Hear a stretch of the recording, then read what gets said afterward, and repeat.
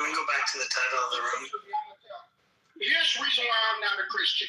Because I don't believe that Jesus is my God.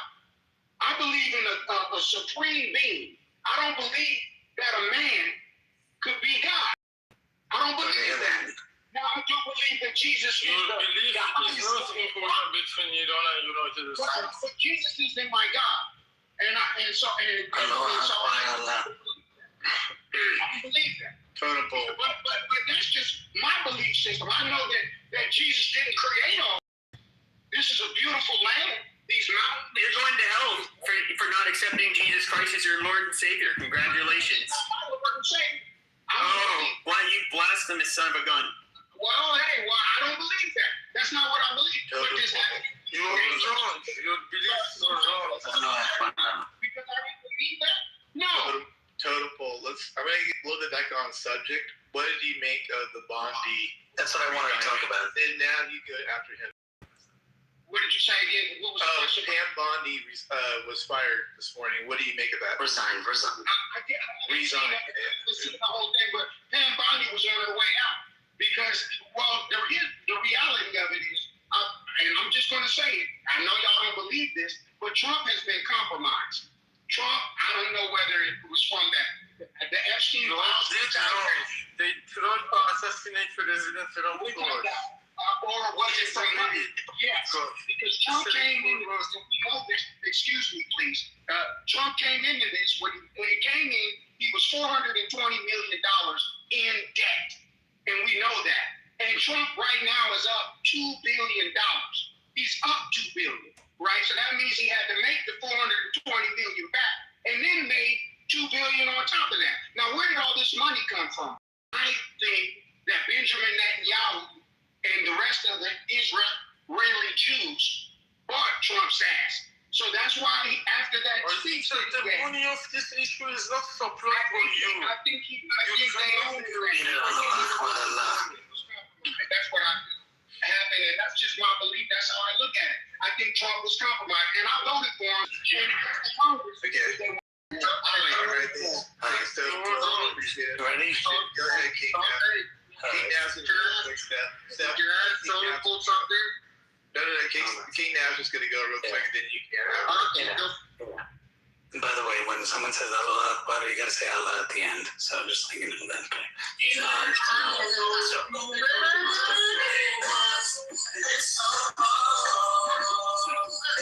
you mute this guy? Can you mute this guy? Matt, can you mute this guy? Matt? All right, check, Marcel, check the rule up top. Kick him. All right. So, first of all, Pam Bondi resigned. We knew she was on her way out. Now, the question will be who Trump replaces. Right now, you have the deputy AG who's running the show. The question is, will he have the balls to put in Matt Gaetz to run the show? Okay. If he puts in Matt, that will be incredible. Now, Matt, just for the record, I know you were asking back channel. I have taken my name out of the running, out of the contention, so you won't be considering me. But another interesting pick is Ron DeSantis, possibly, who could be a choice. So, and Sword, I'm sorry, but yeah, I'm out right now. Right now, I don't want to do it, but maybe at a later time. But I do think he'll choose someone good, and you'll see some things change.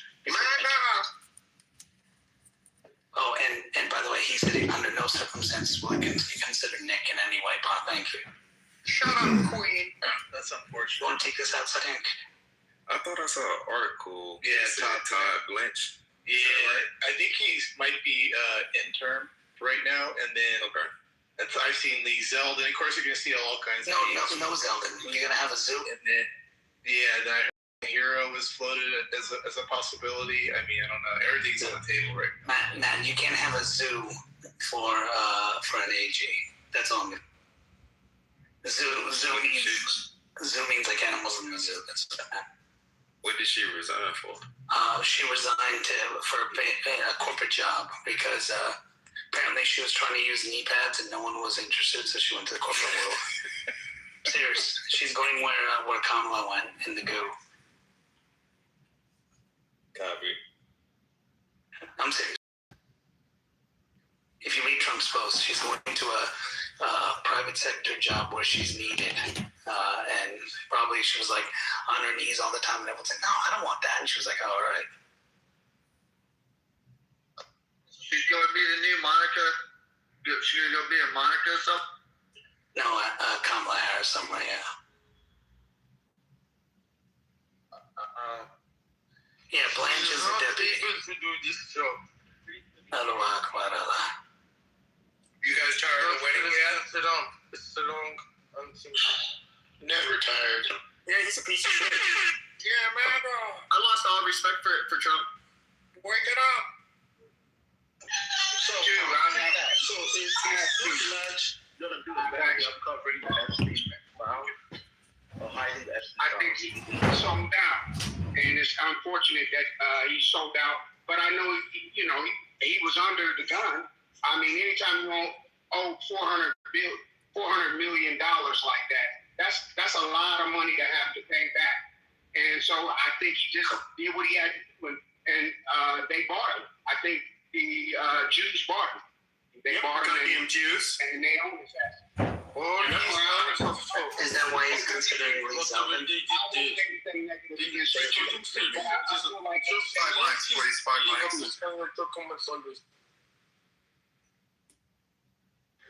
is a very bad kind of political play. Compare the international dangers to the boss. Deport him out. You know who else is a dirty Jew, and they didn't tell you about it? Is the mullahs in Iran? Exactly, Mullah needs to be spoken. Yeah, they're a bunch of Jews. Not a bar issue. Yep, fucking assholes. I think that I am too right and you cannot tolerate. It is more than your expectation. 91 million people are in the internet blackout. It is not important. Talk about poor allocations against, for example. Like when I came on your face, right? When I came on your mom's face, though, right, bro? Is that true, bro? No, I am just making my own side. No, that I came on your face, remember? I'm making my own side. I am mom face comer. What are you? Can you open Mom face the comer. left and right side of your mouth? This is not important for me. Come on, be easy on Peter. He's trying his best, okay? Thank you for this. Okay, so Your mom is doing my hair and gave me a blowjob, and my hair looked real nice. gosh. So any updates on Iran or anything going on? I mean, MAGA? Is that the update? Yeah, I got some. Would you like to hear them? Yeah, so currently we are putting belt to ass to the IRGC. That's right. Belt to fucking ass. Freaking CENTCOM was talking about, they are receiving intel about the IRGC ground forces. A lot of them are basically fleeing. They're abandoning their post. Anybody who's following CENTCOM on Telegram, every day they're giving positive information.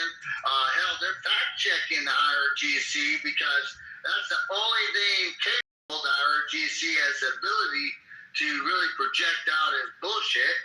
So other than that, like Pepe said, the Cheeto Dick Man, is pretty much teabagging the whole fucking regime, and there's nothing they can do about it. All right, there's your update for. I think that you have some judgments besides everything. Like Solo. You are losing this mindfulness. It is not very good for health. Are we losing this, Peter? Are we losing the war, Peter, you think? Peter, did you sleep the dentist? What is going on here? He's got a little gauze in the mouth. I think that they cannot help them. He's got his wisdom tooth pulled. Yeah, he just got his wisdom tooth pulled. Peter, just a yes or no. yes or no, do you think we're losing the war? The U.S. is losing the war? I think that it is not. It cannot be just in this point, but it can. It should be continued until a result. This cannot be resolved until they are on the scene, because they will always reproduce. They would always stay back, lie, and try to stay alive to reproduce and come back stronger always, with some kind of bad intentions from the last memories. They always keep memories and they try to intensify that into the next steps. They are not in the level of country management. This is a very bad role model for the world. You want to teach your children to become like the international danger, then you can't lead the country. Are you scared? I got 4 words in your thing, but okay. Peter, are you scared? Are you scared about? I'm just asking because No, I am not expert. I promise. Peter, All right, so speak up a little. So when you talk, it makes it sound like you're scared.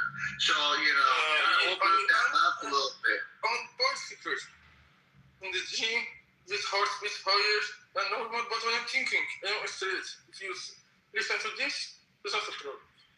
It is because of that. It is not because of expression.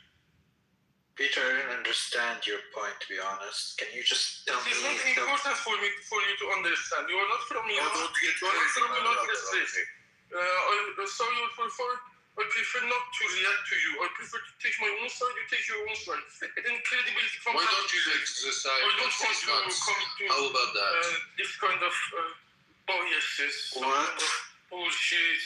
Your mind you make out of your own brain, try to extend. You are not like you're gonna have to. I don't understand it. Lucy, do you want to answer that question? Do you feel What's the the question? U.S. Do you feel the U.S. is losing the war or losing the? I think that Hold on, Peter. It's for the Lucy. trend is not I bad. know, It needs Peter. to I get it. continue until the mullahs are exploded. Okay, Peter. Until they are all exploded. Now, Lucy, do you feel that we're losing the war, or like maybe the PR version of it? I don't know. What is your take on everything right now? So, I think, it's hard to say, to be honest. It's just too early. I think just that the war will take longer than people might have expected. And, I think it's hard to say, to be honest. It's still too early to decide. It depends on how long the US wants to pursue the war, the US doesn't lose the war. The US gets bored of a war and they just withdraw, and that's how it goes, So that's my 2 cents.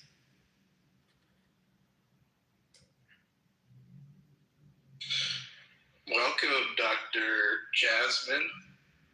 Good morning. Hello. Good. Well, Howdy. I'm in Florida, so good afternoon. Oh yeah, afternoon. Good point. Now's a good time to end the room, man. No. Hey, Jazzy, how are you? Hey, Naveen, how you been? How you doing? It's been a long time. I know. I hope you're doing well. I'm doing great.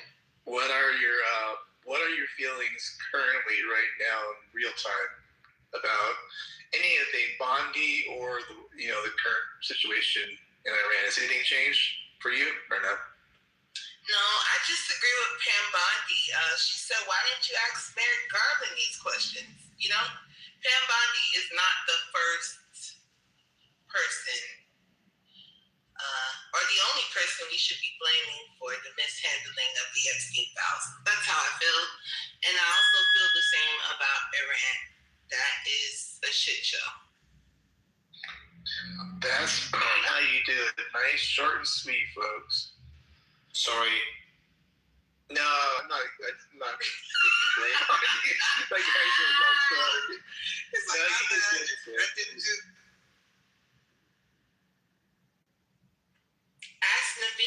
Alex Naveen. You mean the king? King, that's a good point. Anything King changed? Naveen. What do you make of all this? You haven't even spoke on it yet. I think I spoke earlier. Bondi's out. I think she should.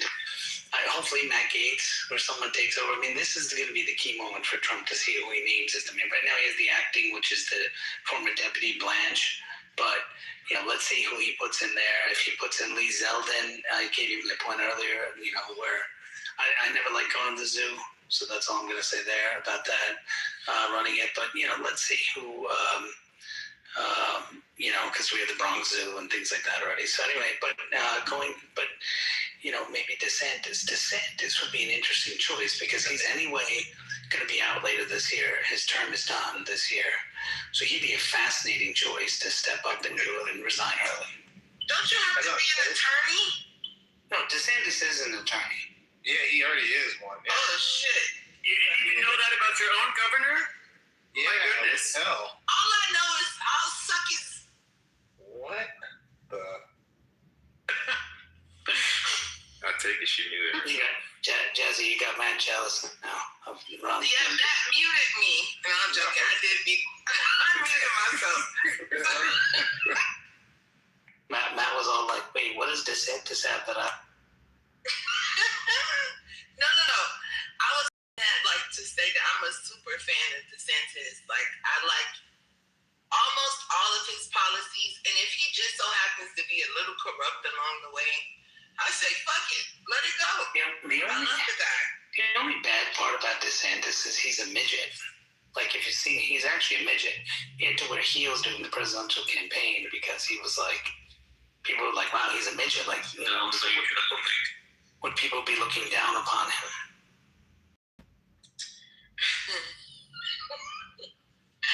That's enough. Not too much slander on my governor, okay? Thank you.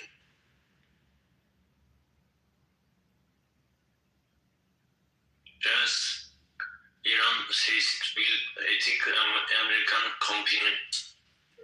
What? Come again? Go ahead, say it again. I don't know how you say your name. Nesek? I don't know how to say. Yes, Repeat. İran Trump. Abdullah. İran is causing trouble. I can't. Okay, repeat it again.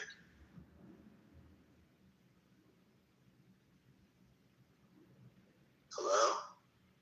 Mats, We can hear you. Mats, where are you from? He talking to you, Matt. He said, where you from? United States. Where are you from? I'm Turkey. I'm from Turkey. Oh. So, what do you think of the situation over in Iran? But I support you. Free America. What? Hey, I'm not a translator, bro. This is hurting my ears. Yeah, get better internet, maybe. Until what? We don't understand you. It's like getting cut all the time. Okay. What is happening? I'm the toilet right now. I am walking. Oh, you're in Iran? You're in Iran? I didn't He's know. on the Yes. toilet. Iran, not Iran. Iran and He's from Turkey. He's Sorry Turkish. about me. He took a picture inside the club and he's in the bathroom. He's So from just to America. understand. He's make it talk. You should not. So he's He's into that club. Yeter. Can I get your He's triggered when it doesn't speak Napkin. English. napkin? Well, it's kind of Please. hard to do this. Napkin. I want napkin. Please. Your Sleeper cells activated. There's probably is a sleep balance, getting organized. Are you part of the group or are you? Why can't we gets along. Allah Akbar Allah. Now, If you agree, you know what to say. I can't move him. I can only kick him. what are you saying, Mike? He's allowed to stay. Allah Akbar Allah. Allahu Akbar. Oh my gosh. So you speak Arabic? You need to shout it. Zihad. I'm Muslim, but I'm sorry to hear that. Matt, what the fuck is going on in here? I support your freedom of expression. Thank you. We support you too. I support Zoo. Jazzy, please read the top of the room. You can see that's a little different today. Iran is an underdeveloped country. Which country are you? Also, I wanted to ask a question. I wanted to figure out if this was true or not, but Pam Bondi had said that when she received the Epstein files, a lot of them were already previously redacted. Like they received them already blacked out, and they didn't have a lot of the original documents. Did that turn out to be true or not? That's a good question. I wasn't aware. But Iran says that it will ethic American. Anyway, she said they redacted what they could, right? What they could find the original documents of. Yeah. She said a lot of those documents, Iran- especially regarding Chase Bank, Iran, a lot of Iran the is banking ethic companies executives. American. Allah Akbar Allah. No, They are out of this, making the slow in the political discussion, for example, praying in the middle of official meetings, make points in this kind of What? dumb face, too dumb. Yeah, I feel racist as fuck. I don't know what this guy's saying, man. Mullah is also the same kind of Yo, Jazz, you got me dying. I ain't gonna lie.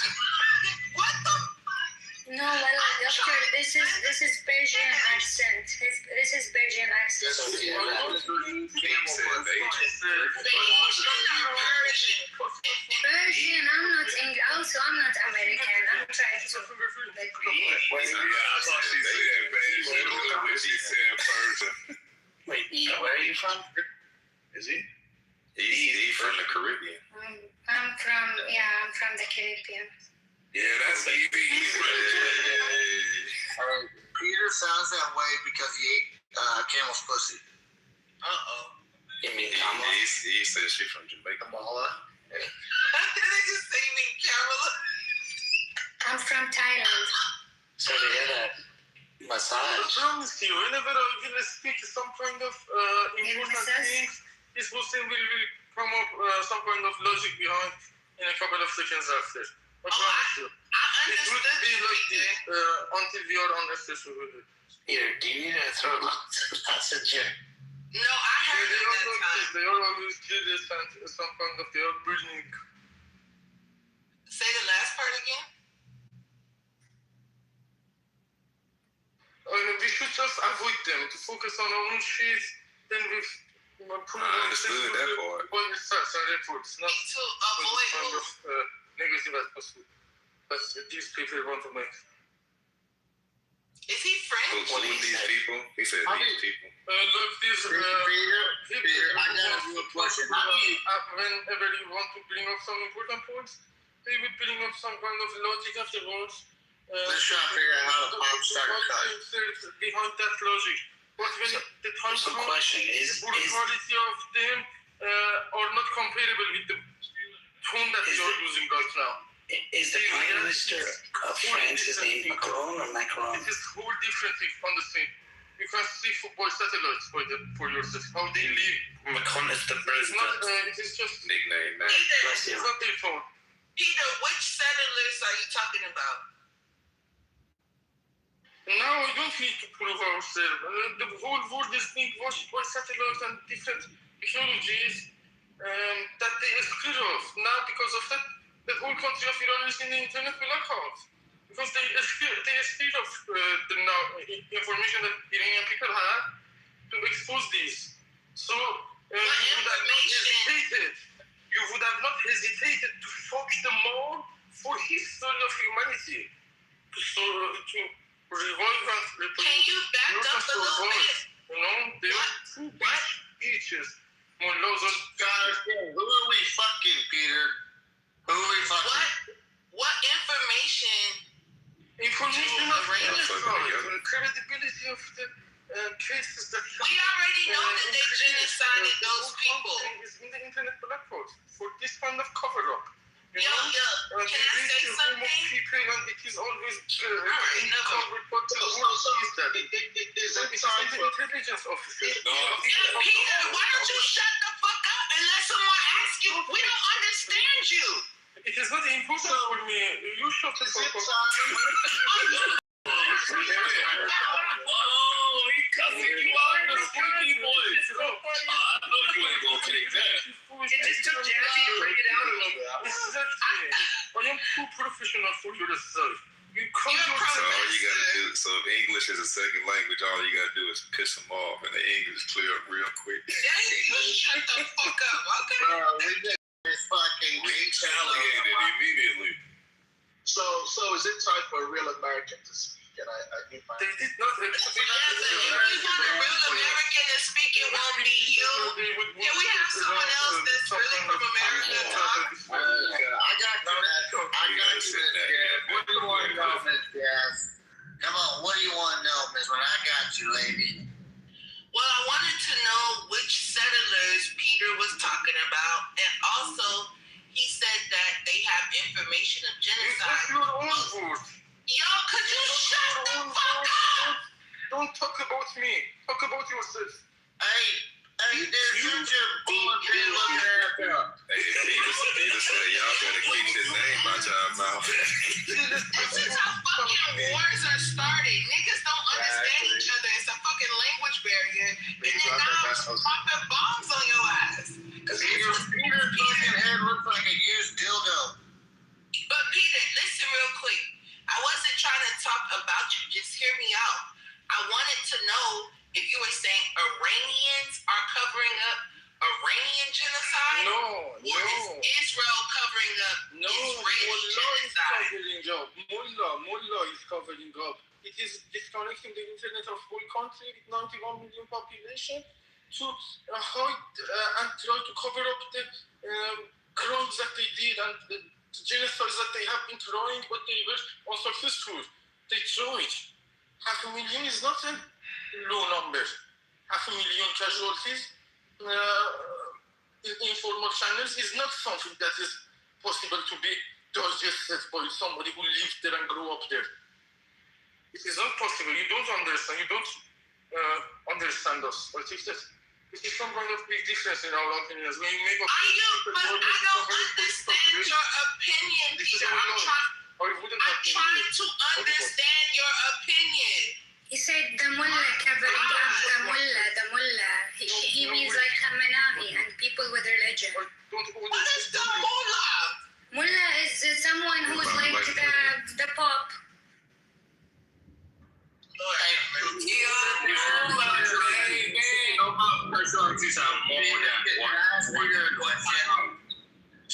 Peter, can I ask you a question?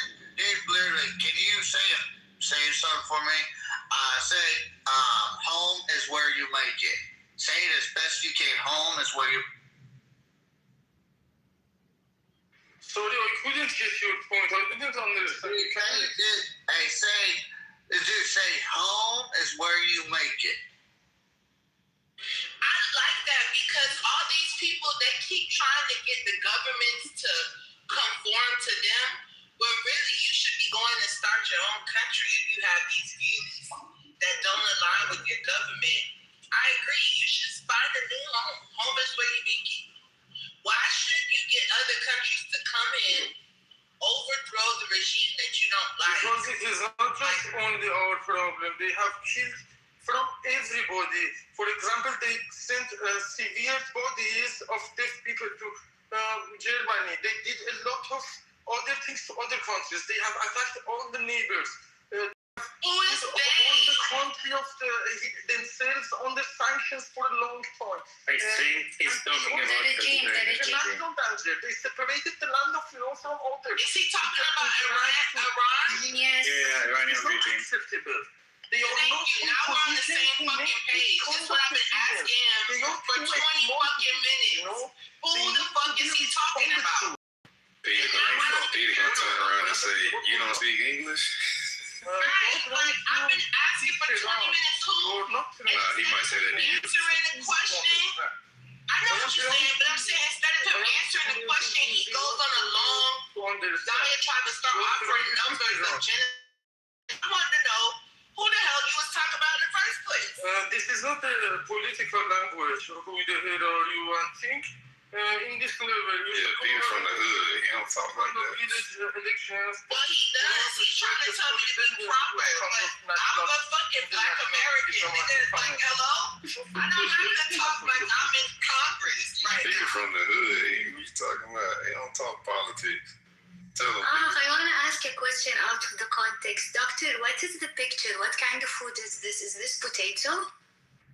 Yes, it's sweet potato, but we call it Some local elections. candy yams, even though it's not a yam. It's sweet potato. I have to try. And maybe Peter could make it for you sometime. No, Peter can make me Iranian food, which is, let me remember what kind of Yeah, food I can make all of them. I can cook all of them with the special recipe of. By the way, the Iranian food is really good. It's really delicious. We have Iranian restaurants. Would they be making some saffron rice and shit? Yes, saffron rice. And he was They love joking. yogurt. They love salty yogurt. It's actually delicious, for real. It's delicious. It's like a worse of God. They put the yogurt on like a panini or some With shit. the rice. Ay panini, no panini, habibi. Rice with yogurt. Backgrounds of Okay, yeah. Panini Italiano.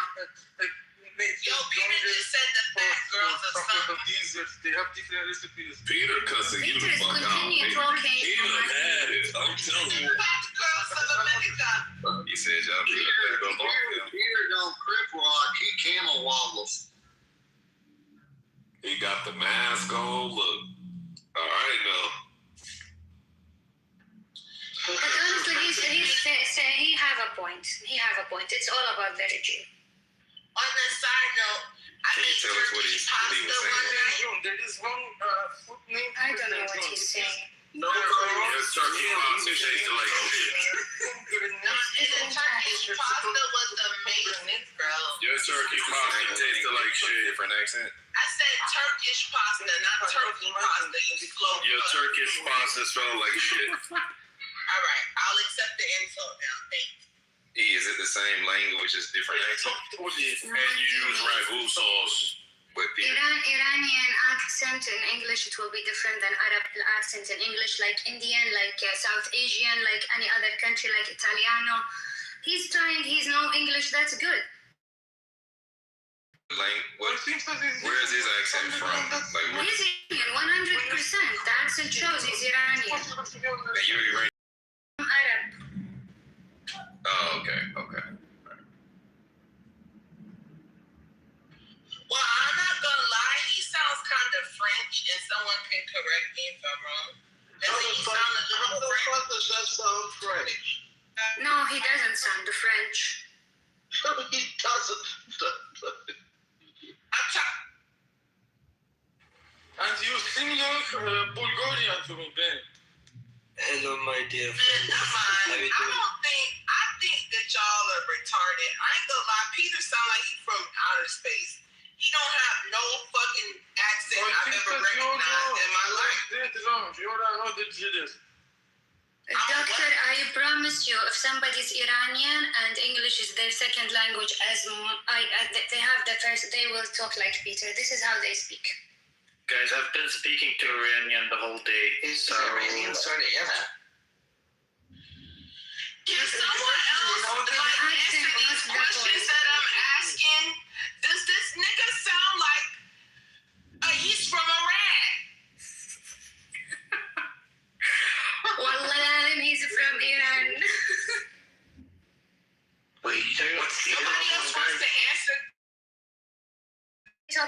That's it. Like his voice is lower. That's it. But the accent is Iranian, 100. Wow. I need to hear another Iranian talk because I You can't follow me. Who's he? Are you Iranian? No, I'm not Iranian. Yeah. Sayed is? I thought. Sayed, are you? Sayyid, maybe. No, I'm from Afghanistan, bro. Oh, you're Afghan. But your name is Hashimi at the end. Aren't you Iranian? You write in Iranian language, so you are Iranian, Sayyid. No, I'm from No, Afghanistan. there is no. Ah, okay, my I speak mistake. My Iranian mistake. language because No, he He about to start they are a war. my neighbor. I know their language. So, Sayyid, Afghanistan also you write in Arabic? Arabic No. letters, I mean. But you're writing in Arabic letters. Yeah, Arabic letters, but not Arabic. It's Ah, different okay. language. Okay, thank you for the information. One can speak on behalf of Afghan people too. It sounds like he got cotton in his mouth. Doctor, this is how they speak the Iranian. He just sounds like Mr. Popov. You said Mr. Popov. I reached the point where I want to add you and send you a video so you know actually how they He just got one of those.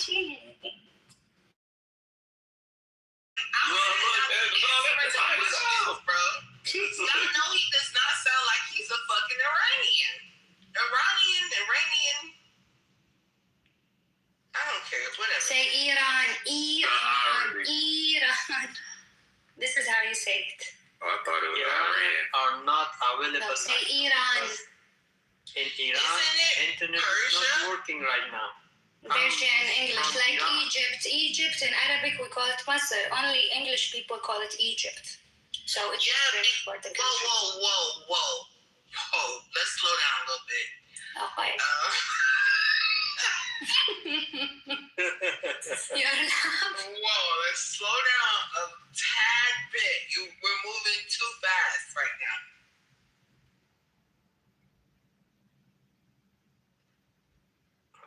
We slowed down. No, they said he got the internet down. That's a good question. Yeah, Kendo, like, come on, man. This nigga's not Iranian. He sounds French. Let's bet on 1,000 KD, which is how much in USD?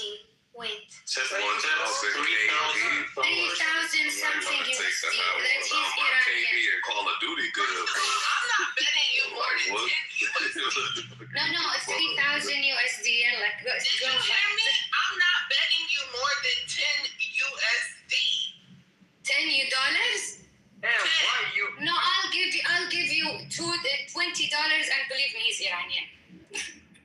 All right, $20. He's Iranian. Why he's right now online? Because in Iran, internet is not available right now. How he's online from Maybe Iran? he's not in Iran, guys. 90% of these So what he just left dipshits are yesterday? not in Iran. All of them are on the west His side. last name is Ahmed. His last name? Wait a minute. Majority of these dipshits, most of these dipshits are living over here in America Wait a and in minute. Europe. None of them are in Iran. They're scared of Iran. They're scared of Iran. Iran. That's why they fled like cowards. His last name is Ahmedi. Ahmedi is an Iranian. Ahmedi, not Ahmed, is an Iran. If it's E at the end, it is Iran. Hold on. So just because I tell you, well, my last name is Johnson. You're Iranian too. You Doctor. believe me? Because that's not my last name. I can tell you anything on the internet. Jazzy, you're Iranian too. Doctor, if I told you the in the pictures are orange, would you also? I promise you, he's Iranian. Please give me Hey, what country you one from? chance. I will show you Kuwait. he's from Iran or not. Kuwait? Kuwait. Big nose Arab Yes. bitch. So you Kuwait? Who's the haywan who said that? Who's the sharmuta who said that? Yeah, who is the sharmuta? Hey, yo, get that easy. Are you if you don't mind me asking, are you an apostate? She's a big nose Arab bitch. Are you an apostate? What? Are you in a state of kuf? What do you mean? You don't practice Islam, yes or no? No, I don't.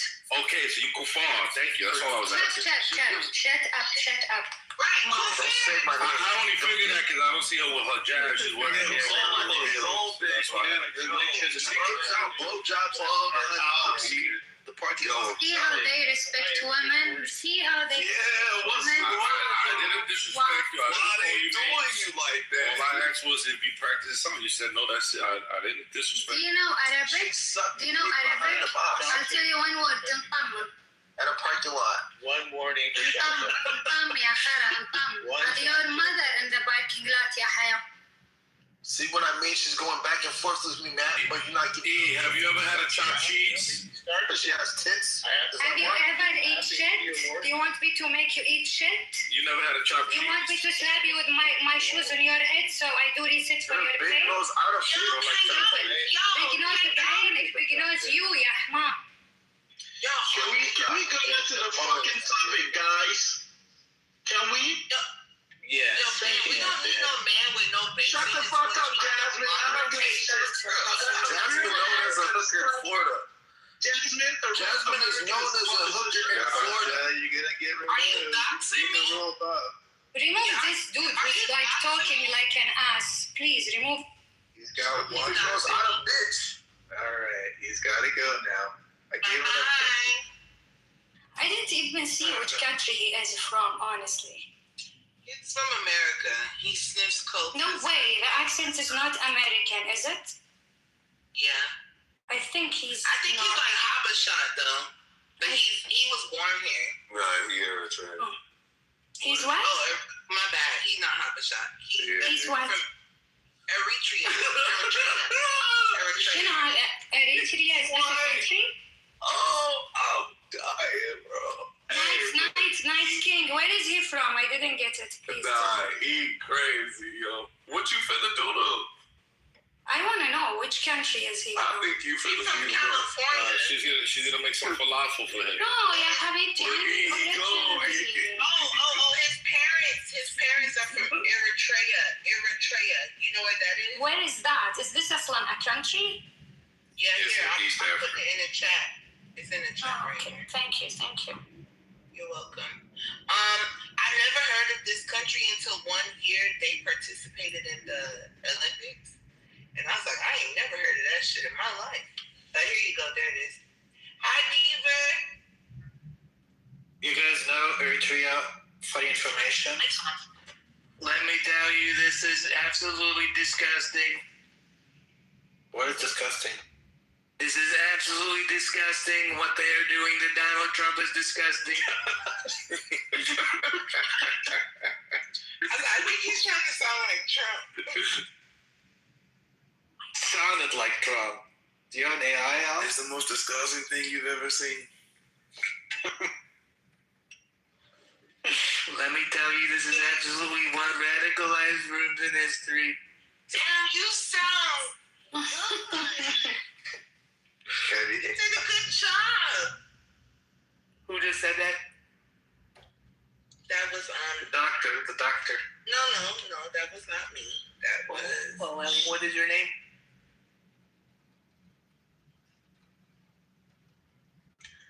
Daniel. What is your name? Because let me tell you, you are very great. My name's Daniel. Danielle. Dr. Danielle. Yeah, Dr. Danielle. Ben, you said you wanted to get on topic, right? Yeah, well, let me tell you, Jasmine, that is your car is absolutely disgusting. What is going on? How you know I'm in the car? I can hear you driving right now, and let me tell you, your BMW is disgusting. I'm not You have a driving BMW? it. I have a fucking Chevy. You're Well, wrong. guess what? Your little Chevy is it is so terrible. American-made Chevrolet. It is. Shut the hell up. Go ahead, man. Let me tell you. I don't know. Let me tell you. I have to be completely and totally honest. Your Chevrolet vehicles are absolutely made in China. Thank you. You gotta take a deep breath, like. Yeah. It's been like years since the last time I saw a Chevy. Do these things still exist? What? Let me tell you, Xi Jinping absolutely one of the best guys, Chevys. one of the best political in China's history. Yeah, Chevy. Yeah, apparently everyone's buying the new Chevy Equinoxes. I have an older one, but I have like 3 people around me that just popped up with a new one. Crazy. Yeah, well, I like Europe.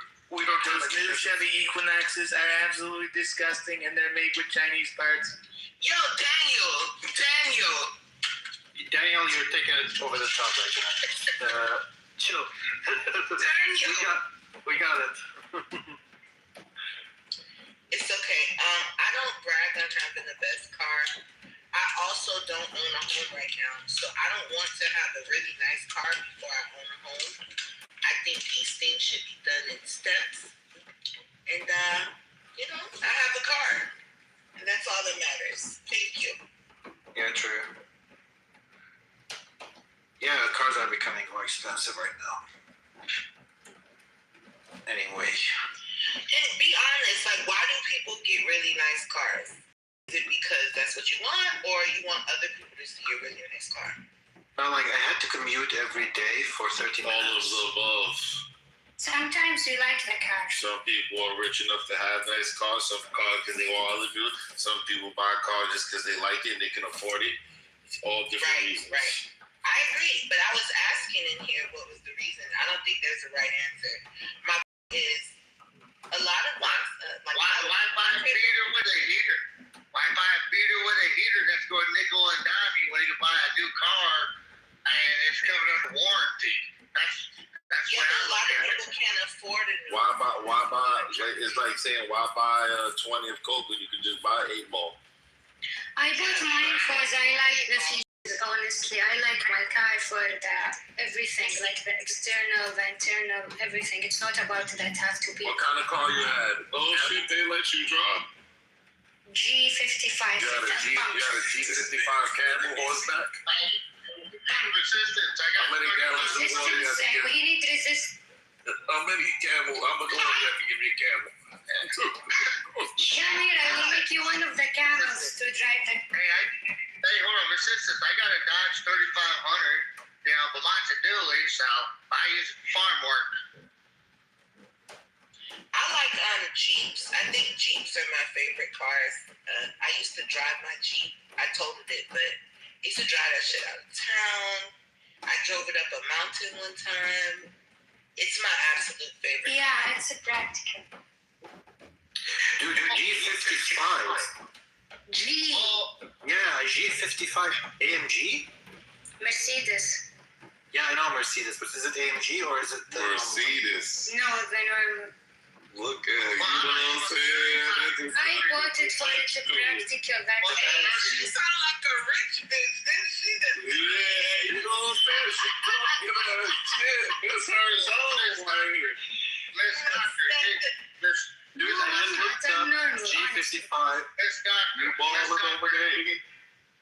what? Yeah, so hold on. I'm trying to talk to Miss Doctor. Yeah, so the question is, I got 3,500 Dodge, but it's a dually, but I got that because I do a lot of farm work, and plus you can get 32,000 pounds of tow out of it, and diesel's good for long distance driving. So the guy that's driving 30 minutes, get yourself a diesel because you get about 300,000-400,000 before it's barely broke in on the mileage versus a gas. I bought an Ioniq. plug-in hybrid. Ioniq. Yeah, dude. But I brought it like. God. Is it that Might bad? as well get a toy car. Is it Ioniq from gay people? What? I thought Ioniq was from gay people. Are you gay? Yo, Ben. What does that have to do with? It's also red. I didn't even know Ben Well, made jokes. you gay, bro? You gay, Jesus? Thank you, Jasmine. Thank you, Jasmine. Ben is definitely gay. I can hear it in his voice. Oh, No, but like, who said Ioniq is for gays? Like, what is that? Is it like, yeah, Ben? Because it looks like gay. I don't want to say this, Kathy. Hold on. He in public, he can't say that shit. Everyone right now, Google and Ionic. It's a car. Plug-in hybrid. Hybrid Ionic. Yeah, plug-in I hybrid. see Buzzy bigger than that. I see Buzzy bigger than that car. God, hey. Yeah, dude, I'm in Europe. Europe, you need small cars. You can't buy big cars. Like Ioniq is too big, actually. Now I'm saying shit, that Gucci's bigger in America than those fucking cars. Wow. Yeah, dude, I don't know. Like in Germany, I think just saying it's like. Was he that said, Matt, was he that said with this gas prices, you don't know how we can afford anything? Yeah, we pay like €2 per liter right now. €2. You know how much that's like $5 or something like that. No, it's like $3 maybe. I don't know. When I went to Puerto Rico, I paid 74 cents a liter for gas. I'm moving to Puerto Rico. That was years ago. I don't know how much it is now. Is Puerto Rico nice? Yeah, Puerto Rico. It depends. The people enterprise. If you stay in the resorts, you'll be fine. You'll be like the rest of that shit look ghetto as fuck to me. They have the mountains. ski resorts. You said ski resorts? Like Not snow? a ski resort, babe. Just a No, regular. they in the Caribbean. Okay. Yeah, regular resort. No, Puerto Rico's a beautiful country. It's just there's too many American scum over Puerto there. Rico's not a fucking country. Puerto Rico's a state. It's not a It's fucking not a state. Puerto Rico is not a state, you jackass. They off the gay train. Yeah, it's not a state. That's the problem. You're sipping too much stuff up your butt. You don't know what's going on in reality. Puerto Rico is not a state. Are you my guy? It is a colony of the colonizers. That's right. That's all it is. Trump says he hates the smart folks, so then that's why you say Puerto Rico. Ben, why you got to bring up Donald Trump? What they got to do with this nigga saying?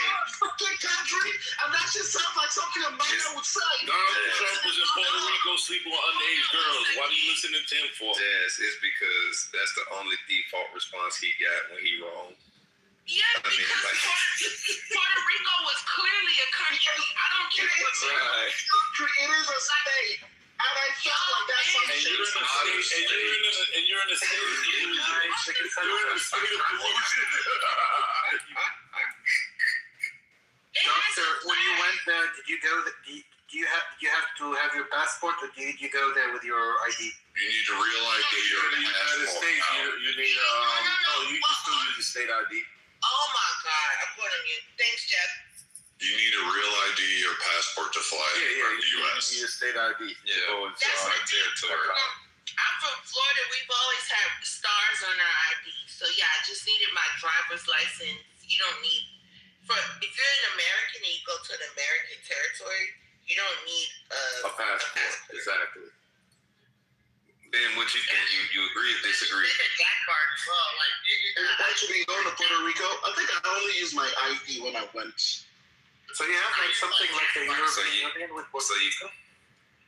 So you cool with using your own ID to fly to Puerto Rico, but you cool with people not getting vetted to come into the country? They don't need ID. When did I say that? When did I say shit like that? Do you think the illegals need ID to vote? That's how all anti-MAGA people think. Illegal. There's no such thing as being illegal on stolen land. Illegal. Yeah. All right, that's Only if you own a mansion on such land. right.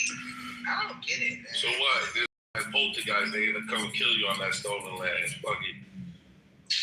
Deals are done. Guys, why don't you just invite us and we will do the voting for you, so you don't need to fight each other. What country you in? You in Europe? He's in Canada. I knew you was in Europe. You can just tell with a fruity ass, Middle Easterner that went into Europe. Licking those white people, man. Why not? I think this a white man himself. No, he's not white. He's just like Ian them. They go to Europe, they No, I don't go to Europe, Habib. I'm staying here. I'm not going up. I go for vacation, yeah, mama. I knew you went there, and Actually, doctor, I wanted to ask you, ignore this this. Didn't you get kicked out of Oxford from being in that bar doing some things you weren't supposed to do? What? Yeah. What? I don't go bars. I mean, bars for you. No, you was in Europe. You was in Oxford. You got kicked out doing something strange in that bathroom. Oxford?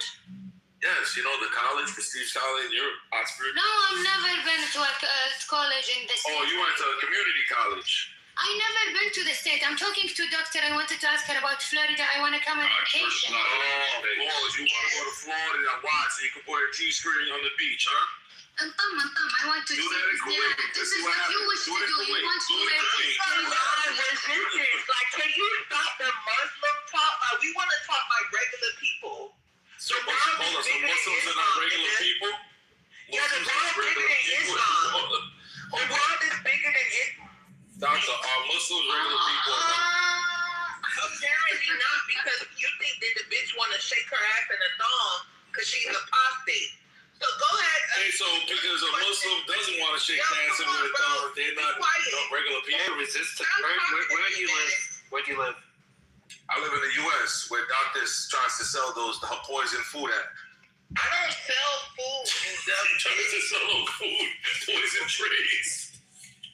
You're really dumb. That's really not funny. Doctor, how is Florida? Who must sell that to? Out potato.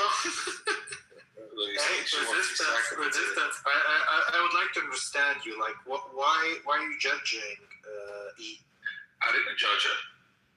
He did. You judged her. You just told her like, yeah. You asked her if she can do that in Kuwait, which she can. That's not judging her. That's just telling the I can actually wear bikini in Kuwait. I can wear your information. I just don't do it because I don't like to do it. But I don't need the information because I know the Gulf states have become westernized. Many of them. Don't try to think it's weird, guys. The way that he wants women to wear a hijab, and like if you don't, and if you're an ex-Muslim, he has a problem with it.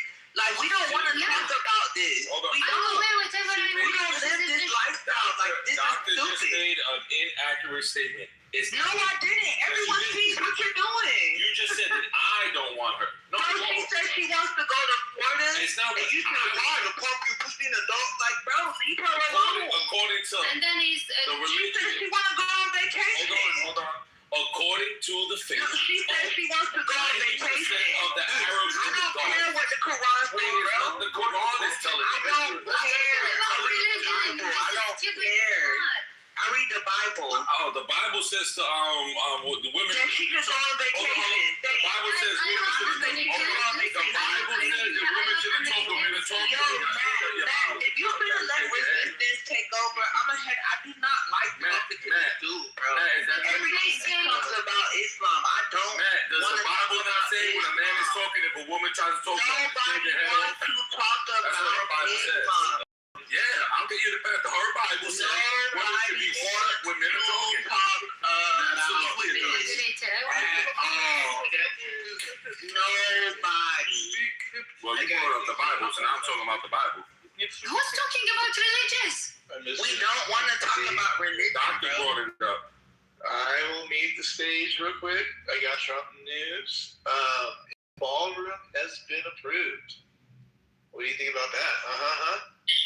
It's gonna be a great room for pedophiles to come get together. You know what's crazy? Hold on real quick, Debbie. Yeah, what do you got? Destin, Florida is beautiful. So she goes to Florida, go to Destin.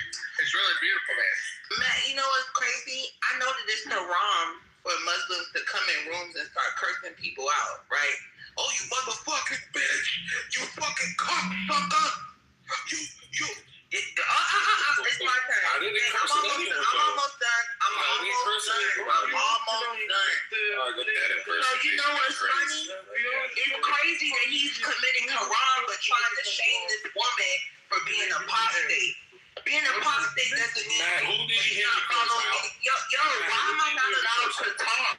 You can talk. Let Jazz talk. Who is talking over me? Jazz, can you explain what haram is? I don't know what that is. Haram is like being a heretic or committing heresy. Oh my gosh, she using a word and then doesn't even know the definition. So for example, yo. Haram is I can talk. wrong again. I could Let talk. her make her case, and then resistance, you can respond. Go ahead, Jack. Yeah. So haram is like things that are forbidden. I'll give you an example. Gambling, right? That's haram. Anytime a Muslim is mean to someone or like is not welcoming, right? Haram. Cursing and cursing. Haram. Sleeping with people outside of marriage. Haram. That's why I brought up heresy, because it's very similar in the Christian faith. It's very similar in the Christian faith. When you commit a sin, Catholics will say, heretic, burn them at the stake. It's the same thing. Wow. They just say haram. No, you don't have anything charged society of Iran. And you also trying to manipulate the narrative of Iran. Do not access the internet. Okay, I gotta move down. Shut the fuck up. Yeah, resistance. How do you handle this charge that's been leveled against you? That you. Well, the first thing I would do is say that she's uneducated, like most people in America, because they'll say a word that, unfortunately, they didn't even have the time or the dignity or the respect. So at least go research the definition of what it means. So she tries to equate it with Christianity about a heretic. Wrong again, sweetheart. But now let me educate you, since you're uneducated. Haram is anything that a Muslim does that is outside the laws and legislations of the Sharia. That is what haram is. That's what she said. No, that is not what she said. That's exactly what she said. She gave examples of what haram can be. She did not give the explanation of what haram is. I didn't give So go wake up, Eve, because I know you're not woke, because that's why you're an apostate. Just like beating your wife, asshole, right? Is that right? Muslims are not allowed to beat their wife. It's in the Quran. It's bullshit. No, you're bullshit. And we can tell because you shave your beard and you got a white, pedophile face. What's your example of harem for you? Like, what's the example? Something like Eve has right now. She's revealing her hair when the Quran strictly tells her she must cover it. She is committing a haram act. She's doing it, and she's doing it not only openly, but she's admitting that she's doing it purposely. So she's doing something totally outside of Islam. No. As a human being, to choose their own destiny. I don't judge other people for that. She is a human. She can do what she pleases.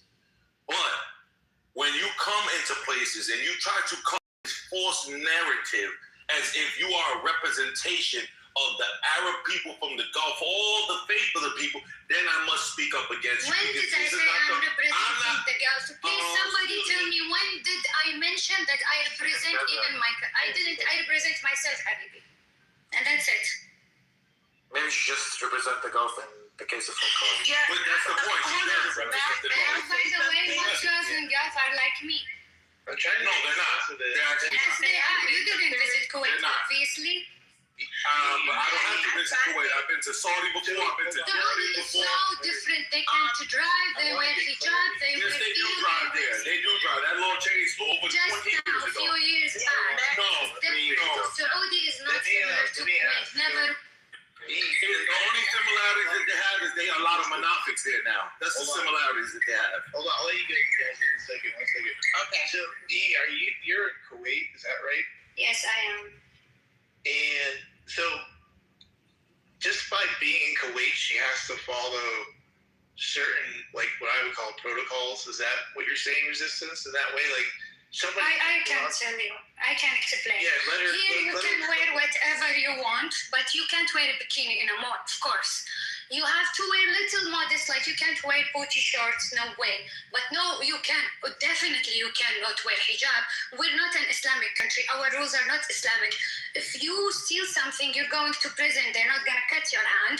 We took the Dustur, which is the legal stuff, from Egypt, which they took from France. So Kuwait is not like Saudi. That's what I'm trying to tell her. That's what I thought. Yeah, okay.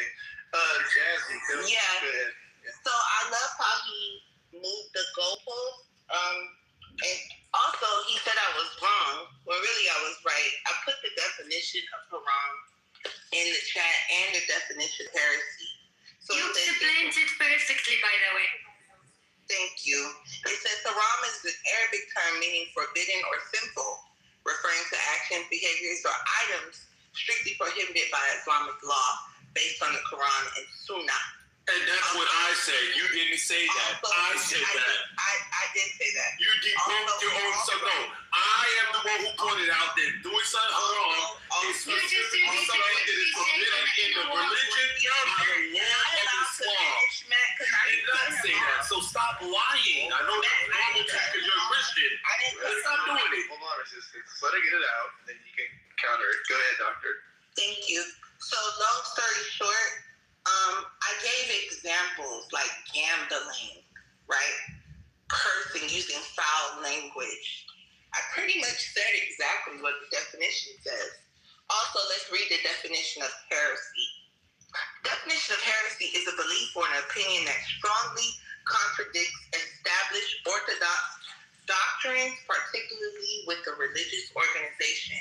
Now, if I could finish the haram definition, it's an Arabic term meaning forbidden or sinful, referring to actions, behaviors, or items strictly prohibited by Islamic law. Right, so I wanted to know how I was wrong. I know that I wasn't, so I don't really need an answer for that. That's a rhetorical question. And I love how after he didn't prove I was wrong, he moved on to degrading this woman for choosing a better religion that doesn't treat her like a piece of bacon. Okay? Thank you. Okay, resistance. Well, once again, no lying comes normal to people such as herself, you know, these fake Christians. But even out of her own words, she just into it. That she gave examples of what haram can be. She didn't give the definition. I gave the definition of what haram is, and then she has the nerve to post the definition that I gave. This is how you know these people's brains do not work normally. It's just hilarious. And heresy has nothing to do, once again, with the Christian faith. Because even as a heretic, you hear what she just said, even in her own, once again, definition, is something that you do outside of what the people, meaning the church fathers or the leaders of that cult, deem not to be part of the faith. Unlike in Islam, what makes something haram is strictly what Allah and His Messenger have said is not allowed. So once again, it don't come from me; it's coming from our text. And number two, everyone knows that when she keeps saying, "Oh, Kuwait is not like the other," Kuwait is just like every one of those Gulf countries. They're not ruled by Sharia law, and she proved it. You hear it from at least someone who lives there. Those countries are not Muslim countries. They're countries that have the population majority of Muslims, but the people who govern those countries, they're governing them with their own laws. They're not following Sharia law. That's why people such as herself can break the rules of the Quran and the Sharia there and have no penalty. That's why we don't want you stupid motherfuckers over here in America. No, that's why we don't want you dirty motherfuckers like you here, being pieces and shit like you want your daughters to take their ass on only playing some people in college. That's what you dirty want to do. Dirty hoes like you want to do it. Have 75 different before they even put out there. This is the savage behavior of people such as yourself. Your ass doctor probably taught her daughter how to suck dick. That is American culture. That's what they want. They want to be able to wear thongs, go to free church, and suck on different men. Because they don't believe in marriage. They don't believe in not gambling. They don't believe in not being in a strip club. They don't believe in not fornicating. This is the American way. People such as herself, people like JoJo, people like E, they want to fornicate. They want to sip cocaine. They want to drink alcohol. She wants to be on OnlyFans. She wants to twerk her dirty thong. This is where the Americans want. We don't want that in Islam. You're right. Islam is not compatible with you savages in America. We are only compatible with good people. With you savages. And your food stinks. Okay, so real quick now, I wanted to say, in a room about a month and a half ago, I think that you were there, Resistance said as long as a girl, even if she's 9 years old, has her period, she can be married and the marriage can be consecrated, correct? Weren't you there, Matt? Yeah, I heard that. So, do you all want She's lying again, man. She's lying again. She's lying again. It's normal. She's a liar. Hello. You're lying. You're lying. Do you all want? Okay, let me ask you a question. According to the Quran. She's a liar. Matt, please let me ask him the question. Okay. You see, man, she knew to get back in line. She knew I was getting. She knew to get back in line to get some sensible brain. It's not what I say. It's what the Almighty God says. God is the legislator of the world, not me. Let me ask you. All right, she's gonna ask it. According to the Holy Quran and the scholars, if a girl. I don't care what the scholars say. Okay, according to the Quran, if a girl is menstruating at 9 years old, can she be married? Yes, she can. So what did I lie about? You lied when you said that I said. Because it's not from me. I didn't say anything.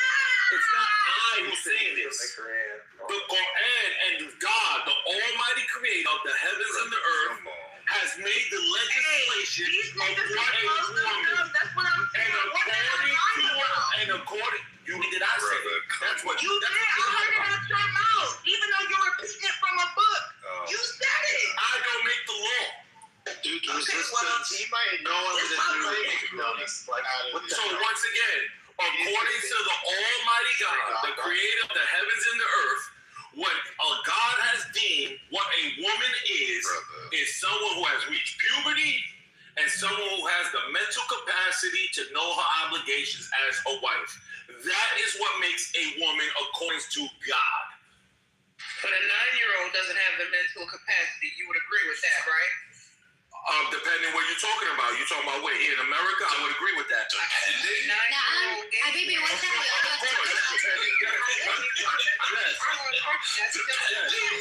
Yes. How is it depending? Most 9-year-olds want to do college. I'll explain it to you. It's just fucking weird. You just asked the question. Now let me answer. You're weird. You didn't explain it. You're right. You've been wrong on the Quran. You've been wrong on a multitude of things. You're confusing cultural fucking. I don't care about American culture. I don't care about American culture. I care about American United States. American culture doesn't mean anything to me. I don't care about American European culture. Says that women should go out in modesty. That's all it does. Dipshit. No, it is specific. Yes, it does. It doesn't say they have to cover up their hair. Nowhere in there. That's a fucking Sharia fucking extremist fucking viewpoint. You're an idiot. It's not even. It's not even. You're an idiot. You're dumb. You're an idiot. An American knows more. Got your Hebrew life fucking degree from 1960s or something. You white people are this motherfucker. You just sat here on stage and said a 9-year-old can be pretending they can do wifely duties. Are you worried about? Are you sitting there trying to get a 9-year-old to sit down here and shit for you? Are you that fucking sick fucking thing? You're the one that's talking about raping kids. My wifely duties by my 9-year-old. That's a fucking insane shit. That is literally your Hebrew Israelite bullshit. You guys can't listen to this shit. Oh, I need to take a 9-year-old. I'm your straight because you're some fucking retarded in America. You're just a fucking wannabe chili pedophile dreaming of it. People commit sexual crime are white people just like you're a Viking is another person. Brad is the only person who raped white girls. Everyone knows that. I guarantee you he is on the sex registry.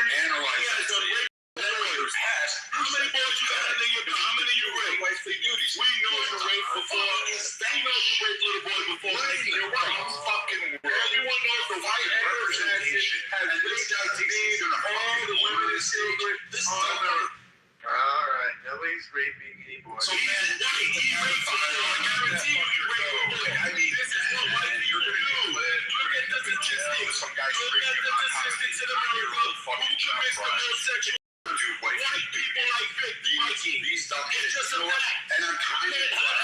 What the reality is. Look at You go to Europe, who rapes the most?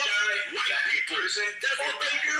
Somewhere. We ain't gonna take their accolades away from them. They're rapists. Hey, holy shit. White motherfuckers do. The Israelites. Fucking yes, we're the Jews. We're the Tokenists. The Jews. Who cares about the We Jews? hate Muslims. I know it's better. This You like little boys. You like little boys. Read and scream. You like little boys. Asking for fucking You shit. like little They boys. never have You fucking kidnap them over the synagogue, John Corners in America. You go to New York City and you go to Penn Station and you flew on these boys. All these guys. You know why? Because you're a white Anglo-Saxon and you're a rapist. That's exactly what the Canadians do.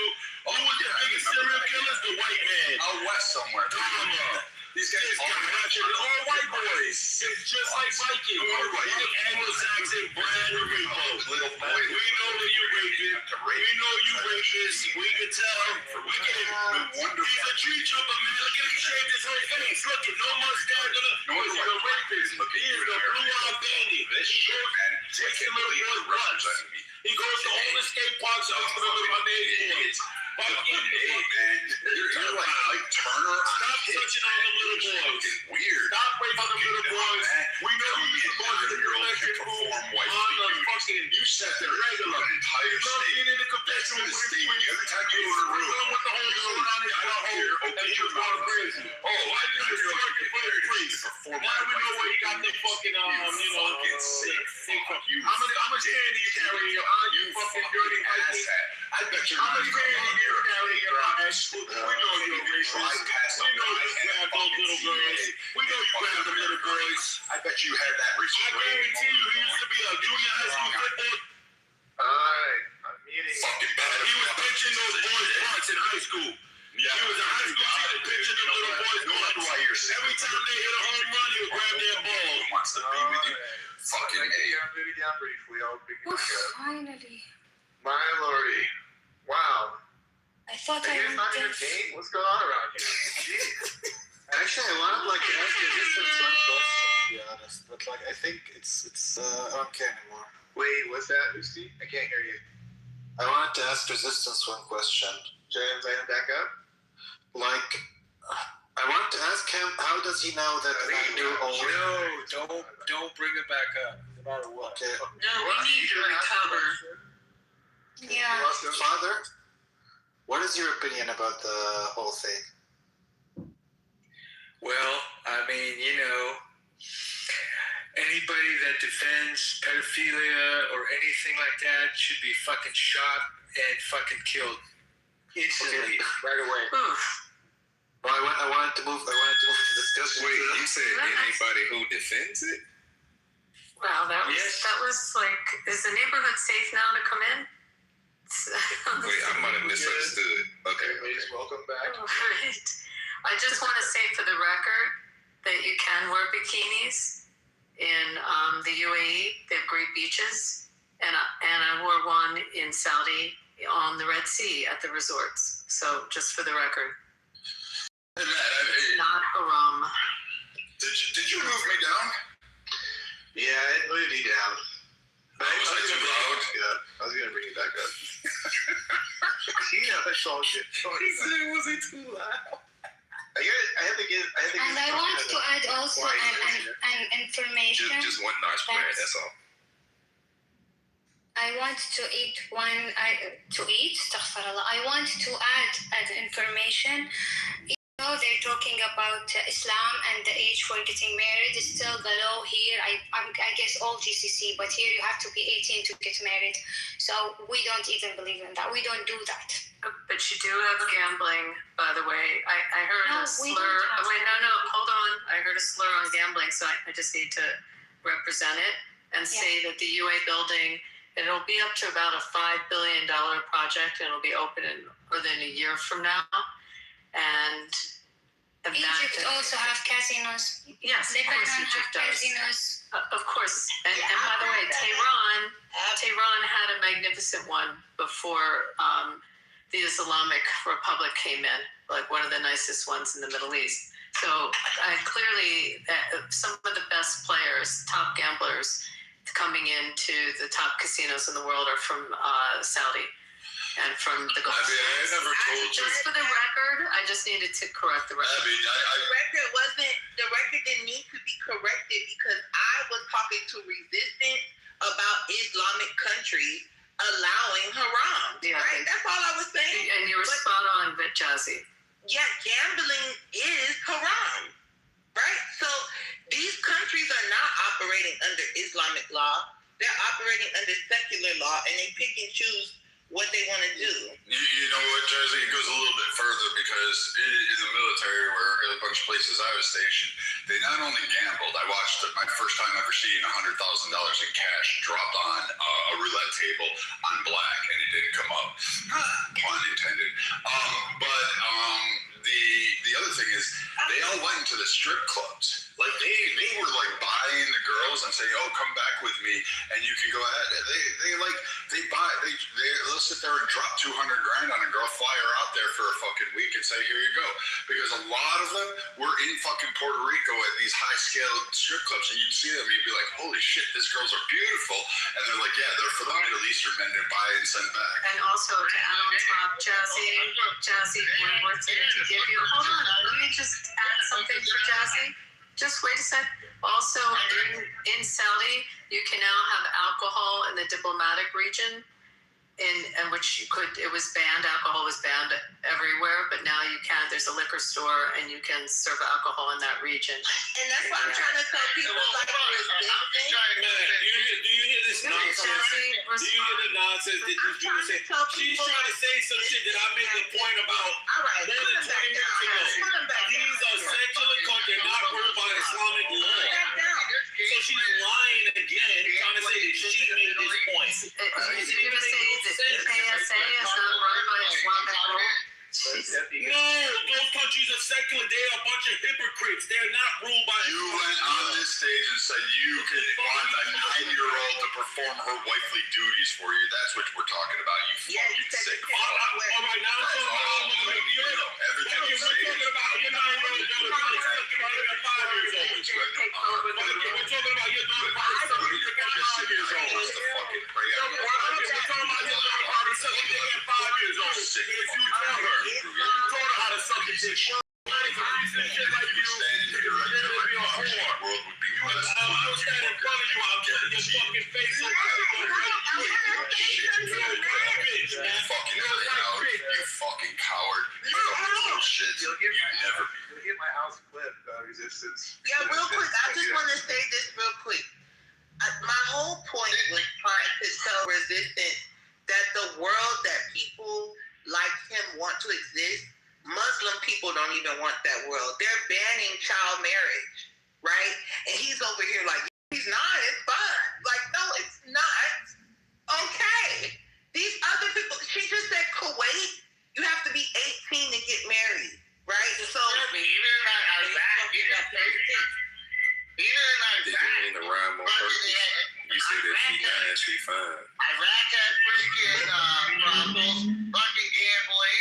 All of it. When I said 2004, dude, freaking, they had minute gambling, fucking hookers, fucking drugs, all the way up into Afghanistan. So, yeah, fucking all over them.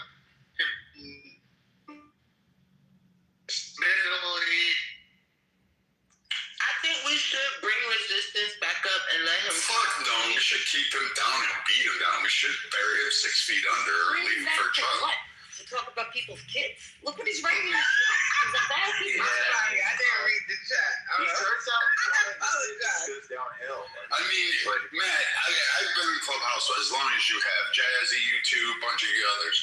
How many times, I mean, honestly, think about this. How many times have we heard some fucking idiot get up on stage and say, "Oh, you know what, it's okay if a fucking child, we should lower the age of consent, or a 9-year-old is okay to marry as long as they have their fucking cycle and then they can do their wifely duties." Like, when have we heard this shit? Like, the asshats that did it. What was that guy? There was fucking the clown guy that died. Thank God for him, because he said, "I want the age of consent lowered to 12. Then you had the other fucking idiot who was like, "I was just fingering my kid. My whole fist slipped inside of her." So, like, his name is Hermes on the app. Whatever, herpes or whatever his name was. I mean, again, crazy. I mean, the guy that's now that got deported, that guy that's in Gary's stage, Hermes. He's on Gary. Yeah, he's all the time on Gary's stage. He goes by Hermes. That guy? He's on the stages. Yeah. He sat here in a clubhouse room and said, "Hey, it was an accident. My hand slipped inside of her along in multiple penetrations." And then he posted his fucking name and record, said, "I'm all clear." And then people pulled up the actual charges, and it was like multiple events of multiple penetrations over and over. And like, it was disgusting. I read something out of a horror movie. And it's same fucking guy said, same mindset. These guys all guess act what up. though, Brad? You know what started this all? He's still around children. On his TikTok, Yeah, he was that guy's there. registered sex offender. Resistance is the fucking clown at a McDonald's kids party. We know that's the only job that fucker has. So I mean, like, these guys really do. Like, I don't give a shit. I wish the rest of the world would just like recognize it and say, "Hey, guys that talk like this are a special kind of stupid, and we just need to remove them from society." Like, right there is a good start. Like, we can do that, and if you don't have to, you can hire guys like me. We'll gladly do it. We'll gladly punish these guys for a while and then say, "All right, I'm bored. You're dead." All right. I got more for you, Brad. The gambling thing. What You what's took your a big final shot? word on that? Come and meet me. He was afraid to meet me. I made an appointment with him for 7 p.m. in Washington Square Park at the Fountain. Norman's getting. He was. Oh, you don't know? Normal's actually tall, man. Normal's jacked. So what are you asking, Matt? And I'm a Second Amendment supporter. Biggest new projects in the Gulf region. It was started out as a $3 billion, and we think it's going to hit about a $5 billion on its budget. Is Wynn Resorts is building in Marwan Island, which is part of the UAE, a massive casino resort. It's legalized now in the UAE. That'll be the first one to go in. That's what I was saying. But I also said that some of the top high rollers in the world are out of Saudi and out of that region, out of Kuwait, etc. They like some of the best. So, I mean, and they've been big gamblers for years. I mean, and they did have casinos, and Egypt still has them. I didn't know Iraq. Who was saying that earlier? I did not know there was anything there. But how is that not haram? Is that haram? I mean, you can drink like a fish also in the UAE. I mean, you can drink in Bahrain. You know, it's and now in where he says this country is not an Islamic country. I mean, Saudi is, and they allow it in the diplomatic region to drink. Saying Saudi is not Muslim is crazy. It's the heartland of Islam. It has Mecca and Medina in it. It's like where Islam comes from. But they're not oppressive to their people like the rest of these crazy fucks. Like this guy wants to. Let me tell you how this started, guys. This lady E was in here. She's from Kuwait. She's still here. She's still down. She's apostate. And he started pretty much, for lack of better words, calling her a whore because she doesn't cover her hair. Okay, that's how this all started. Not only that, his only two things to say, only fun or you sniff cocaine. Like, this dude is, like, I think he wish he wants to go in OnlyFans or something. He want to do that because just because somebody don't wear hijab or wear something doesn't mean I want to do OnlyFans. Doesn't mean I will go and wear. What did he say in the beaches in the United States? You want to wear a thong and I'll still buy you dinner. You don't have to do OnlyFans or wear a thong. I'll still take you out tonight. Like, you'll eat well. Who was talking? Maybe he wants to do OnlyFans. You should take resistance out. You should take resistance out on a date. He wants to do OnlyFans. I don't need to. Alhamdulillah, I have my. Why would? First, I would gladly meet resistance. I'd love to meet a lot of these guys in person, but you know, they don't want to meet. Like Norm says, a lot of these guys talk tough, and then when it comes down to real substance, they cower in the corner because they're prey. They don't want to face men. What they want is exactly what he said. Fucking kids. I think I'll ship you a slipper of mine and just hit him on his head with the slipper. Maybe he will have a reset in his brain. I use palm awesome. Now that's some Persian shit. Hit you with the slipper. That's universal thing. I think. Does that translate from the Latin culture? Because quite frankly, I've been hit with enough of those shoes. I feel it's a mother thing. It have nothing to do with. Send him a high heel. Anyways. No, not high heels. He's fucking horny. No, I'll send him a regular slipper. Ben, did you see the news about Bondi? Yeah. Can we talk about that real quick? Yeah, let's go around the room. I just wanted to kick off. I think this is a great move for her. I feel bad for her. I know a lot of people had their disappointments when she wasn't tough enough and all this stuff, but I've actually thought about Bondi on the Epstein thing. She's made a lot of judgment errors and a lot of personal things. And I was sitting there and I've heard somebody say this, and I'm taking it back and saying I don't necessarily blame her for the handling of these files and the releases to the Republicans. One reason, Epstein was murdered in his prison cell. I'll agree on that. There's no fucking, he committed suicide. There's nothing like that. He was fucking murdered. The guards were, quote, passed out, and the cameras were turned off. Like, that shit is just way too coincidental to just be like, hey, this is what we're being told. Fucking murdered. He was murked. I mean, I would have done it a different way, but I guess strangling him with a bed sheet is probably the best that they had at the moment. Bondi, I'm willing to bet. I'd wager on this one. She has been threatened, and I'm willing to guarantee she was looking at the evidence. She's looking at the names on this list, from famous Hollywood actors to financiers to princes of fucking countries to imams and a whole bunch of Hebrew Israelites. And she was saying, somewhere out there, someone's going to fucking kill me. They're going to kill my family. They're going to torture them. They're going to do some shit. Like fucking one of the girls' mother was kidnapped, and she ain't popped up. So she's looking at this going, I'm going to play this very delicate dance because A, I can't trust the government to protect me. Gretchen Whitmer or anybody, fucking Biden's administration tried to kidnap her. Two, she can't protect her family because even though she's top cop in the U.S., she can't trust anybody in those services. And three, nobody was stepping up saying, you know what, I'm going to put a shield around Bondi. Nobody was willing to protect him, and she was left out. And I'm going to be honest, on Trump's part, that was shitty of him to do. And now I actually understand why Merrick Garland didn't want to go down that too, because again, his family was probably like, hey, careful where you go on this.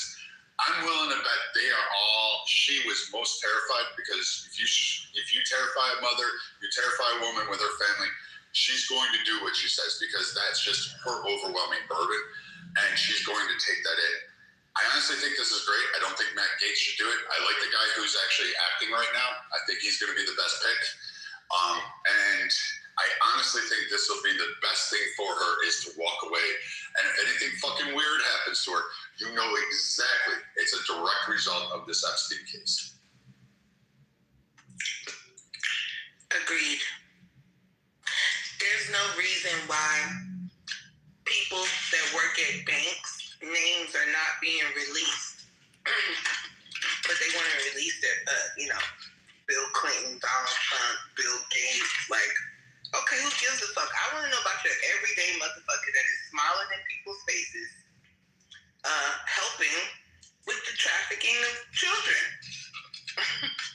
And writing the abuse of people, and who are these people, and why are their names redacted, and we can't figure them out.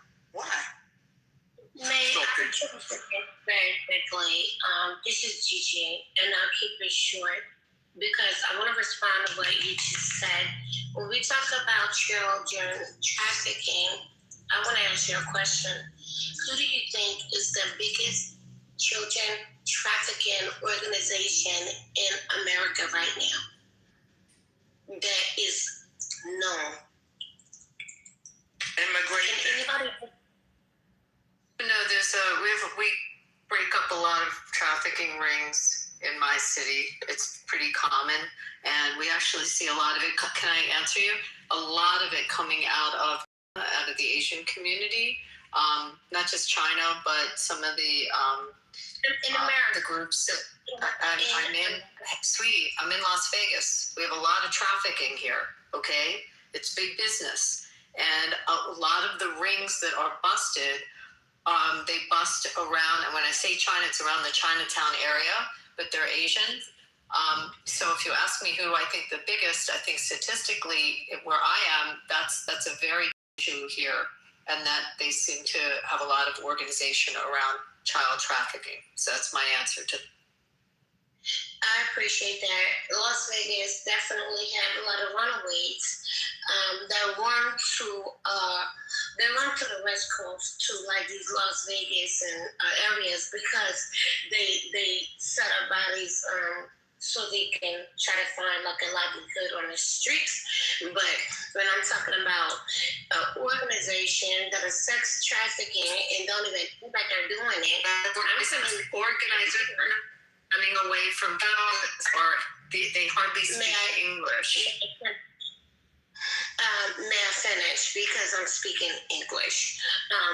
My opinion, the largest organization with sex trafficking when it comes to children is what I would consider the foster homes. Because the government have let us notching these kids up in a family, the streets, because of whatever reason. And they send them inside these foster homes with these parents. And I did a study about this. Most of these children that grow up and they 15, 16 years old, and you know what they say? They got stories to tell you how they were in that foster home, that the government sent them in thinking that they were helping, and didn't. They were sexually abused by both foster parents. They were literally like starved from food and water, things like that.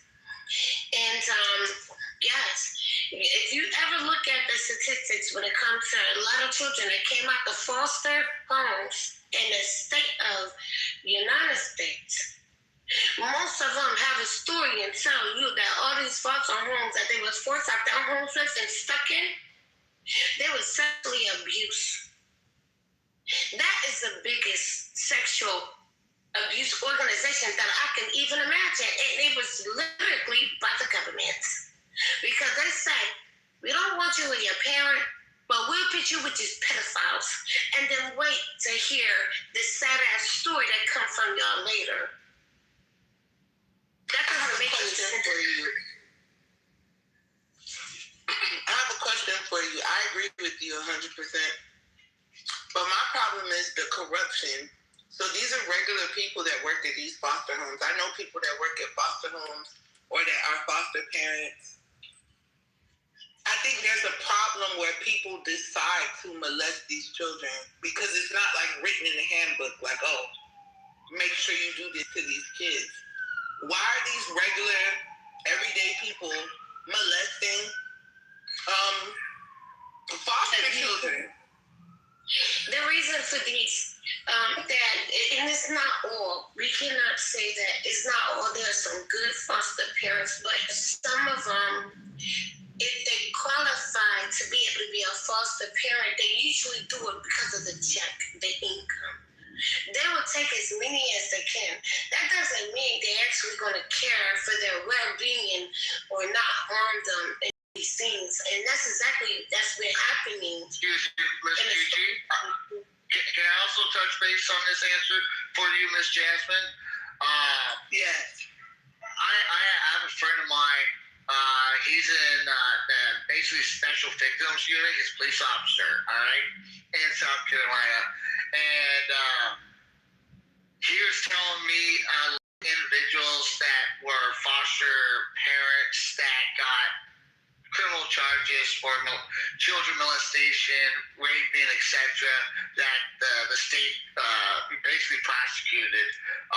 When they tested, they ended up, a lot of them said it's because the system, the deems a lot of foster children are deemed as castaways, or they come up with magnitudes of excuses. So, where like they like a regular child with a family, right? If they came to the teacher or the police officer and said, "Hey, I'm being touched inappropriately," they would more value to it versus a foster, because they would say it's because the child's still with some mental abuse, some separational anxiety, and it's coming up with a magnitude. I'm just saying what a good friend of mine who's a police officer was telling me. He goes, these are what these individuals that got indicted and ended up being prosecuted by the state. This is what their response was, because it's easier to attack these children, because when they report it and then it's found out that they're a foster child, their cries are not listened to. They think it's just an excuse to get out of the foster system. And now they do take to it. They do do the report. That's what they say. But when the police officer did, but when it comes to other civil servants, it does fall on deaf ears. I think real quick, the overall point that I was trying to make is that, real quick, I'm sorry. I think that we have a people problem. We can blame the government, but without people, the government wouldn't even exist, right? So, like, we got to get more into naming names, because there are people allowing this shit to go on. Like, I want to know their names. So I don't know how we got on the pressing topic, but ultimately, you know. Wait, Anthony, you don't know how we got here? Because we literally had some dipshit sit here and say if a 9-year-old is old enough to bleed, then she can perform her fucking wifely duties, and then couched it behind a religious to identify. That's what resistance said, Brad? Yes. And well, I said it first, but he said it in another room, and he told me I was lying. So I asked the question. No, listen. Double down. All right. I just want to talk about the topic at hand, even though it's really depressing. You know, I think a bigger problem that we have is the need for foster care and foster care parents and all of that. I think that if we had like better family structures, if we emphasized, like getting back to more traditional families and having like more marriages. Kids for no reason. They take your kids for no reason, Jazz? They can, yes. I'll give you a perfect example. They tried to tell me I did opioids when really they gave me fentanyl and Dilaudid to have a C-section. Okay. And they didn't put it in the computer system, and they tried to keep my son for withdrawal testing for 8 days, right? If it wasn't for my mom being in the delivery room at the time to say, hey, they gave her something, no, I don't take opioids. They tried to take my kid, right? It's not just me. There are so many other people who've gotten their kids taken for not giving them a vitamin D shot. That has nothing to do with the family structure. Jazz, it has a lot to do with the family structure. So what structure did cause them to give me fentanyl and Dilaudid? We can't talk at the same time. No, we can't, but you coming in and you fucking up the conversation. Because it's not even where it was going. No problem.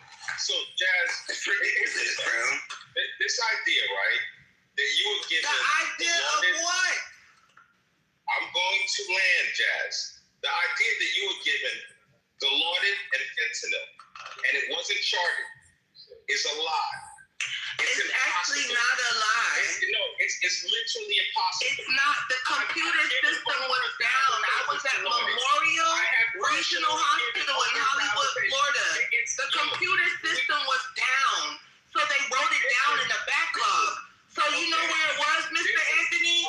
It was in the backlog system. But the head nurse didn't know to look in the backlog. Because she didn't know the computer was down because she wasn't there. So when she got to work and my baby's first poop tested positive for fentanyl and Dilaudid, they were like, hey, do you do opioids? And I'm like, no. Do you hear how loud I am? There's no way I could do opioids. I'm too lit. I'm too lively. People on opioids are sleepy. I don't even take naps. So the point is, Mr. Dumbass Nigga, Mr. Ballhead, let me come in and talk about the family structure. Even though I'm a single man with no kids, I'm a single man with no kids, And I'm going to tell you all, there should be no need for foster care. We agree.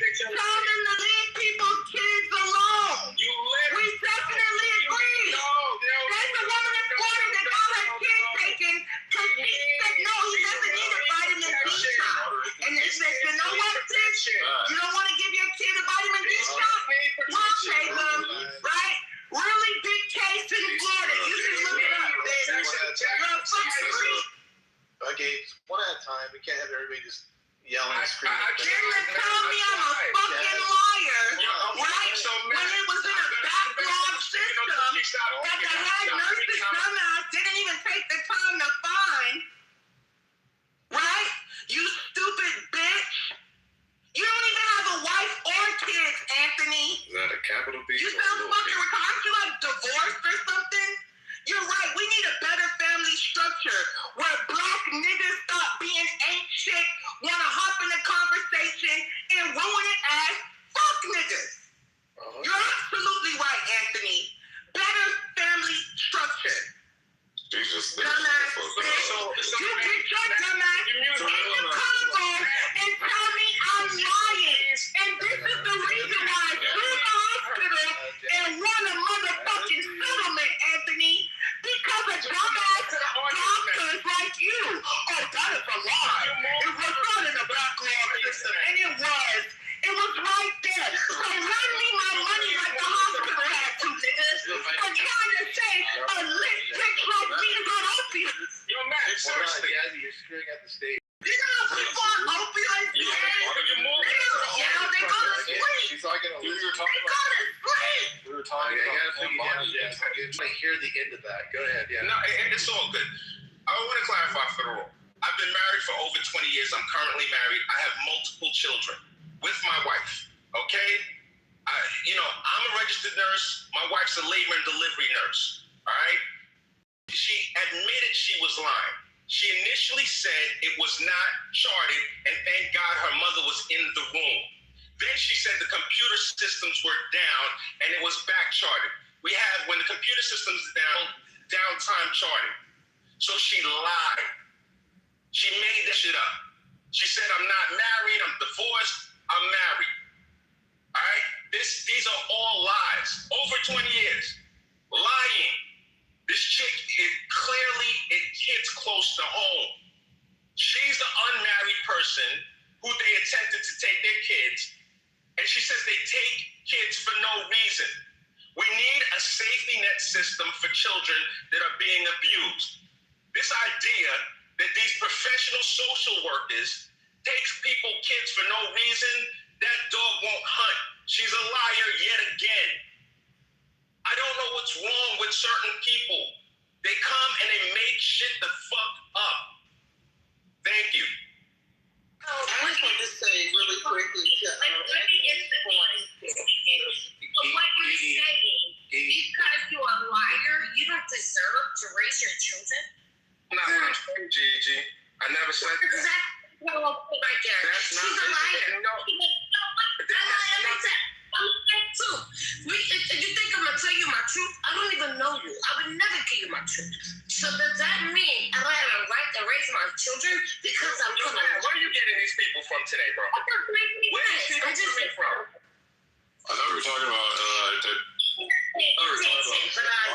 Attorney General. Yeah, we'll get there. Just gonna get this solved. But again, why you want to make you know what? It's all good. I don't even, my contribution is too positive. It's too positive. We don't need it's too uplifting. Yeah, we don't. I'll just go on mute and wait until I just Who am I fighting next? Anthony, did you wrap that up, right? You good on that? No, listen, man. Real talk, man. I have no idea how this young lady got from my submission that I was saying that, Jazz shouldn't raise her kids. I'm saying that there clearly was some kind of issue. That this idea that social workers willy-nilly just pull people's kids out of their home is bullshit. Children need protections. Social workers do a really good job, and they try their best. They're human beings, so they are fallible. We have an imperfect system. But I would love it if we emphasized in our society more marriage, Do what you want to do. Have as many out of wedlock kids as you want to have. Far be it for me to tell you what to do. Do what you want to do. But don't act like we have community when family is the building block of community. If we don't have family, we don't have shit. So oftentimes we can see the results when you have family compared to when you don't have family. It speaks for itself. We can see what percentage of inmates in jail grew up in single mother-led households versus two-parent-led households. Shit like this sells itself. I'm not saying that a single mother can't successfully raise a child. I never said that. But what you're saying, let's look further. You gotta calm down. You're giving a lot of facts, and I agree with most of what you said, but allow us to speak and rebuttal. What you're saying is there's already a pre-notion when it comes to single moms. That's why the system is already set up to say, hey, you're a single mom, you might be going hardship, you don't have any family or support, so it's easier for us to just step in and say, hey, maybe we just take these kids off your shoulders because it might be too hard for you. Rather than just thinking maybe. That's what single moms do. That's what women do. We are very, what's the word? I can't even think of the word right now because you got my head like in a twist. But at the end of the day, very resourceful. And I can't just, you got me upset a little bit because I don't like the way that this is going. I think that we're very resentful, resilience, that is the word. Single moms are very resilient because we have no choice to be. The question is, where is dad? Or where's mom? Auntie? Let me finish because I listened to you. No, I never landed. You just jumped in. But Gidi, could you succinctly tell me what it is that I said that you disagree with? Could you succinctly tell me what I said that you disagree with? I don't agree with the fact that you feel like a single mom is not capable of caring for her children without being ridiculed, basically, or having license coming. Did you literally hear me say that a single mother can successfully raise a child? Did you literally hear me say that? You also said how that these people have the right to come in and kind of take over and help, but it's children need to be protected. Social workers are there for a reason. I wish we live in a world where we didn't need social workers. Who needs social workers? We do need the foster care system. Let me ask you a question. So if a social worker, right, is coming to your house, and you might get on a nurse because you got the stranger in your home, and then you're looking and you know what they do. They still kids that take children. You already got a pre-notion of them. They probably already got a pre-notion that you and don't even know you. And so, what makes you think you don't want them in the house? Absolutely not. So it's already set. And we don't need, like I said, we're resilient. We don't need you to come and help us because y'all don't come and help anyway. What y'all come do is steal kids. And you take them to a dirty ass house with a bunch of terrible ass people, and then we have to listen to their stories about their sexual assaults and how they would start beating up and just not happy. Saddest story I ever heard. So that is what these social workers want to give for you and your children. Why? Right, so I want you guys to understand this, right? For me, you had an attitude.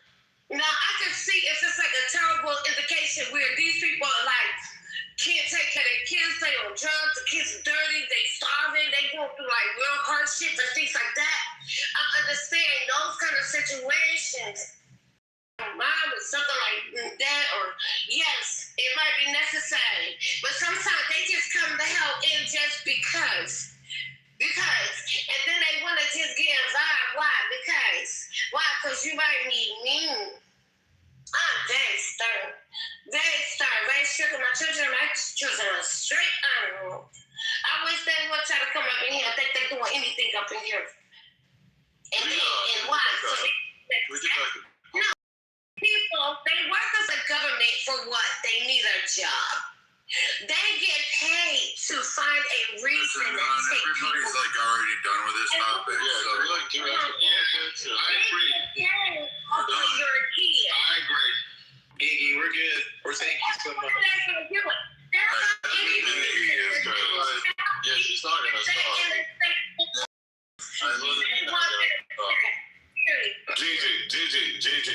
Gigi, that's it. That's it. They got it. You won. We got it. Yeah, you know, I got it back. You know, I think communicate. Gigi, it's over. We moving on. They would like to just go ahead and go on to another topic because you killed it. You shut that shit down. And we thank you. All right. What are we talking about? Okay. I have a very succinct comment that I think you guys are missing something really significant. Yesterday, when Trump went to the Supreme Court about the immigration issue, it was on April Fool's, and I don't think that was a joke. I think that he knew exactly what he was doing, and historically, it will be presented as an April Fool's argument. No, the decision will actually come out about mid-June, early July, and it has far-reaching ramifications in the financial district. In fact, we are actually planning for both sides of the equation to come out because if business is normal, but should Trump actually win in this fight, it actually creates some upheaval, particularly in my field and along with many others. Okay. Historically, I just think it's interesting. That's all. I just wanted to point that out. What was the announcement, Alan? The fact that citizenship that was challenged yesterday in the court hearings, and even I'm going to go listen to it. Ketanji Brown Jackson sounds like she sides with the Trump train. Like literally, she was beating up on the what was her name? Not the solicitor, but the other one. I never thought I would hear it, but she packed her up, Matt. Yeah, she did. Yeah, that was strange. I didn't by the way, was Trump there actually in attendance? No, he wasn't.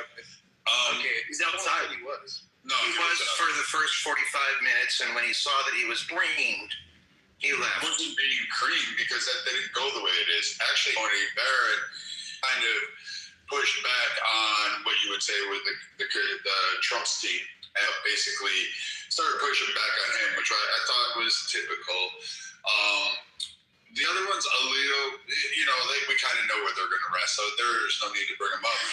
But then you had, what's her name? Sotomayor. She kind of pushed on the Trump thing. And then she gave a couple softballs to the opposing side. But Ketanji Brown Jackson packed up that little side. Let's wait and see what the judgment is. Maybe you're right. So I'm just curious. So, like, all of the beaners that had anchor babies, does that mean, would it be, like, retroactive? So, yeah, it would go back to July 1st, 2025, when this law would come in. Like in the medical field or medical insurance, now what you would have is the BUCA's now sitting there saying, hey, we're not going to pay until we get confirmation or verification of proof of citizenship. We have certain declarations in terms of excess layers of risk that we can't provide it. This also changed some of the Medicaid and EMTALA payouts that hospitals already got because we would start doing pay and chase. And so we're actually looking at this kind of like, oh, this is probably going to have some ramifications. We're going to have to work behind the scenes again and maybe to help alleviate some of this. But yes, that would in essence would remove the ability for birth tourism and certain other types of births that occur on the United States from individuals there. I have a question. So how would you become an American citizen? Your parents would have to be citizens here? Or you have to be naturalized. Correct, or naturalized. Okay. I don't know how I feel about mean, that whole amendment is just for the slaves, surely. I mean, It actually was for an Asian boy. That's Well, weird. no, that's just in the first place. Yeah, it was an Asian slave from California. One parent has to be from America. That's all it has to be. Okay. And then you have to be a naturalized citizen or you have to be born in America. The issue at hand is that these kids would be unless Trump just said, I'm going to make them all citizens and that's it. And then it solves the DACA problem. It gives a lot of passage. I mean, I don't know. Like, it's a little unnerving. We've only got a couple months to fit, and we have to put in plans and financial backstops in order to manage this kind of thing. And I wish Happy was still here. But DACA wouldn't I can hear you. I'm just driving. DACA wouldn't give them, like, the DACA people would have a separate issue because they were only afforded temporary protections until they became an adult. Yeah. To then file for their citizenship, right? Yeah, but it would remove that. Trump can't remove that. He can't remove that. No, he can't. Didn't you get the feeling with the case and the arguments that it was really looking at it like moving forward, it wouldn't have a retroactive effect? Well, this is when the suit was brought on, Abby. Confuse me if I'm wrong, or correct me if I'm wrong, but July 7th, 2025, that's when the case was filed. And so that was when, and his executive order was for July. So, I mean, wouldn't it go back to that? I mean, would he pause it and just do it going forward if he won? I think it would go. It would have to validate the executive order. So I think you're right on that. But I don't think it would have a retroactive effect. And I don't remember the order, but I don't think it would retroactively affect those already born. It may be. I mean, I don't know. It could be going forward. I mean, in terms of invalidating. You're saying there's a possible. I'm sorry, I didn't hear what you said. Sorry, I don't see any possibility of that happening where it's retroactive. That just sounds. When I said retroactive, I meant to July. I didn't mean retroactive. Oh, well, you brought up DACA, so I all the way back to DACA. My bad. I mean, because then you got to think. Can you imagine that? The logistics alone would be massive, but like going forward, so like all of the finance sector, so like the hospital care, like all of a sudden they're getting prepared, going, oh shit, we're about to use a lot of money right now, and they'll hyperinflate rates, and so we're sitting there going, oh, fuck us, we're gonna get bitched at and shot in the street for this shit because we didn't create this. But at the same time, we do have people coming over here and just going, hi, here's my kid, let's take it. And then all of a sudden we're paying $150,000 a month on medication, on specialized pharmaceuticals for newborns over here in this nation, and using up Medicaid and Medicare dollars for that because Medicare matches Medicaid 1-for-1. And so there's a lot of logistics on it, and then CHIP and how the states funnel those. So all of that gets used up. And so we're just sitting there going, fuck us. The ER was established in January of 2025, and the effective date would apply to babies born more than 30 days after the order took effect. Well, at least they won't be that.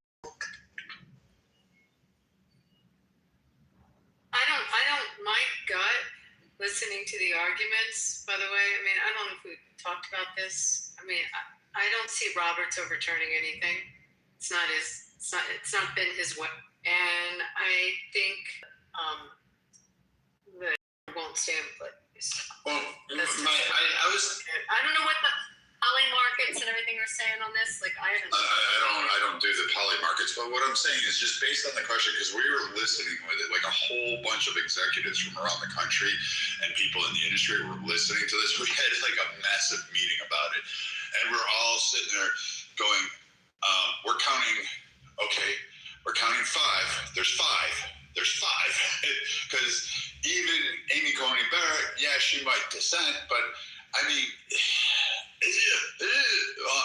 it's hard to say because, like I said, the surprise really came up with Ketanji Brown. She was very much arguing from the stance of, hey, I'm not taking this viewpoint that this applied to everybody that came over here. Historically, this is what the context, and I didn't think she was a contextual, like what do you call it? A contextualist? I didn't think that she was an activist judge. Yeah, but she was taking it from a contextualist standpoint, and I'm like, this girl is like really zeroing in. So it's hard to tell with them, but I mean, if she votes in line and says, hey, no, this was not intended for everybody. This was intended for Black Americans. It did not pertain to Asians at the time. It did not pertain to Native Americans. This is not part of that, nor when the lawsuit was made, did they actually go, because she brought it up multiple times. What was it? The 22 reiterations of, I can't remember the word that she was citing, but she kept zeroing in on that. Domicile, yes. She was zeroing in on that shit and going off, and they all were, and saying, I don't know if I agree with it. I think I have a question. Did she say that it was for Black Americans only? I think it's a 7-2 ruling. That's my gut on it. Did she say? Was that you saying that, Brad? She was leading. She was kind of inferring that at the time of what the purpose of the amendment was. Who did she say it was for? It was for freed slaves. Right, but you know there was more than Black slaves, right? It was also Asian. I'm aware of that, but it wasn't. Yeah, but it wasn't in context to spread to all people across the world. It wasn't just for Black people, though. But I feel you. I was just wondering if that's what she said, because I was like, well, that would be so bad. But okay. All right, thanks. Regardless of what she said, that's her opinion, and I don't think anybody can have a judgment of what somebody else says. She said what she said. What I don't get, though, is that I don't understand why. Obviously I'm an attorney and don't know that much about the Constitution, but why would they push back against it? What would make them feel uncomfortable? Pushing back against what? Birthright citizenship, or the idea of taking it away? I was more directed towards Abby because I don't like somebody who knows more about the law. Right, but I'm trying to understand your question. I'm not going to answer it. I'm asking, what's your question? Yeah, why would the Supreme Court justices be? Why would they be hesitant to remove children that came from foreigners? By foreigners in the U.S., why would they be hesitant Where would their birth certificates reside? Like, these are humans that have entered our world, and we're no longer going to have any identity assigned to them. Like that. But is that their legal reasoning? I don't know their legal reasoning. But they were giving their opinion. Yeah, I was actually surprised. Like the idea of like modern surrogacy didn't come up, and that would be like potentially a point where we might see some nuance added. Why would modern day surrogacy? What the fuck are you because talking about? If you have like wealthy, that has nothing to do with the argument at hand. Wait, what did he say? She says, "I'm surprised modern day surrogacy." Like that has nothing to do with the fucking context. If you have wealthy couples, and then if it's less than maybe 100,000 people on a good fucking year. U.S. surrogates. But if it doesn't, it wouldn't affect the.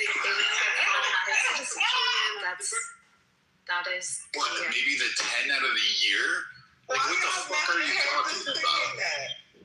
That is the.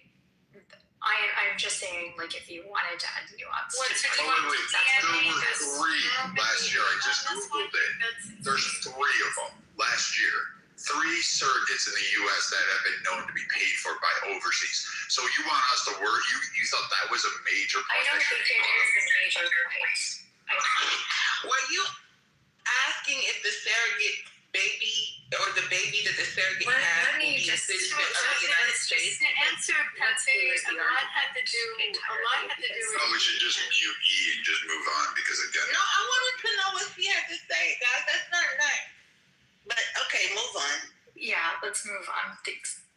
So the intent was something that they were looking at, and what was the is, you know, what is their intent to make this a permanent residence, to make it a domicile? And they definitely use domicile. And in the opinion, domicile is used. Nobody want to hear the truth, you know? When you want to tell the truth to somebody, they want to hear the truth. They want to hang up on you or drop you. What? Hello? I muted him. I don't know what he's doing. Just hold up. Man, it's over. You're trying to tell you stop. What's going on? You're over there, man. Man, that hashish over there is getting fucking these idiots. That's great. Anyway, the domicile There's another is interesting because we were talking about it the other day. I was talking in a room. Interstate, we have a whole test on domicile when you have to prove domicile or disprove domicile. So you look at what you try to examine whether from all the circumstances it looks like there was an intent to reside there, to make it a residence. So obviously, if you're looking state to state, you're going to look at voter registration and driver's license and purchase of a home and schools and, you know, all of the components that would make up residency or domicile. And there's actually like a pretty standard legal way of viewing someone's intent to reside somewhere, if that makes sense. So, and it comes up a lot to try to determine domicile. But Abby, they brought that times and then talked about other legislation. I forget the one that in particular deals with individuals in terms of domicile. I forget. Again, I'm really shocked that Kandaji brought this up. She talked about the other legislative acts that are still there and ongoing. Amy Coney Barrett chimed in a little bit, and then Kandaji brought up like the 22 on the Wong case, the 22 references to domicile, saying that this was not necessarily in part on to determining that you could just come over here and basically you could come over here and just have a baby and it would automatically be American. They don't make reference to that. They talk about domicile. What did she say about Japan? I listened to some of hers and I didn't hear the whole thing. She talked about an example in Japan. Do you remember what? With Japanese Americans coming here and something about giving birth. I think that's the one where we were kind of like really, I think that was the eye-opening one, where she said that when they came over here and then left to go back to Japan for education, that was back in the 80s, like Japanese students were flooding over here. They talked about it that it wasn't a prominent domicile yet. These kids were born over here, went to school, and then relocated back to the Japan and were granted dual citizenship. So she was stating that they did not intend the framework or something with the domicile was not intending on them to just come here, be born, grant American citizenship, and then go and live in another nation at large, just to have the education opportunities here, just to utilize them. They would be considered visas to that effect. Damn it, let me go get my computer. I'll pull up my notes. Can we start from the beginning? Because you guys just brought up something that is very informational. And I think it's very informative. And I think you have to start with the basis because I don't think a lot of people even know what domicile means. So let's start there, and then I want you guys to get. What do you think domicile means? I just did a legal test for it. So what do you think domicile means? I just gave the legal test for it, so I want you to define it. Without Googling, ChatGPT, and in your test. Domicile means someone who's not. All right. Well, that's what I'm about to tell you guys because I don't think a lot of people even know what y'all talking about. But domicile is domicile. Yeah, I mean, I know. Just asking what it is. You're just asking. I know what it means. I don't think that everybody else in the room right now. So that's why I say, so they can understand the conversation. Let's start from the beginning. So domicile is a person's permanent legal home, whereas residency that refers to where someone actually lives and can be temporarily.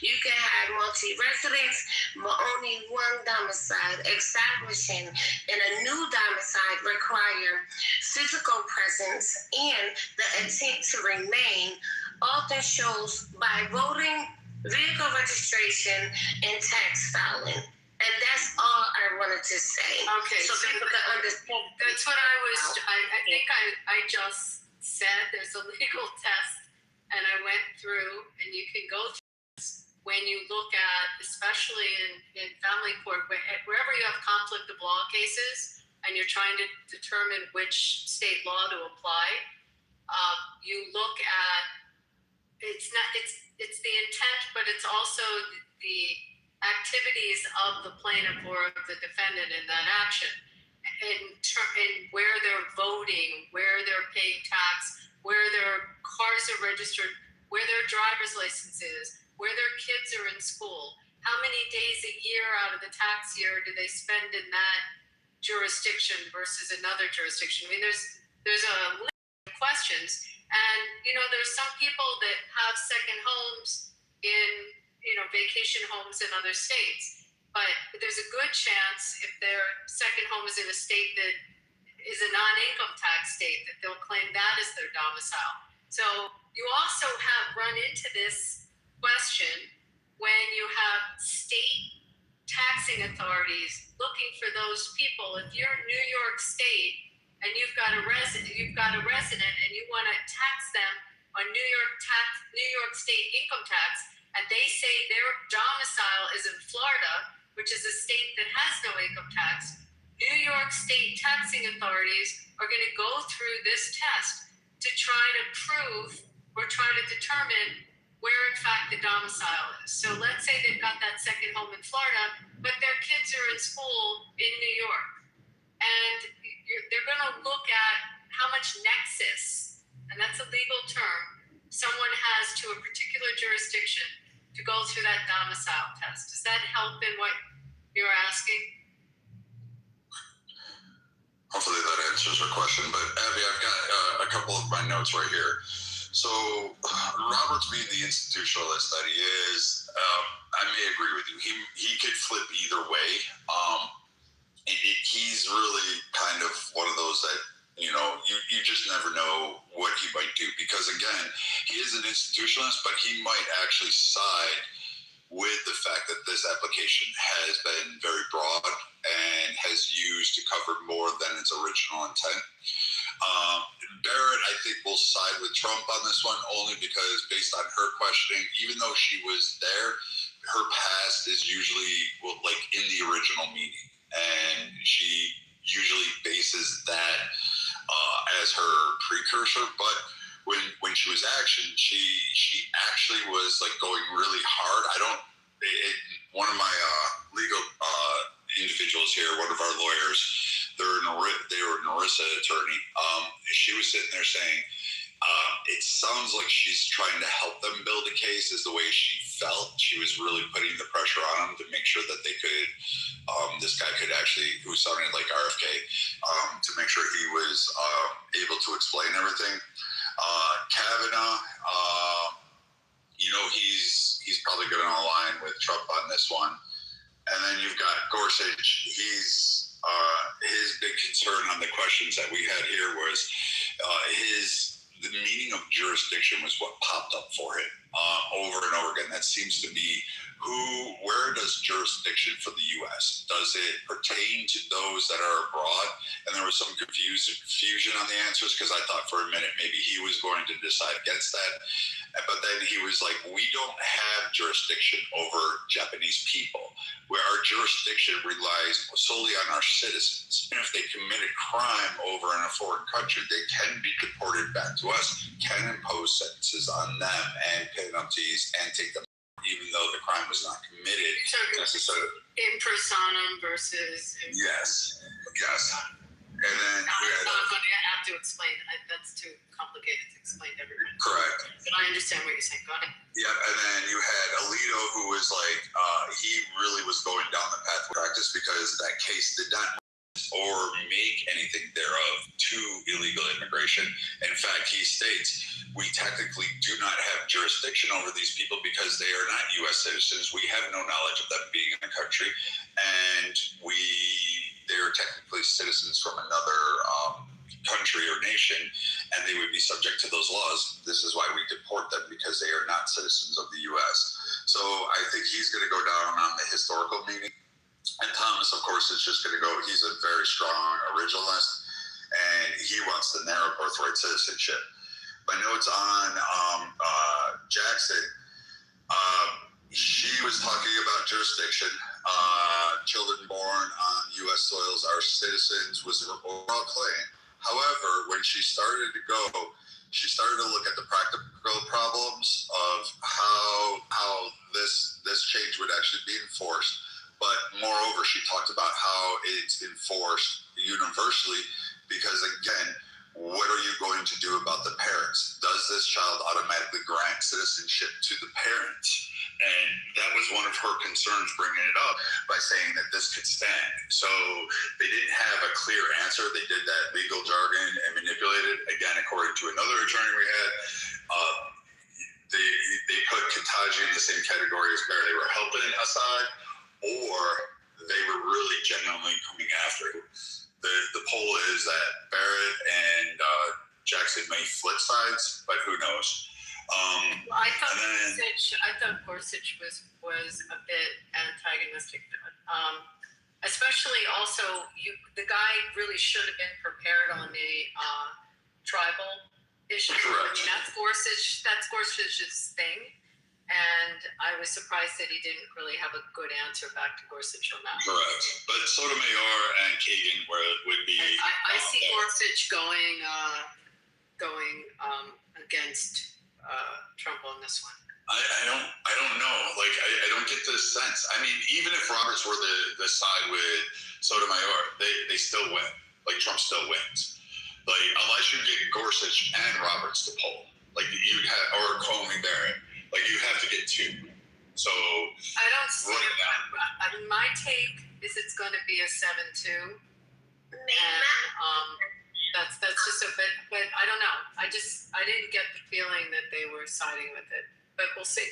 I haven't read or listened to any of the pundits. I had Passover, so I've like been off the grid on this. But what are the guy that's always on Fox? He's pretty smart. Turley. Did they have him on? Did he give a take on it? I'm just curious. Some of the legal pundits. Anyone here? Pepe, did you listen to Fox at all? I haven't. What up, baby girl? I have a single question. And this is for Viking and also add just a little what I'm hearing you guys speak about. What up, baby girl? Because I might have opposition when it comes to this, but why do you think that these immigrants are fleeing to America? Why do you think they're doing that? And do you think that it should be allowed, especially where we're going through like an oppression? That's for Viking and Abby. We're going through a what? Because you just said they are illegal immigrants. They're not getting no social security numbers. They can't even get into school. They got over here.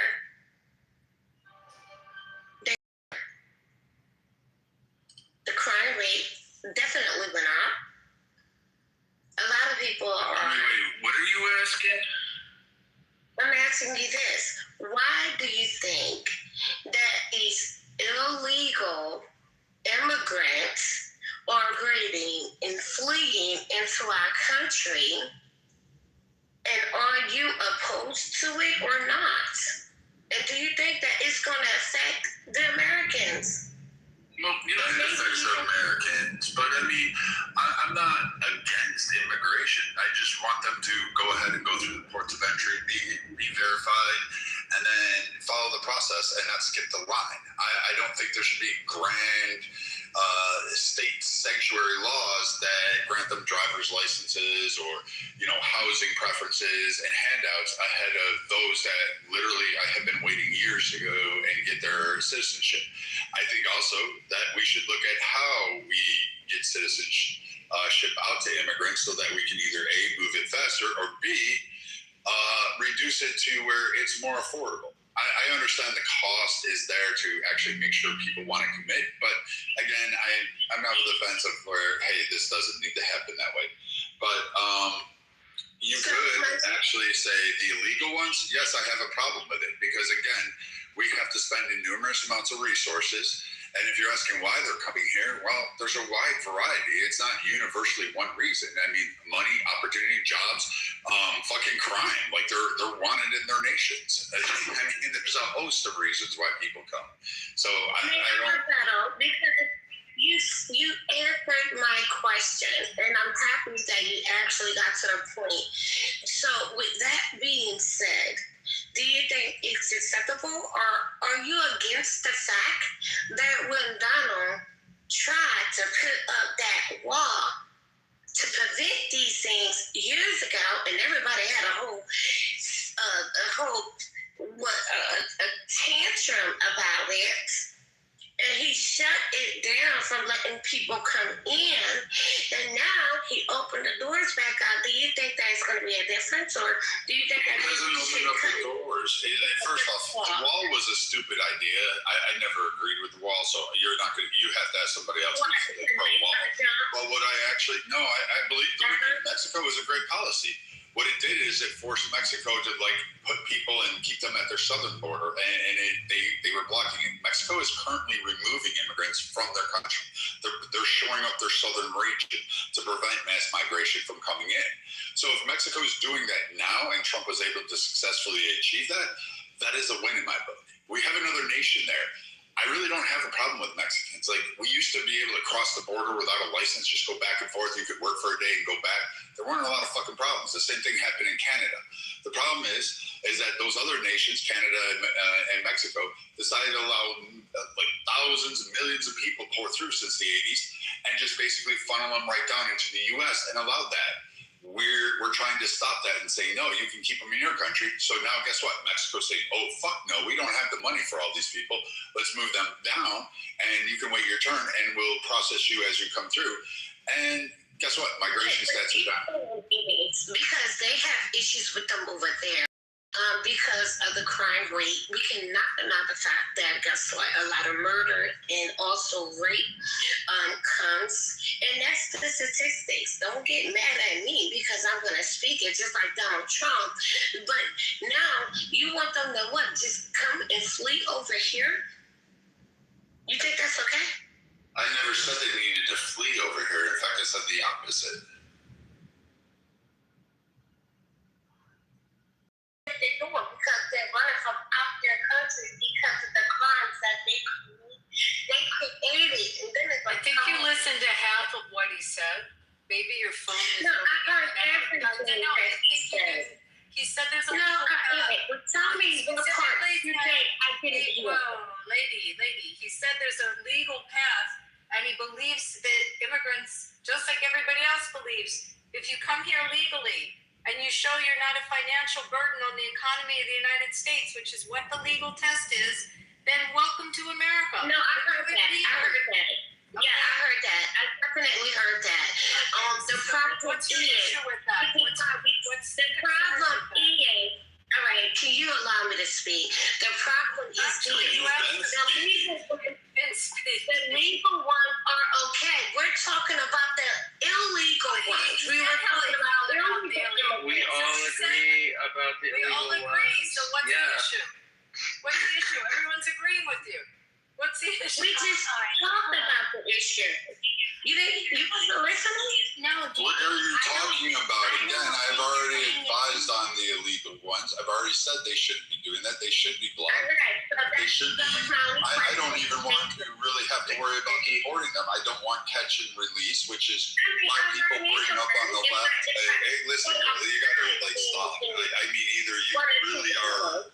She said jumping. Viking. It's all good, man.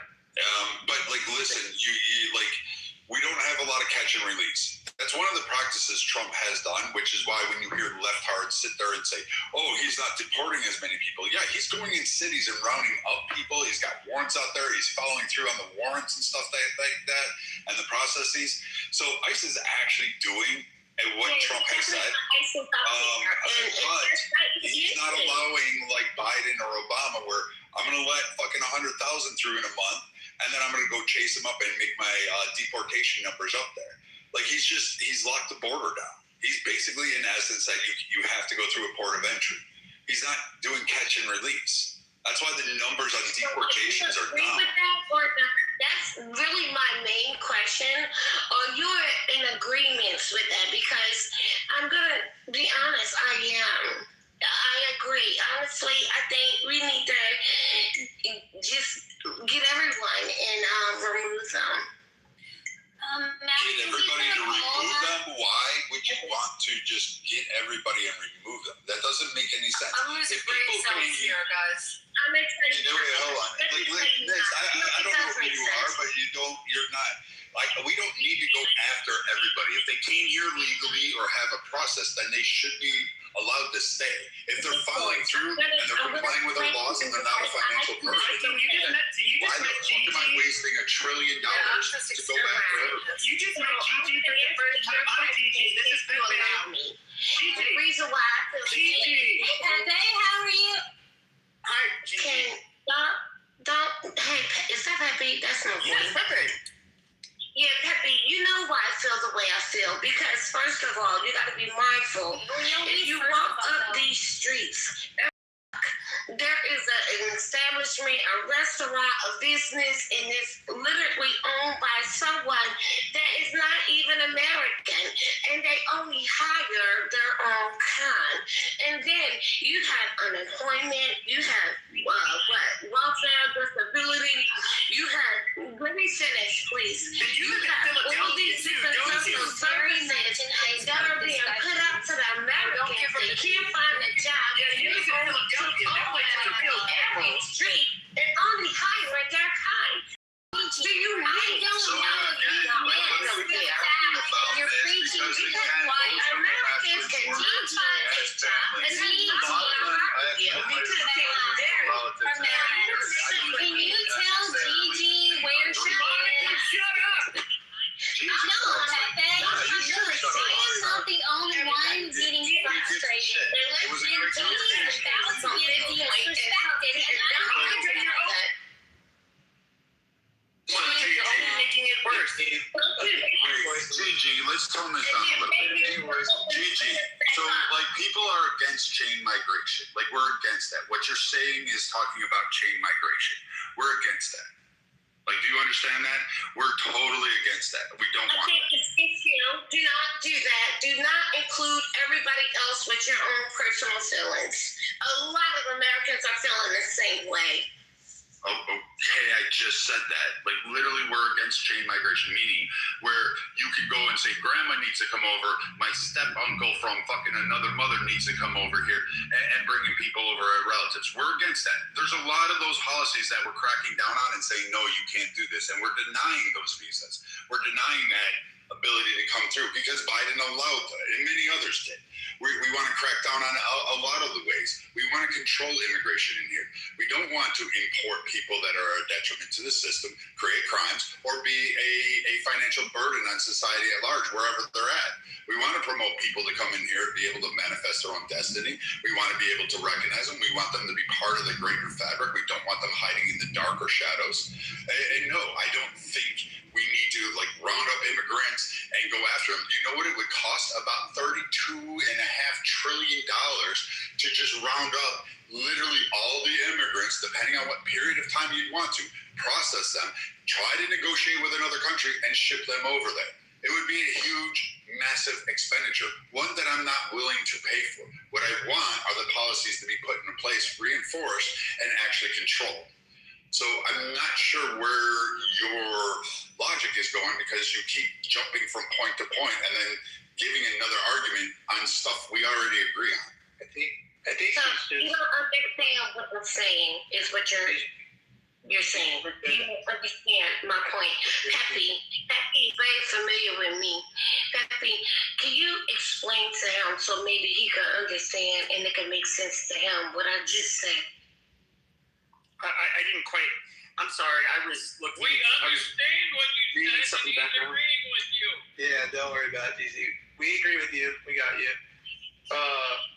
Cool C, are you there? No. Yeah, we 100% understand what she said. Yeah, He's we're good. agreeing with her. I know what I'm saying. What I'm saying is. Oh, please We don't know repeat what it. you're saying. We know what you're saying. We're good. All right. So a poll would be interesting to see what. We don't need a fucking poll in the room. I don't know. We don't need to watch a Ranger U video. Give me a Jordan Peterson quote and then keep it moving. How about How about no polls? tell the truth, or at least don't. Go make a room and put a poll up. Go make a rule. Jordan B. Peterson had a video talking about how black people are an extinct species of monkeys. Yeah. All right. You thought. Yeah. All right. Yeah, It's a little dominant. A poll on where No one needs a poll. I think No, you know what we need? taking a temperature of where people are. Look, bro, I don't know if you're lost or not. Brad, I will sit on your face and I'll creep all over it. You dirty son of a bitch. Yeah. Thank goodness you're Yeah, thank goodness you're not one. I mean, we could post your picture up too. I think, you know what?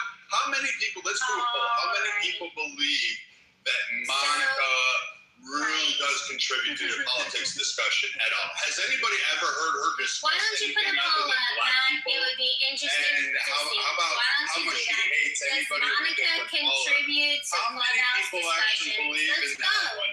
Let's Let's do have it. that whole fucking thing. How many people believe that Let's do it. Monica Let's actually go. knows Because actually how Brad's many people are on the centering me again. Are you attacking that? All I want to do is talk about this SCOTUS decision. All right. So one of the rules is we don't bring in, all this other garbage. We'll just keep the conversation going. Yeah, you're right, man. I'm sorry. I just felt a heavy burden, and I'm tired of tripping over food buzz. Okay. Cool, man.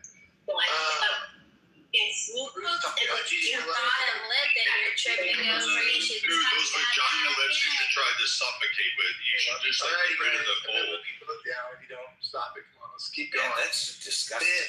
Can I turn on the mic, Matt? No, you can't do shit. It's not your room. We don't need a poll, Monica. All right, guys, we're good.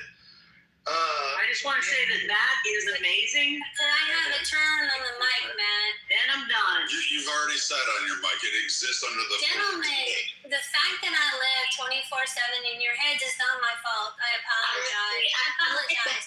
Could I make my comments on the SCOTUS decision? Yeah. Am I allowed, Matt? Go ahead, go do it. Thank you. So what's interesting as I think a poll would be, it would be up to Matt to create one, not anyone inside Fucking age. You're just bitching about a poll. I can't dance on a pole. There's not one out there to hold their weight. Matt, come on, Matt. Oh, Matt. Gee, you told me I can't fight back. You told me I should ignore them, and then you're not stopping them. What do you, like? You're making me really upset. I'm queased and charged. SCOTUS opening oral arguments yesterday were interesting. I understood that the female attorney was very confident, and she said she could win on the SCOTUS decision on multiple points, two specifically, but I can't remember what they are. Wanted to ask Abby, but she's not here anymore, what her take was on that part of the hearing, if she had gotten a chance to hear it or not. I don't know if SCOTUS will honor the executive order that Trump presented, but maybe in their decision and ruling, they could say the legislature, Congress should do their job and actually create long-needed immigration reform. Thank you for the mic. That way we can have more of those dirty spicks and niggers come in here legally. Oh my God, that literally said nothing. She read a TikTok at it. All right. Happy I think you're awesome. Appreciate it. Monica, I just want to know your Thank you. Thanks. See, oh, that's what I'm talking about. I just want to know anybody, Viking, somebody's opinion on the whole thing. It's probably been covered. I'm late to the show, but the whole Pam Bondi thing that just broke. She has some DSLs. Not bad. She's still in the administration. Wait, Matt specifically, but then Viking, but. I didn't know you were asking people specifically. I think if I announce it to everybody, then it's just going to go crazy, and I want to conclude that by saying Matt is amazing.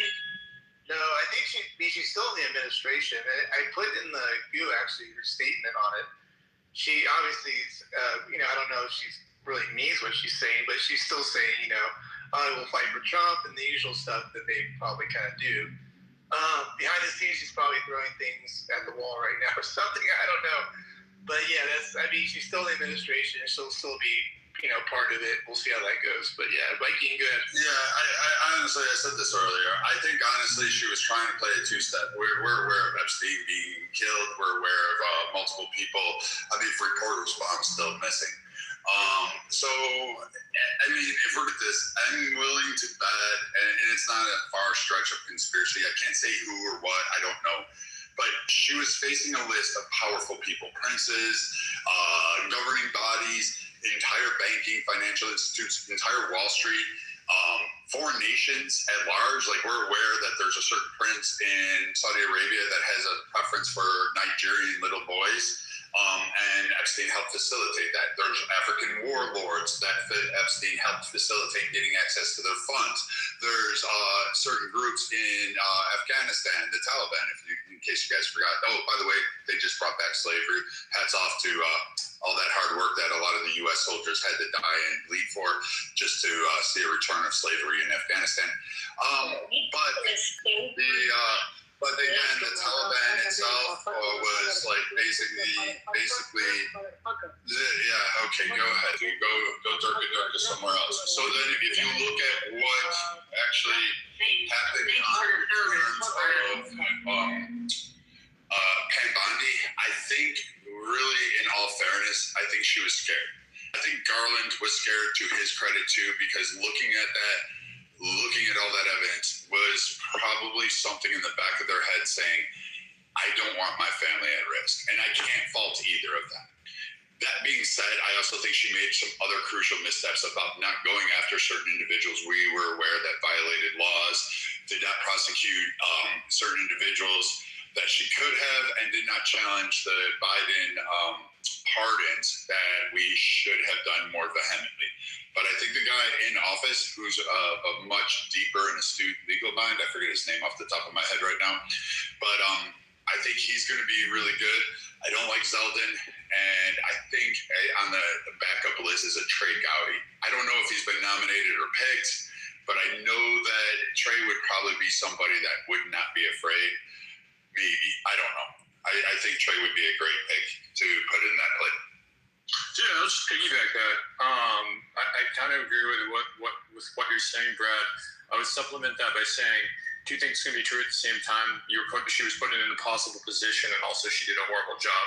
So yeah, I think she completely botched the rollout of the Epstein stuff, in the sense that I feel like she sold a double message. Was I've got the document sitting on my desk right now, and then also, well, I don't really have a clue what's going on. It's like, well, I understand that she's trying to be a Trump loyalist and all that, and like, well, look how that worked out for you. Like, I mean, she was in the Kelsey, one of the top people to leave the administration next, her and along with Kristi Noem, and we all know what happened to Kristi Noem as well.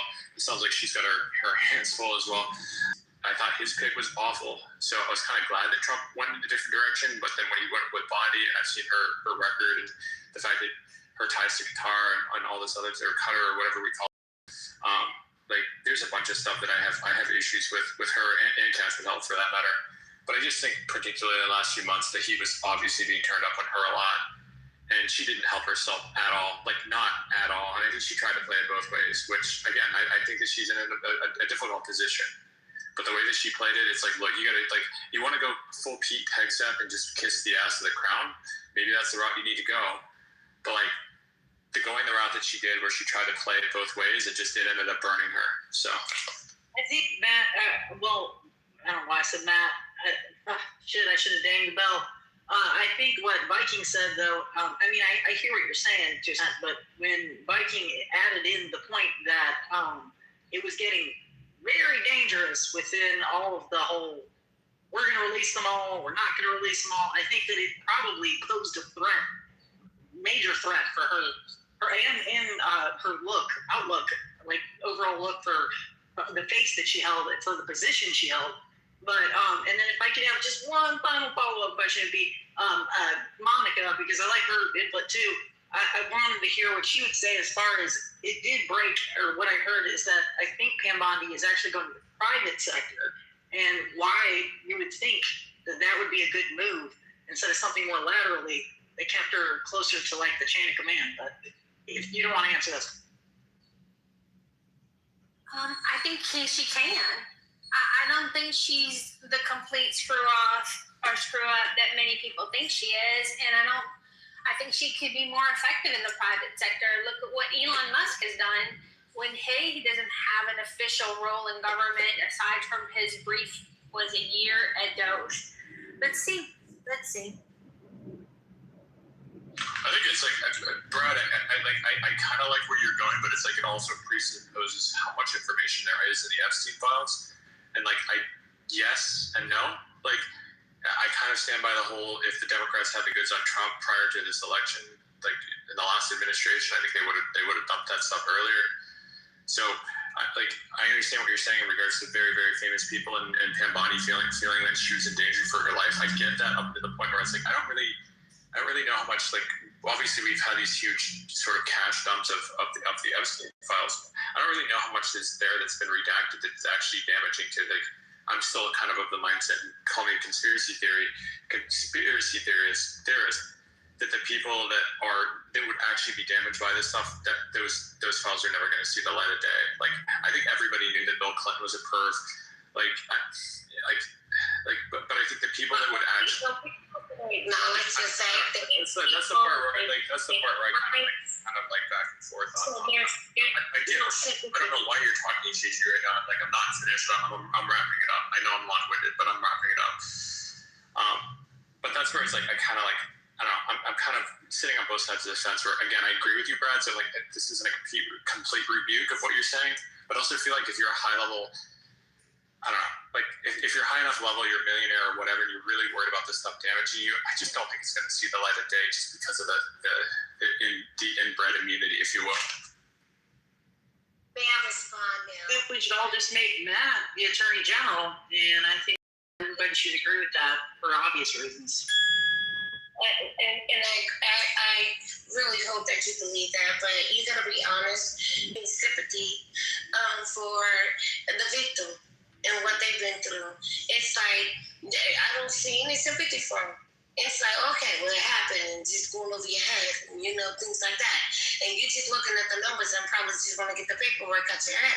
But you got to be mindful that there are people that went through things and it hurt. That's why. So I see what side of the fence that you actually is sitting on. You're not straddling. There's no sympathy coming out of your voice for the victim. And that's all I have to say. And I hope everybody pay attention to that. No, I appreciate your input. I do have sympathy for the victims, but this is also, we're talking about political appointments of people who just got fired. So I think that there's two different sides of it. So it can be true at the same time. And I'm not going to dignify the rest of your comments with a response because I don't want to inflame a room. So Ben, there was this whole big issue, and I understand your point on it. But there are certain things that I'm watching, like people miss the FBI director going up in front of Congress when they talked about the Iran strikes, and he talked about his purge. I think it was 21 people he had to purge out of the Iranian desk in the FBI. And he purged them for ethics violations, and then later on some of it dribbled out saying, it wasn't just ethics, they were leaking information. I can understand that we have a sieve of a government. Like, you can't keep too much of a secret. I mean, Trump's been good. Some of his moves have been fucking outstandingly good. But overall, I think there is a danger within it. I think, honestly, between Biden, a lot, like, I don't think that man was with the wherewithal to appoint people that he could trust. And I think people threw in, I mean, for fuck's sake, we had a guy handling the nuclear disposal program, and he was going around stealing women's fucking clothing out of airports. So, I mean, if you're going to have these kind of people running in and doing things, I can imagine that Bondi is scared. There's a lot of people on there. And as far as like Tulsi, I can see her taking a very nuanced approach, saying, I'm only relaying the information. The imminent threat thing, that is concerning to the president. They make that decision. I just feed information. I don't tell them. I just tell them the facts on the ground, the facts in the air. Here's what's happening. You've got this. And they make a decision on it. I get her stance. I applaud her for her stance. That's one of the most noble things. She's putting aside her ideology and actually just doing her job. People want to crucify her on that. Okay, that's really weird, but we can go with that. But Bondi, in her case, she didn't get to hide that way. She wasn't able to kind of do that, hey, here's the case, because I think, like, she would be crucified if she brought down, like, Wells Fargo, which is implicated in the Epstein files, Chase, implicated in the Epstein files, Merrill Lynch, all of these places, a lot of these people, it could tumble financial markets. Do you want to be the one that sits there and says, I'm going to prosecute these 3,000 people because of credible evidence of it?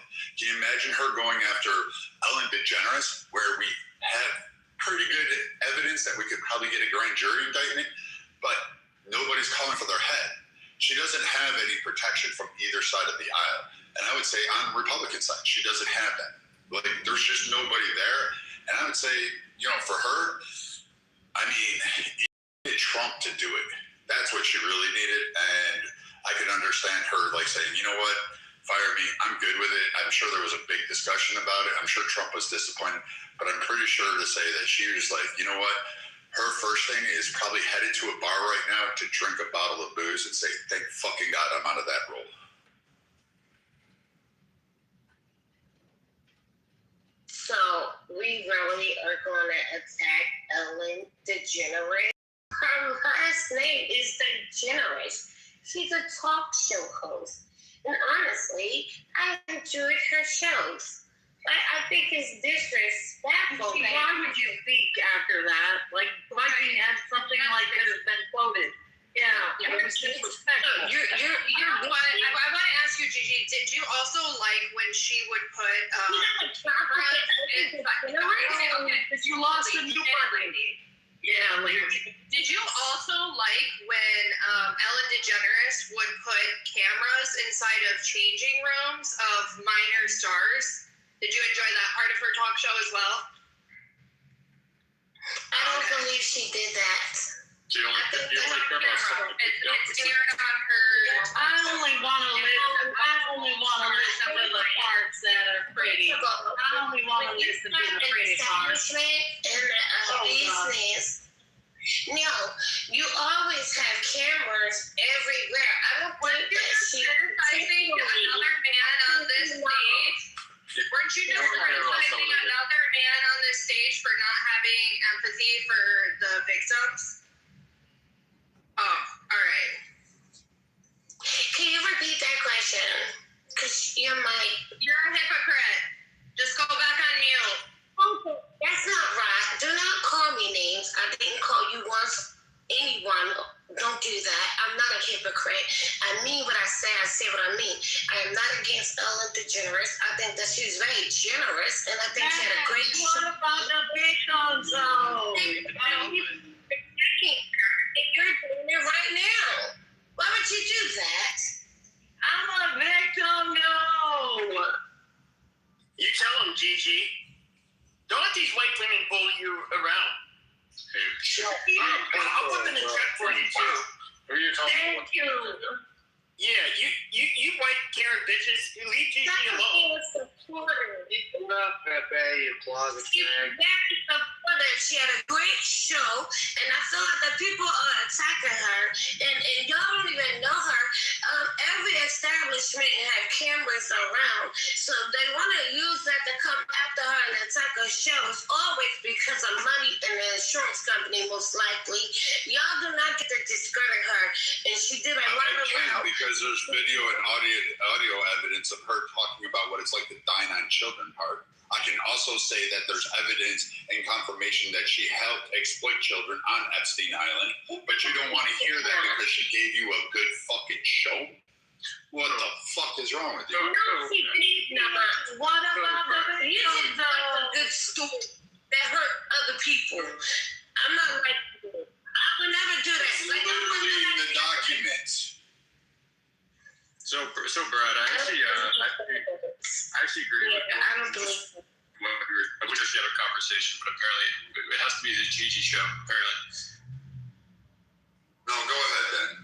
No, it's all good. It's all good. Like, I actually agree with vast majority. I also feel like those who are members of the... So you can mute me because you might feel good about it. You had too much wine today. It's time to put the glass down. But that's okay. I'm sorry, sir. Please, go ahead. No, you're good. You're good. She's just going to move to the audience anyways, apparently. So... But Brad, yeah, I actually agree with most of what you're saying. I feel like if anybody who signed up for the Trump administration at this point, you know that like you're living on borrowed time, and maybe that's a good thing, you know. But like that does make sense what you said. So I may admit how I think based on what you said, just in the sense that does make sense in the sense that yeah, maybe she did look at those files and was like, okay, yeah, the person who goes after this is gonna get fucking. Can you imagine that?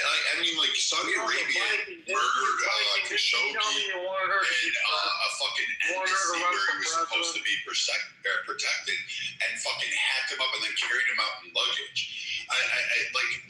Our internal nation, like, I want you to step back, Ben, and think about this. Our administration, a president with Christopher Wray as his FBI director, and I won't give Biden, the fault for this because he probably didn't even know it was fucking happening. But our administration created a plot to kidnap a sitting elected governor of Michigan and created a whole fantastical tale, tried sleeping with fucking multiple people, bribing them to say that they would kidnap, and in the end caught one fucking kid who got a blowjob and like a fucking $10,000 to say, yeah, I'd probably like consider kidnapping Gretchen Whitmer while he was getting fucking fellatioed by an FBI agent. Like, I mean, you can't make this shit up. And I bet you looking at her, she's like, I'm sorry, Cittadini, you're not going to be able to protect me.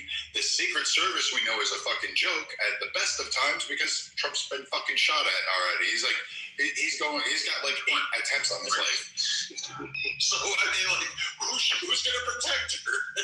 No, I agree with you. And especially if you believe all the shit with the, if you believe all this stuff with the Clinton administration, like if you look at the laundry list of people that did with the Clintons who have faced untimely demise, mildly, yeah, there's a lot of people. Yeah, I also. Ben, you got Charlie Kirk, where allegedly now, and I don't know, maybe somebody else has more details on this, but the fucking casing and the bullet doesn't match the fucking gun now.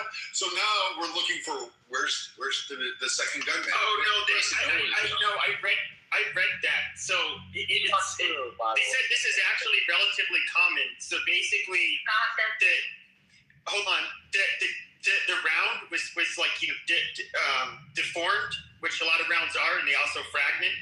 And so because of the deformation, they can't conclusively tie it to that gun.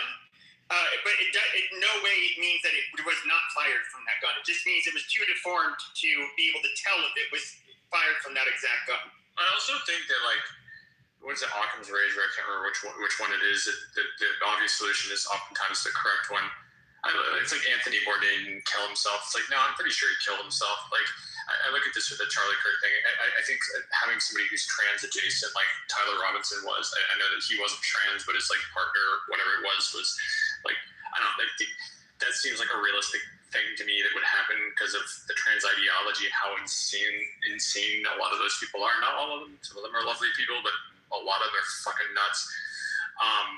So, like, I agree with you up to that point, Brad. Like, like, but saying that like Pam Bondi feared for her life, I think is pretty damn reasonable in the sense that she got one look at those files and was like, yeah, it knows it. Like I'm not going anywhere near this. So I think that's pretty So it's not like we have a Congress that's gonna do anything about it. Like like I put herself in my shoes. Like how would I do this if I had this kind of news that would shake up financial estate markets, fucking healthcare, fucking politics, geopolitics across the world. Like I'm gonna fuck up Saudi Arabia, I'm gonna fuck up OPEC, I'm gonna fuck up Nigeria, like all of this stuff.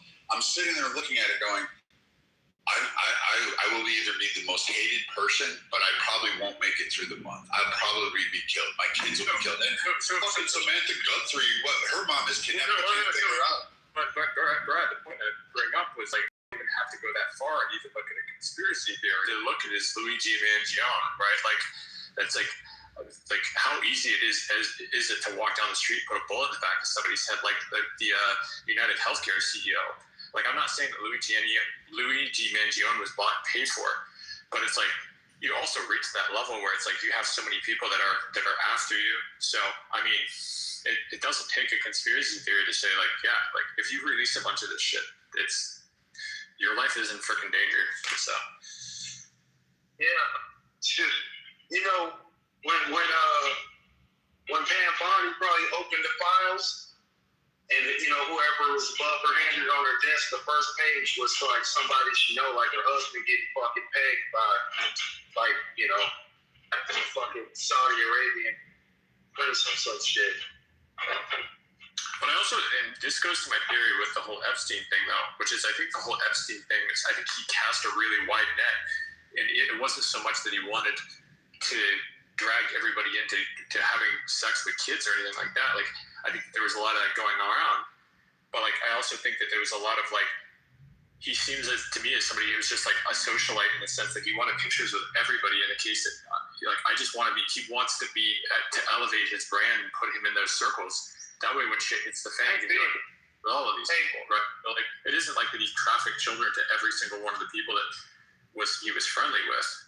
I think it was to a bunch of them, but not all of them. But it was still about creating that brand and being like everybody who's associated with me, it's building up his brand and keeping his name. Yeah. Ben, do you think that there was any like he's a operative, like working for some intelligence? Do I think he was? I don't know. I don't really think so. I don't know. I honestly don't know. So I know a lot of people connect him to Israel and Mossad and all this kind of stuff. It's just like, again, I don't necessarily. I don't know. I haven't seen conclusive evidence to say that. To me, he like if you look at how Kim Kardashian built her brand, like Kim Kardashian's entire thing was finding out where celebrities were and hanging out directly with them. Like, yeah, of course, there's a sex tape and all that. But if you look at the building of her brand, it's all about finding rich, famous people like Paris Hilton and basically just standing in their shadow with the idea that eventually enough people would see her and then be like, oh, you're rich and famous too. And Epstein did a lot of that same thing. It's like he went to all these Hollywood parties and hung out with all of these people and rubbed shoulders with enough people where it's like he became one of those people, right? And I think he used that connection to pawn off celebrities on little kids and that kind of thing, sure. But I think, again, it was all about building that brand. My biggest thing when it comes to the financial aspect is like how many other people do you know, including celebrities, in there have a whole fucking island to themselves that everybody wants to be in. A plane, an island, limited amounts of fucking money, access to people with unlimited amounts of money. Like, it's just a well-placed situation that's just too big of a coincidence or lucky circumstance for me not to believe that there will be some intelligence budgeting involved. Sure, that may be the case. I don't want to hog the mic, but that may be the case. But it's also like, I don't know, how much does it cost to get your hands on an island on a private jet? You're probably looking at, what, $10-15 million? That's really not a lot of money in the broad scheme of things. So, again, maybe he was connected. Maybe he was Mossad, was best friends with Benjamin Netanyahu. I don't know. I haven't seen that. But my speculation is, like, he was just a rich guy who had connections with everybody, like who tried to have connections with everybody. And that also leads credence to the idea that Trump then kicked him out of Mar-a-Lago because he was hitting on like members of Mar-a-Lago staff or had connections with staff. And Trump is like, look, his entire thing is brand, right? Like it's all about Trump. It's all about the Trump brand. It's all about the Trump legacy. And if you know that this guy's involved with like little kids and that kind of shit, like you don't want that stuff connecting. Like you don't want to be connected to that. Being a womanizer is one thing.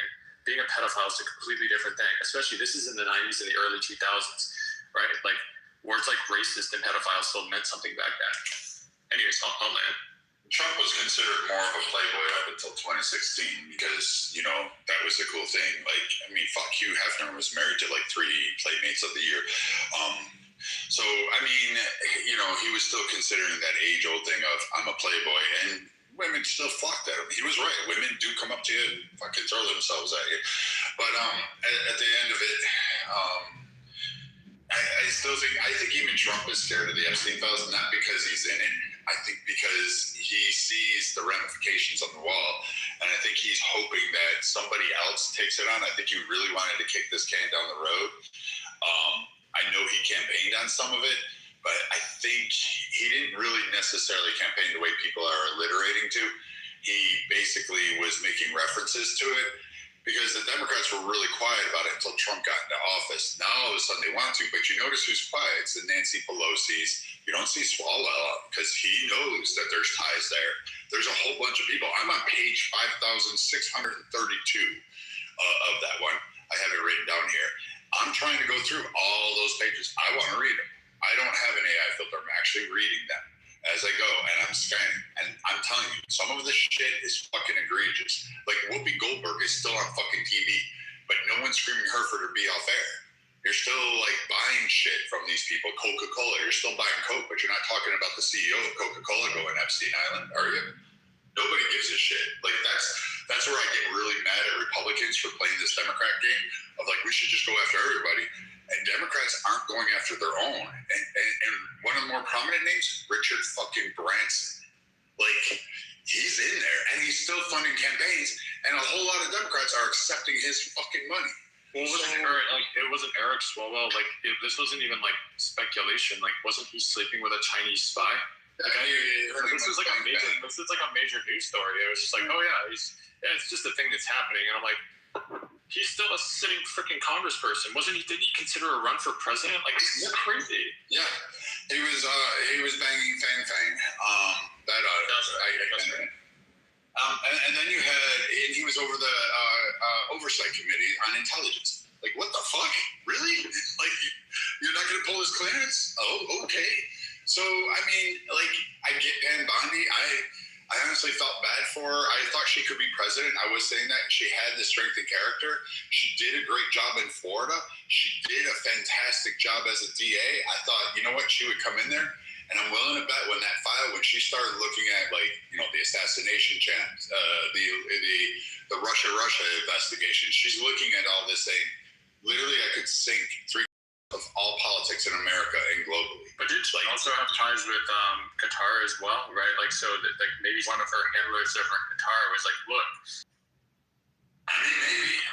I don't know. Like, you'd have to ask Nye. She's more of the conspiracy theorist than I am. I just say that if you know Epstein was killed in a cell, and you know that Sarah Guthrie's mom was, or whatever her name is, Savannah Guthrie's mom, was fucking kidnapped, and no one can seem to find her after she did an interview with fucking Epstein and wanted to do a follow-up with Ghislaine Maxwell and do a couple other things, then you know that probably is scary. And I mean, everybody around the Epstein file, except for Maxwell, seems to be either very, very, very fucking quiet or they die when they come forward or start to talk, or shit happens to them, right? I mean, that's so far the case, right?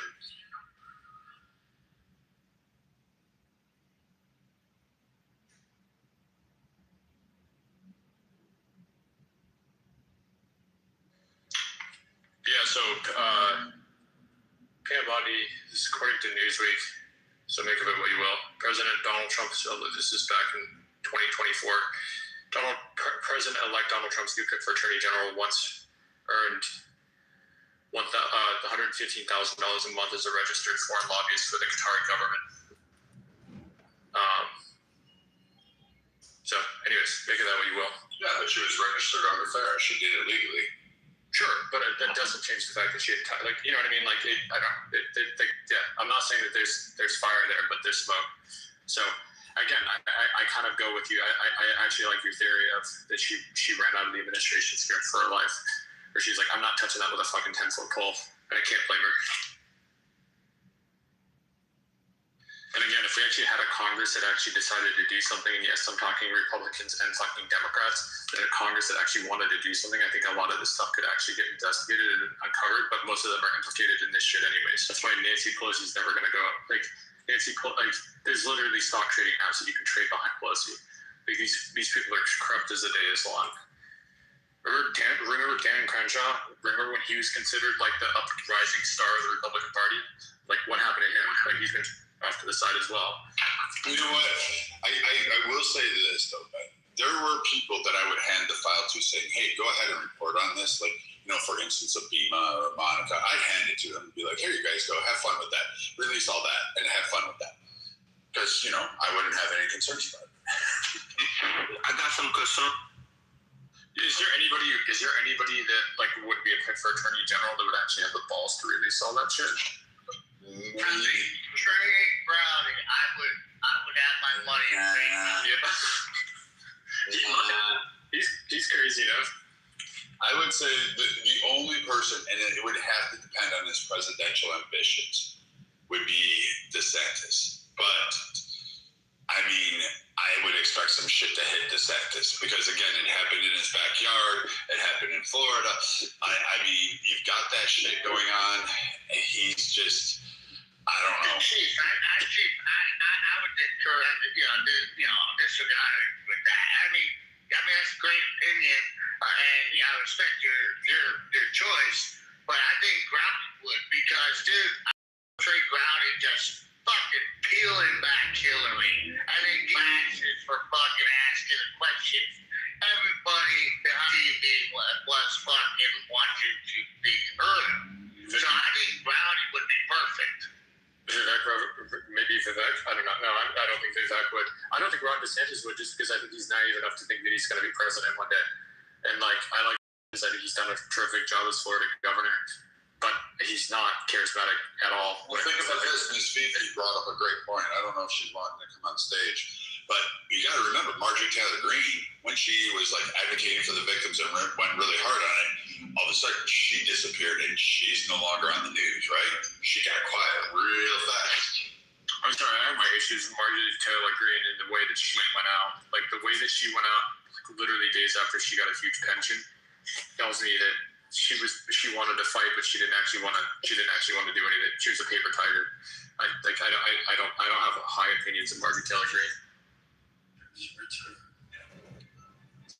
Oh, I agree. I didn't think she was smart.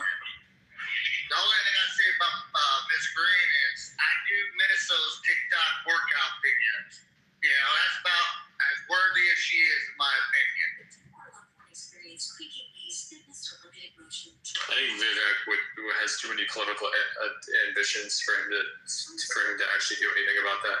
Like, I think the only people that would actually go after the Epstein files and all that kind of stuff are people who had nothing to lose. So, there ain't a lot of those in American politics left.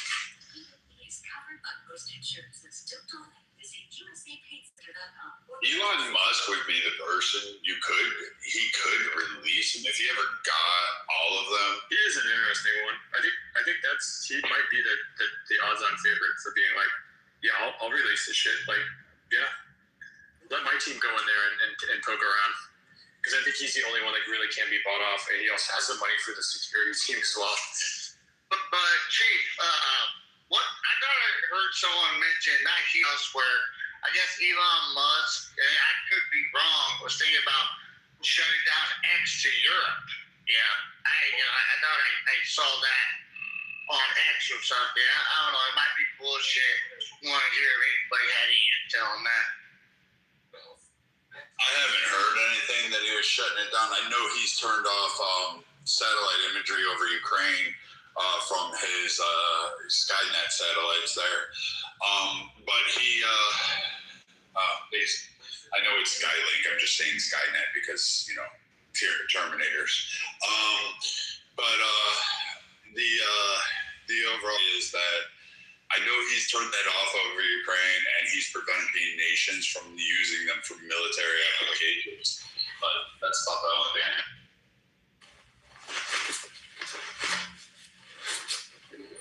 Thank you, Chief.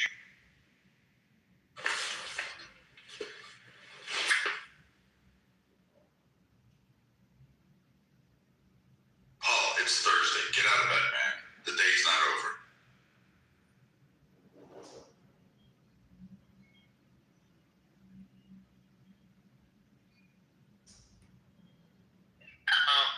Chief, I personally want to see Crowdy go there because, the way he picked, he basically bulldog Miss Hillary. It's sad.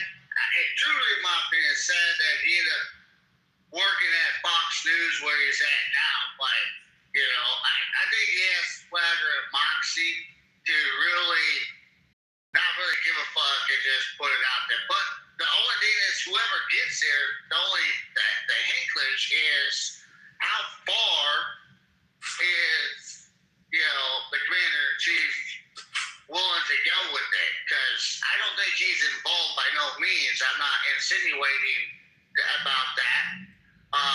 But, it would be, in my opinion, it would be a complete cardiac arrest when the American people and the world find out that all governments are involved with this. And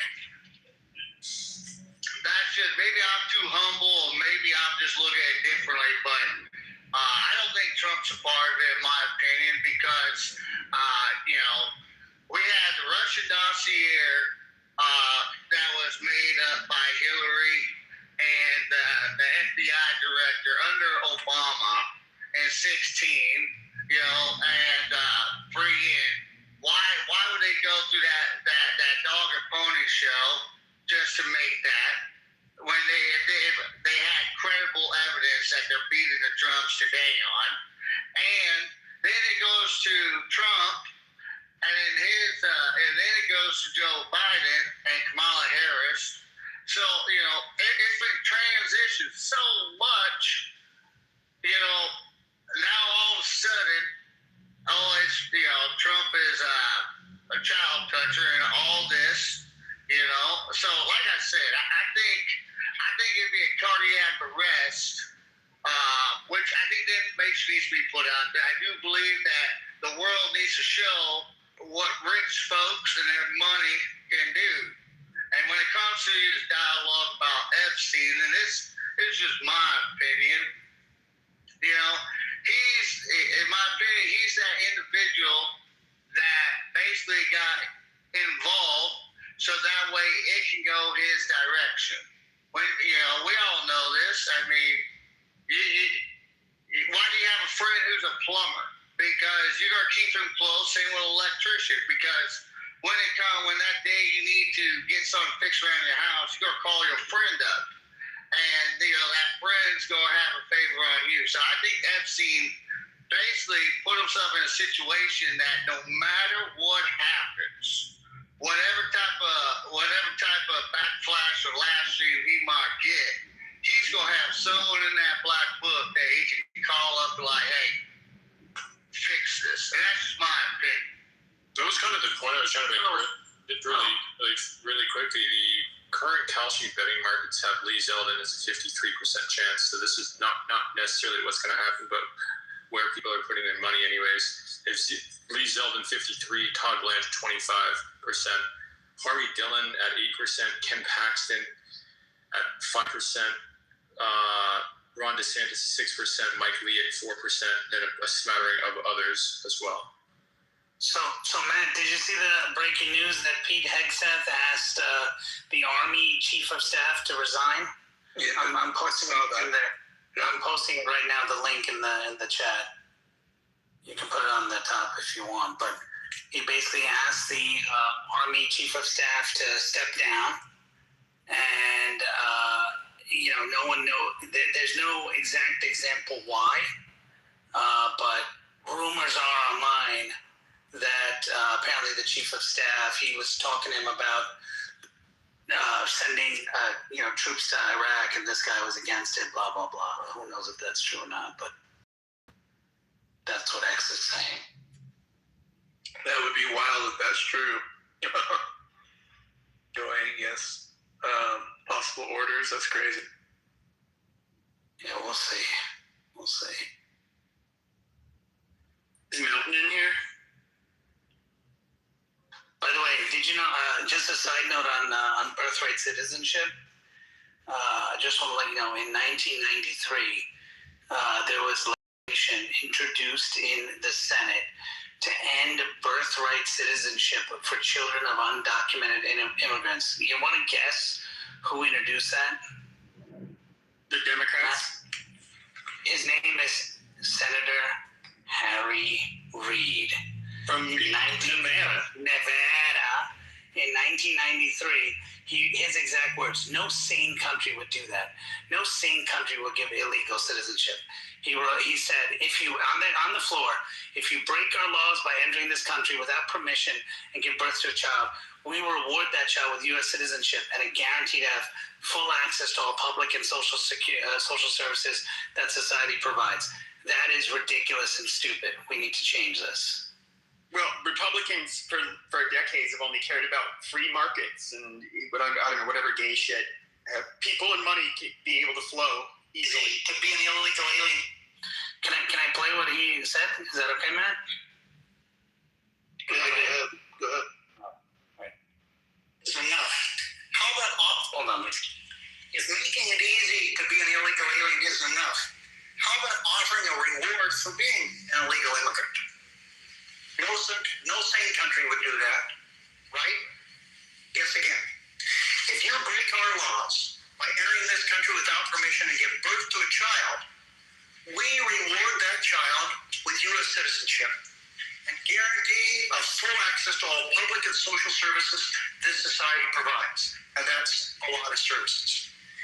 Is it any wonder that 2/3 of the babies born at taxpayer expense at county-run hospitals in Los Angeles are born to illegal alien mothers? Just when the American people think nothing can be more absurd than the way we deal, or rather don't deal with illegal immigration, they discover that we have built an asylum system that would qualify us for Senator Max Meyer's Golden Fleece Award 1,000 times over. I don't know why he didn't make this award. He should have.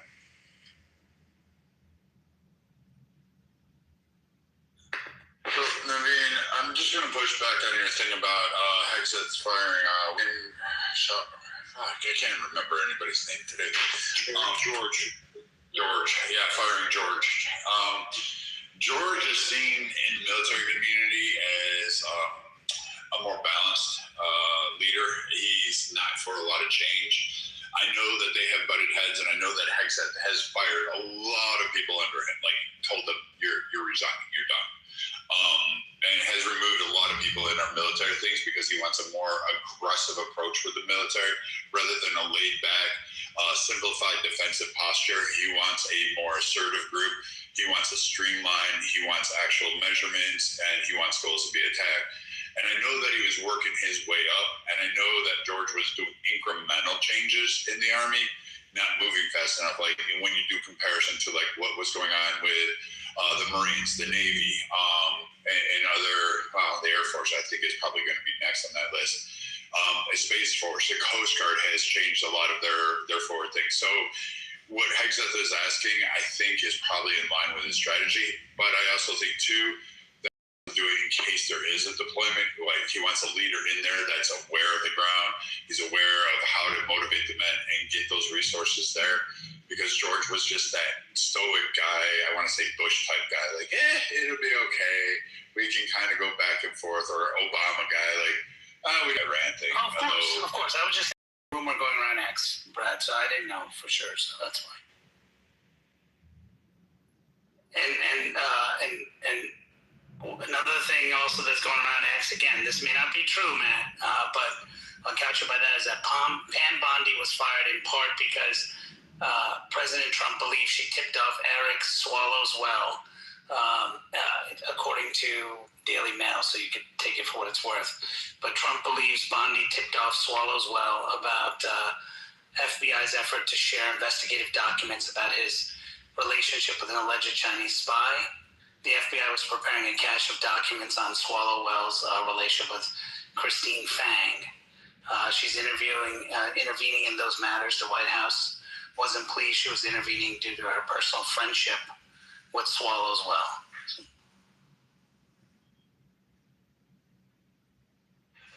Matt, a little off topic, but I saw something in my feed, Mr. Matt, about the bullet for Charlie Kirk. Did it match? Is that a whole bullshit, or is there's some weight to the gold on that? FBI already talked about that. He had a good explanation. I don't know if you're still there. It's just that the bullet was too deformed, which they said is it's fairly common. The bullet was too deformed to conclusively say it was fired from that rifle.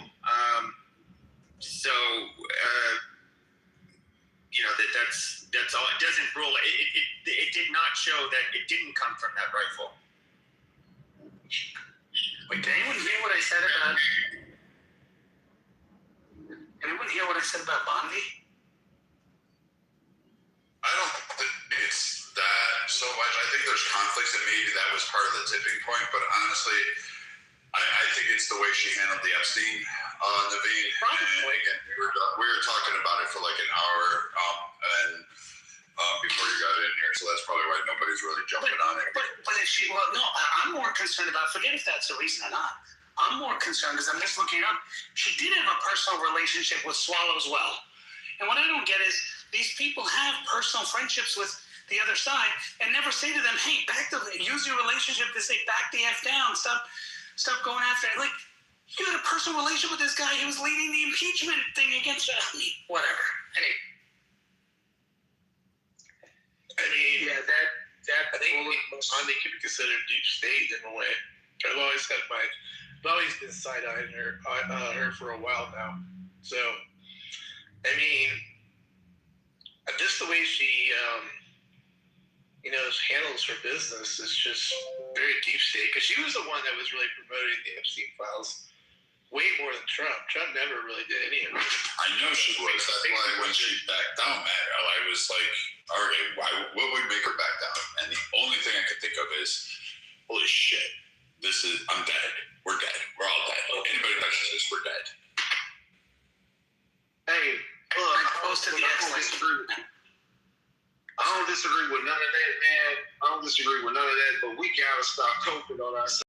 Pretend like Trump wasn't all for it, like the whole, as far as campaigning on Epstein. He went a little hard on it, bro. I just disagree completely. Blake, he didn't campaign once on it. He never mentioned it from rallies. And there was one interview. I just disagree on that one. Yeah, one interview he did towards the end that he was going to release the JFK files, and he said, "I'm going to release Epstein." Like someone asked him, "Will you do it?" And he said, "Yes." Listen, I get what you're saying. Obviously, if you have surrogates of people that you hired that are, pushing it going forward, it still ends up at your desk. Bill, I get that. Yeah. And all that, but we just want to be very clear on the technical part of it. Is that he didn't really campaign. Unless you can show me some videos, Blake, go for it. But in theory, he never really campaigned on it. But yeah, he only answered directly by news reporters. His statements were that he never liked Epstein, really, and that he kicked him out of Mar-a-Lago, and those were direct answers. And he usually steered away from the Epstein files as a whole. He didn't campaign saying, "Oh yes, we're going to go after them." Like, that wasn't him. That was actually came from others. That's what I'm saying. The surrogates around him. But maybe I'm wrong. I don't know, Blake. I just think that sometimes they take one little thing and then they assume that Trump was all on board with it. You know what I mean? I don't know. Maybe I'm wrong, but go ahead, Blake. I'm gonna look into it, man, because there definitely could be some Mandela effect going on. But the feeling of people like me, conservatives on the right, like me, we're just on that wave that this is a possibility. It's the closest thing to a possibility of maybe even cracking this, just cracking the window on this whole ordeal with Trump. So I'm gonna look into it, man. And if I'm right, you fucking guys owe me a drink. And I want you to prove me wrong, because I have been looking around for years, for months, looking around going, wait a minute, did he actually really campaign on it officially? I don't So maybe that's something I don't have. I can't find a video anywhere where he stood on a podium and said, "We're going to do this." That's what I'm saying. Yeah. Like, all I find is always the same thing, where he answers the one reporter saying, I'll look into releasing them. Yeah, because she was listing out things that he would look into, and he said for sure on all one or two or three of them. Then when he got to the Epstein files, he's like, well, I know, I'll look into it. Actually, the other three before were, I'm definitely looking into it. Let's put it that way. That's what I was trying to get at. So, I'll look around still further, but as far as I know, it was Pam Bondi, and who's the other person? Well, Pash Patel, for that matter. Which, by the way, King Nav, are you still here yet? It looks like he might be on the hook too coming up. I was reading something about that guy. So, I don't know. There's something weird going on. I don't know. There's like a triangulation of deep state trying to get in on Trump or something. I don't know. It's very strange stuff going on right now. Well, Kash Patel's been under fire since he took office. He's done some good things. He's done a lot of good things, but I think really all in all, I think Trump is really pissed how the Epstein file has stuck to him. Like, Democrats have succeeded in that area, and he's like, you don't have anything on me, so why is this clouding every other initiative that I want to do? And I think he's really pissed at a lot of individuals for not doing what they were supposed to do. I think it could be onto something the more I think about it. So you're saying the fact that these folks went out there and made a big deal all around the Epstein, like Bondi did and Patel, that he's actually kind of just infuriated that they actually went ahead and fell for it. Like, in his opinion, the hoax part is, falling into the hands of the Democrats in that way, not the actual, victims and, all those problematic things that do come out. Our lovely Ukrainian crybaby. Who? I don't even know who that is. The Ukrainian crybaby from yesterday that was saying that America hasn't done shit for Trump or some bullshit. Oh, wow. But Viking, that's the same thing that you were thinking too, right? It was just like he's kind of furious that these folks went out there and made him look like a fool, that they were actually going to go all the way through with this or something, Yeah, it's when his first time up with the Russia hoax, and then you got the AG sitting up there going, oh, well, I'm going to recuse myself. I can imagine Trump was just like, are you fucking kidding me? I put you in that position to handle this stupid shit. You know it's far chilling. And, there you go. It is kind of Russian hoaxy part two, kind of. You're right about that. Yeah, and it does have all those flavors. If there was anything on it, Republicans would love to have impeached Trump. There's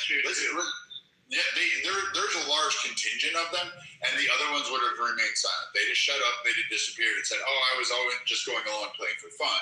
I'm not really MAGA. They would have done that shit in a quick pace. Democrats would have had it, the impeachment would have been started, and Trump would have been in jail before this is over. If there was anything credible, if you think that they didn't scour all of that looking for everybody, the first thing they checked was their own names and what was connected to them. The second one they checked was Trump. And so all these people scoured it. They're still scouring it, looking for evidence. We're just getting the ramifications because we're able to talk about it a little bit more, because the only people they concerned themselves with is how much exposure they were going to have versus and what Donald Trump's connection was. And then after that, no one cares about Ellen, Whoopi, Branson, fucking Mark John, any of these fucking individuals down on the list. They don't give a fucking shit about them. But now this gets really dicey, because if you think about it, like I was saying, I'm starting to more so side-eye Pam Bondi and a couple other people a little bit, because if you think about it, all they have to do is make some little data entry and backdate it. It's not just it is conspiracy kind of but all it takes is one little like doubting that Trump is involved in all this to really make things get all like fucked up, you know? So they can go back, like I can totally see Pam Bondi going back and like putting in some entry. All it is just like, hey, I got this accusation. It came through a hotline and like, let's run with this. You know what I mean? Just kind of like frame Trump again. You know? I mean, like it's just like ACA and gave it to the FBI and said it was evidence, and they hired from fucking England, and it was like allegedly true. So like, I'm not putting it past them. I just think what Trump is expecting is like, you should have handled this shit. I don't need to be dealing with this 24/7. I've got a fucking conflict going on over here. I've got gas prices.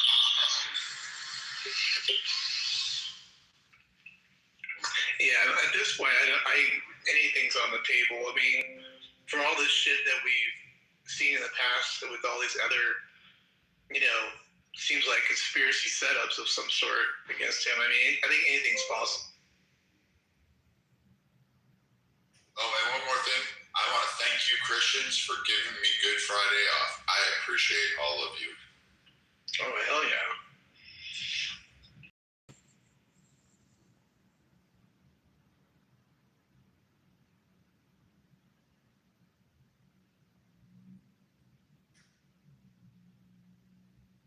Yeah, hey, by the way, we're talking about the bullet. So apparently, from what I understand, is that what I was told was that bullet was fired, and apparently when it hit a bone, and I guess when a bullet hits a bone, it deforms or it shatters, I guess. So that's why the bullet was not. Did not match whatever it was to the gun. So, I don't know anything about guns, so just take their word for it. But if he gets off, like, let's look at this legally. If this kid gets off from killing Charlie Kirk, you guys, you better BLM, man. You better Black Lives Matter. You better be in the streets, man, burning shit down. Like, you better hit that university.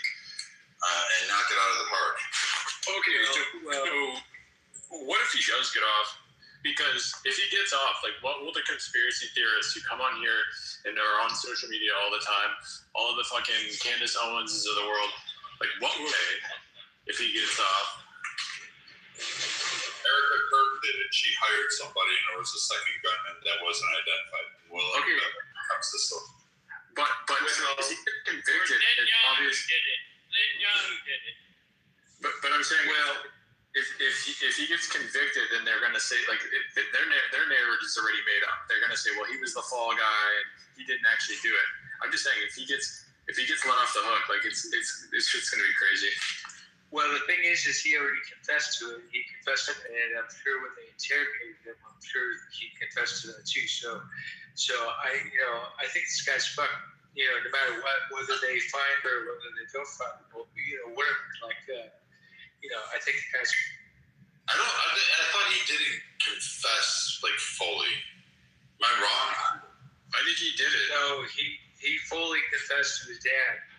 He said, I did it. So, To his dad, right? To his dad, yeah. Which is. Yeah, that's inadmissible. Oh.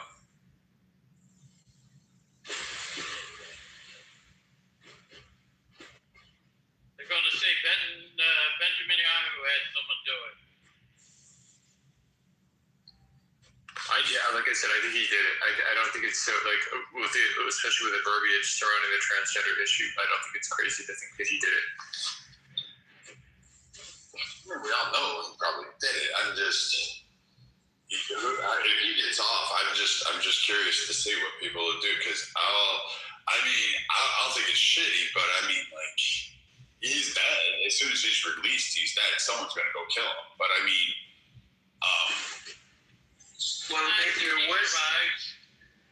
there was a guy that was dressed up as a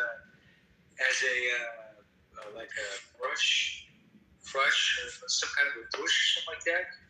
That might have been the guy, but who knows? It's But help me understand that, Brad. Like, why do you think his life would be in danger if he gets acquitted? why do you think his life would be in danger? Because I feel like I can tell you that there's a whole war going on with the really extreme right side. You got like Mayo lipping on ass. You got a whole bunch of these people that are fucking all talking about it. And you've got like Owens, like one of the biggest grifters of the Republican side. I'm going to call it like I said. She's just grifting off of this. Yeah, she was radicalized on fucking Reddit or Discord. That's going to go out there and shoot this fucking kid saying, fuck you, we're going to and probably create a kind of a bit of a wedge, create more political violence. So why would you not think it is? The reason I don't think that his life, the reason I don't think his life would be in danger is because I feel like all the crazy nut jobs that would pull the trigger on something like that are all on the other side of the issue.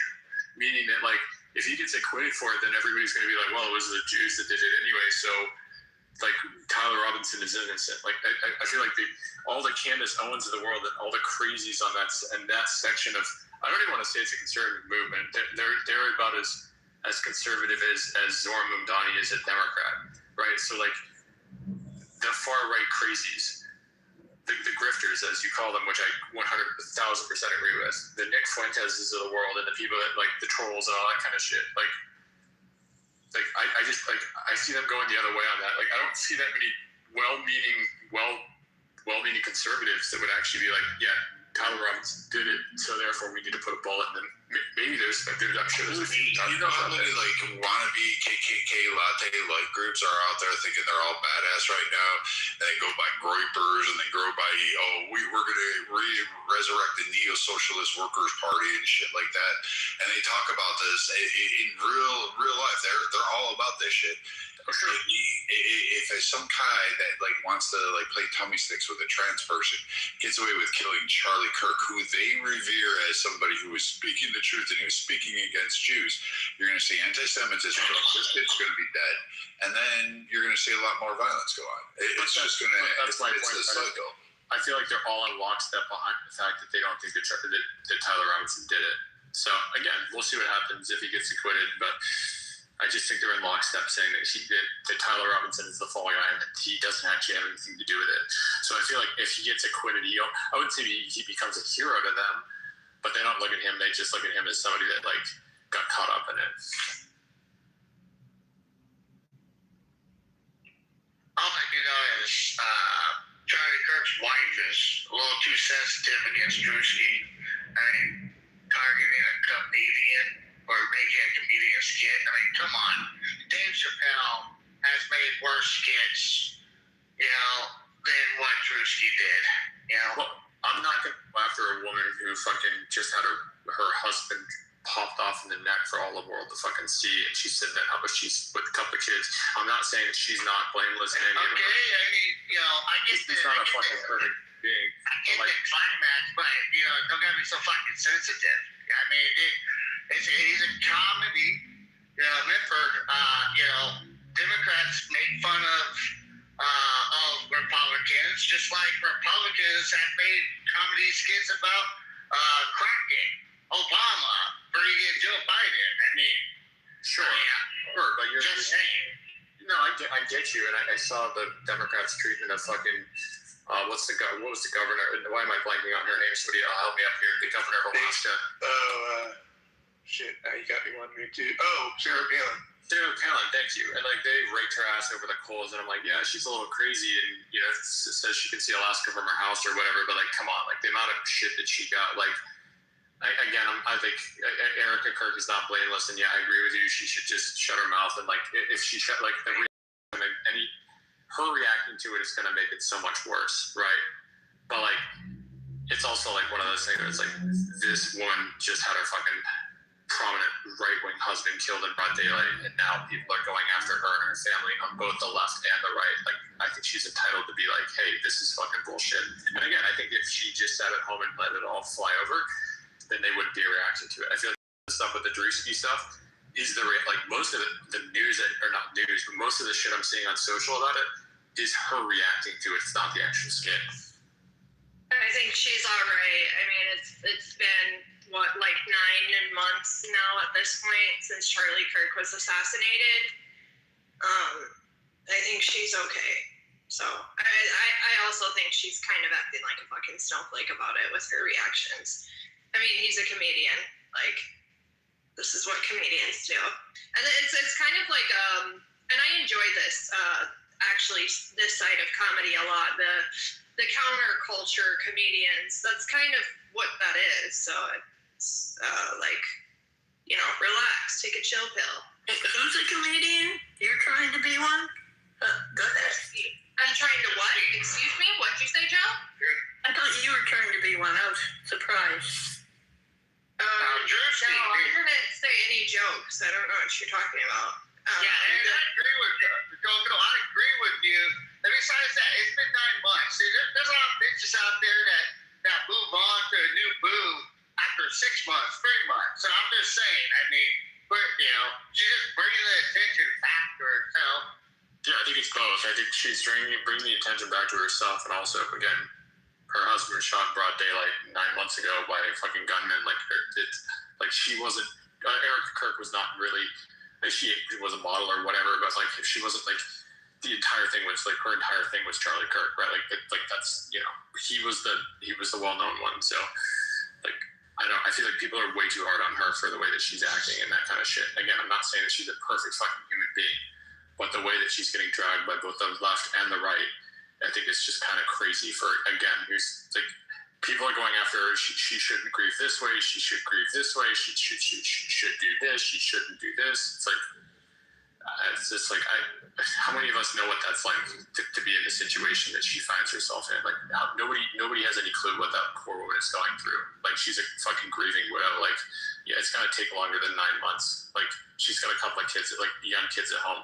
Like, anyways, I'm not the biggest Erica Kirk defender, and like I said before, if she just shut her mouth, all this stuff would just fly over. Her reaction.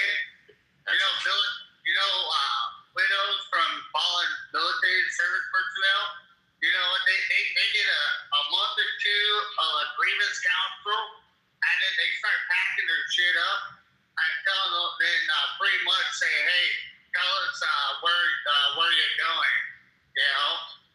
So, I mean, everybody else has switch buck on. I get the concept, but she's just bringing the drama back for herself. Sure. You know, I think it's both. Like, there's plenty of women that go through have horrible things happen to their husbands and never ever marry again. One that sticks in my mind right now is Steve Irwin, his wife.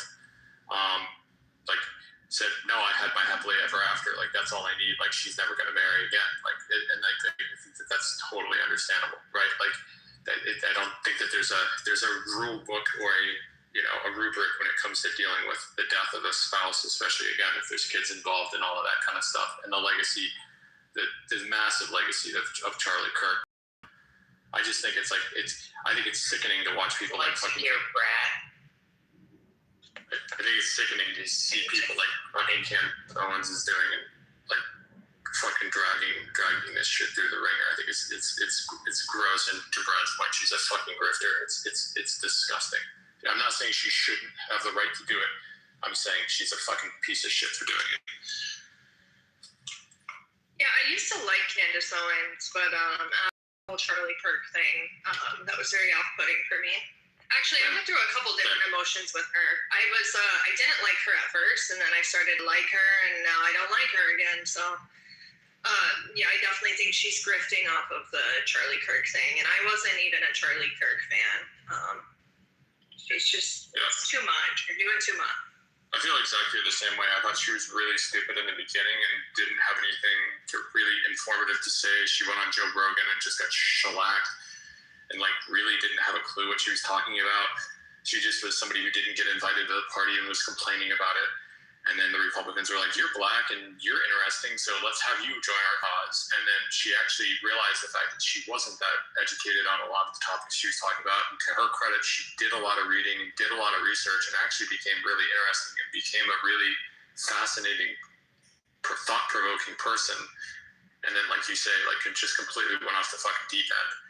So, and I think that there's a lot more to her and Charlie's relationship.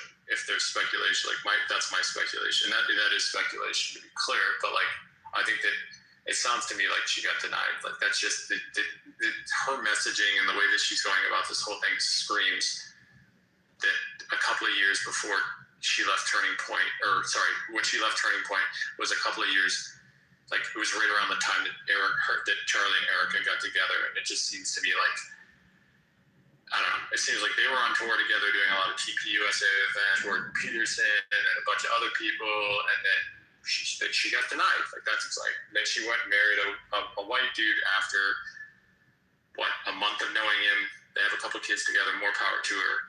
But then she went off the fucking deep end. I don't know if it's a staff or not, but I don't care if I ever hear Jordan Peterson's name again. Fair enough. Yeah, Jordan Peterson. Nice try. Nice to say goodbye. But now you have Nick Fuentes recently came out and said that he's going to vote Democrat and that he's encouraging all his followers to vote Democrat. So, and I'm sure his followers would be like, he's being sarcastic or whatever, anytime he says something, they go, you can't take a joke. But like, that's the direction of that wing of the quote unquote Republican Party is they're just they're swinging all the way around to the left. I say free Charleston White. I like Charleston White. He's a good conservative.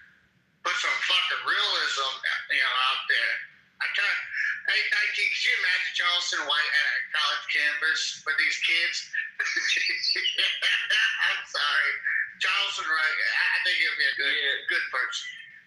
Oh, y'all don't graduate and not know these shit. You actually talking. Thank you, appreciate you. What the fuck? My man, look at him. You good, Anthony. 2 cuss outs in a day is so What's up, champ? I hope all is well, brother. All good, man. I can't complain, man. So here's what's up, man. Listen, Drewski is a comedian. Are we so uptight now that we can't laugh at shit? I don't really care. It was somewhat funny.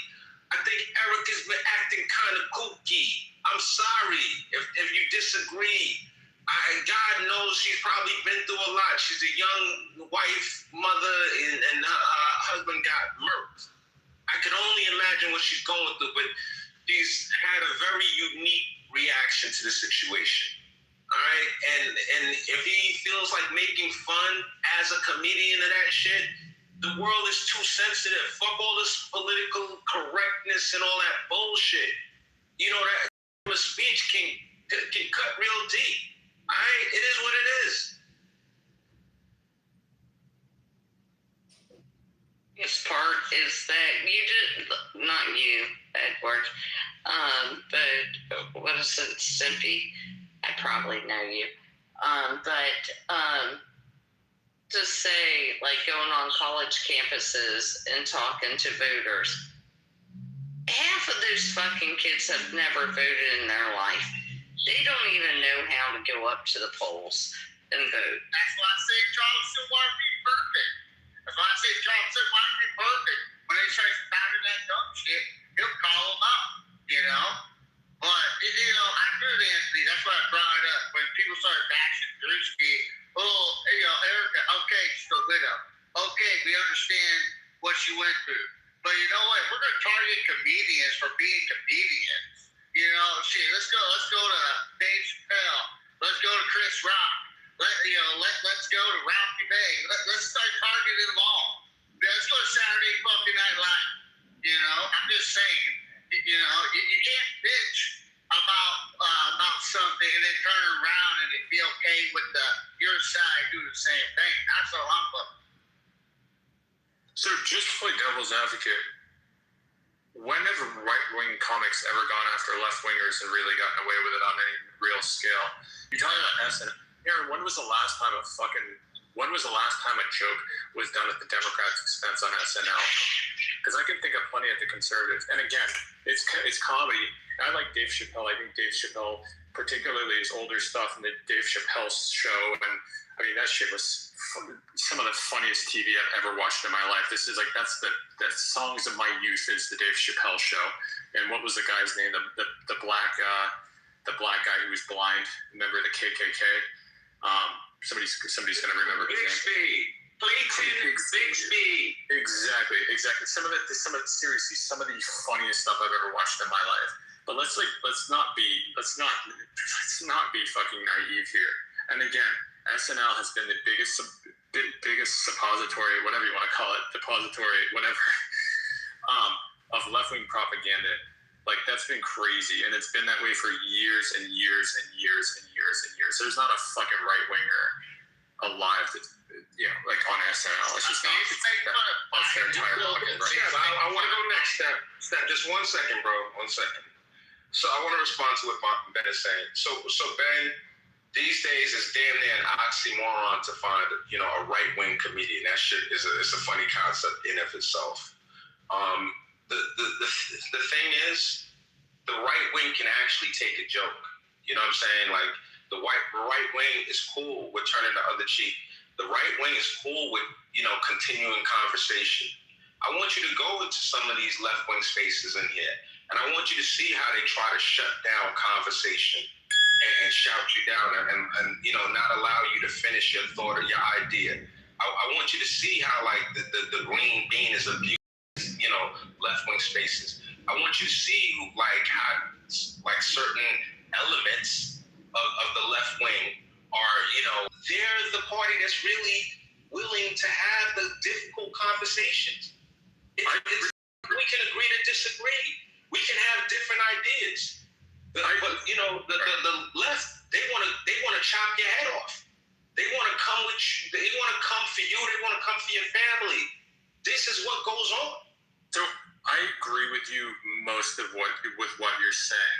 What I will say is I think that Donald Trump in a lot of ways was kind of that middle finger, right? Where it's like, well, you're going to go after people that are fucking boring like Ted Cruz. You're going to go after people like, and again, I'm not saying that any of these people or Erica Kirk are immune from being made fun of. Like, they're not at all.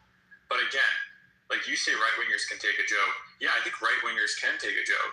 But I also think that they, like, right-wingers also, the average Joe Schmo, not far right-wing, just dyed in the wall, just normal fucking conservative who's just out there living their lives, are not stupid enough to think that, like, that it is that way, right? That the fact that all of the jokes, all the jokes seem to always slant in the same direction. Exactly to your point, like, how many right-wing comics are there, right? Like, how many people are out there making inflammatory jokes about the left? You're right. The left-wingers will shut them down. They'll shut them down. They'll go, well, you have freedom of speech, but you don't have freedom from consequences and all the other tired out shit, right? Like, look at what they did with Dave Chappelle when he went after with transgenderism. They tried to cancel his ass for that. Like, it's crazy. Like, the left wing has no stomach when it comes to that stuff. Like, it's crazy. And, like, there are a few comics out there who are, I would say, more on the right wing, but a lot of them are clean, right? It's people like Nate Bargatze. It's people like John B. Crisp. It's people like Derek Stroop. Like, it's like all of these guys. Like, and again, they're not even. It's such a tame version. And yet, Drewski or any of these people will come out and make these really, really crazy inflammatory statements about right-wingers or what they want to do to Trump or whatever. I think the closest thing you could say to approximate a conservative comedian, I don't think he's conservative at all, is Shane Gillis. And Shane Gillis is freaking hilarious. But, like, I mean, again, half of his shit he's mocking Trump. So I agree with you. Like, I agree with you wholesale. I think we're on the same page. So I wish there was more of that. So I just think it's hilarious when we say, oh, well, conservatives have thick skin. Yeah, well, they do because they have to. Because, like, what are you going to do as a conservative? You either laugh at the joke and move on with your life, or, like, if you react to it, you get the Erica Kirk treatment. People go, oh, I can't believe you're laughing at it. It's just a joke. All of the jokes always end in the same direction. I don't think it's outrageous to call that out and say, hey, this is kind of silly. Yeah, she's a grieving widow. Yeah, she needs to get over it. Yeah, she needs to do this. She needs to do that. And also, like, pointing out a double standard it's not the worst thing in the world either. Seen a counterculture comedian get arrested 2 times last year. His comedian name is Robbie Roadsteamer. And what he likes to do is he goes to protests and he sings silly songs that are obviously they're comedic. But he got arrested twice last year for that, and I thought that was fucking crazy. I think really what we're seeing is more so, I don't know if I want to say it's right or left, because I don't think that's accurate. But there's some culture that's happening between both sides of the aisle where, freedom of speech is just being, it's just been an uprise of this. So this is very problematic, and I'm not a fan of it. Well, let me push back, because who it was, God, I should know this by now, but I'm just going to put it out there. I mean, is there any limits to comedic speech, would you say, Coco, or Pete? Is everything able to you? And I don't think it's laws that can. Yeah, I would say if you make you can't go out and make terroristic threats and say comedy or something like that. I would say that's probably got to be the limit there. Well, right? that's where I was going, because I think the Charlie Kirk thing. That's been where all the cancellations and people losing their jobs around that. Remember that? And I guess they're not comedians, but I think there was a comedian who did something. I can't think of it right this minute, but so that's the kind of thing. Like you probably wouldn't be for someone making a joke about saying, well, why don't you go and do the same to insert politician's name that they did to Charlie Kirk? That's can we let that go, or that's what you mean by But that would still be considered or not our standing members or our states. No. So there are limits, right? Because it does make it sound like the people that are pro comedian, let everything go, let everything be on the table. But it sounds like we do have some limits that we're all wait a minute, you can't really do that. That's not cool, But just double checking that, yeah.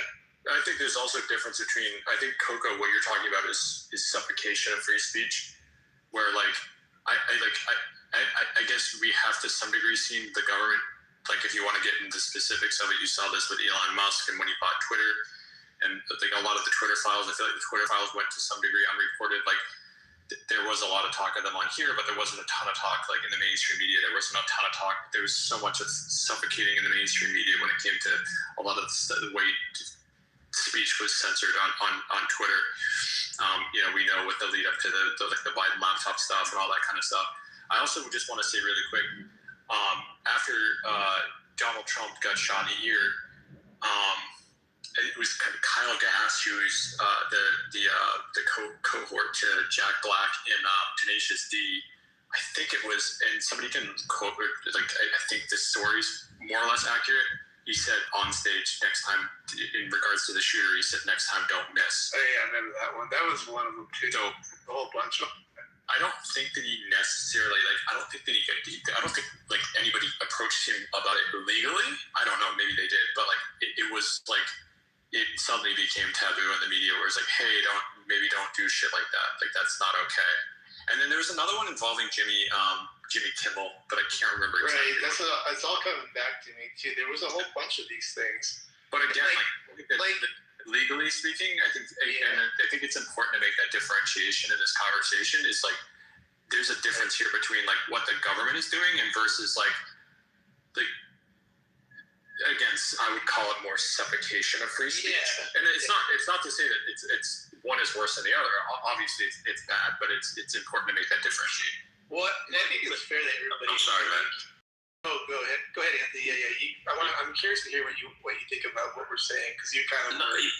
Go ahead. Yeah, I'm right. I'm right in line with what you guys are saying. But and it's interesting that we're having this conversation now. And the reason why is Supreme Court, they had a decision this week, and the decision was, the ruling came down 8-1, and we all know who the one dissenter was, right? And the irony of really came down to a free speech case. This was the basis of the case. It was really about free speech. And if you read the dissenter's opinion, why they dissented, it's so intellectually inconsistent with all of her other rulings. It's a head scratcher. It just doesn't make any sense. So we have the left who they want to, when it's convenient for them, they want to push, freedom of speech and freedom of choice and things of that nature. And when it's inconvenient for them, they want to emphasize, the government's role in limiting speech and enforcing certain rules. It's so intellectually inconsistent. It's horrible. And it's it makes me wonder, do these people actually stop and think about their stances? It's Ketanji Brown Jackson, if those of you who don't know who he's talking about. She's stone cold, straight up fucking nuts. It's crazy. Worst Supreme Court justice ever. Demonstratively so. Ever. But by the way, by all metrics too, I mean, they did I gotta find this, but they did a report about just the number of words she used. I don't know if you saw that report. It was insane. Matt, she talks more in the oral arguments than any other justice. More. And you know who talks the least? Clarence Thomas. Right. Do you know who has the most written opinions in the history of the Supreme Court by far? The most prolific Supreme Court justice ever? Exactly. Ding, ding, ding, ding. And, okay, Monica, you did mention that. I did hear that I'm still trying to figure that out. You're saying that she kind of went to bat in the case yesterday. I'm hearing mixed reviews on that, but did you want to say something about that or no? That wasn't my argument. That was someone else's on stage said she did well. Oh, okay, I didn't know that. That's what you were saying. Okay. Yeah, no, I'll find that report. It was just, I guess that's subjective. I just said, I think it's a good metric to go by. I just gotta find the report. I was sitting, my mouth open. I'm like, wait a minute, these are all just ridiculous numbers for a Supreme Court justice in the history of it. And she's breaking all records for all the wrong reasons. You know what I mean? So carry on. I'll find it. It's crazy, dude. It's crazy. You guys. So we have the liberals siding with the conservatives. Everybody except for one person. That I want you guys to really read this shit and understand it's so friggin' bad. So Anthony, maybe this is wishful thinking. Is there any precedent for her getting ousted? Fortunately, no. What I think the Democrats want to do, is they want to expand the Supreme Court. That's that's their game plan ultimately, to add more justices to the Supreme Court. But in terms of getting her ousted, I think she's going to continue to embarrass herself. There are a bunch of people that watch the Supreme Court really, really closely. And one of that metric that Matt is mentioning, I hope he finds it, because it's damning.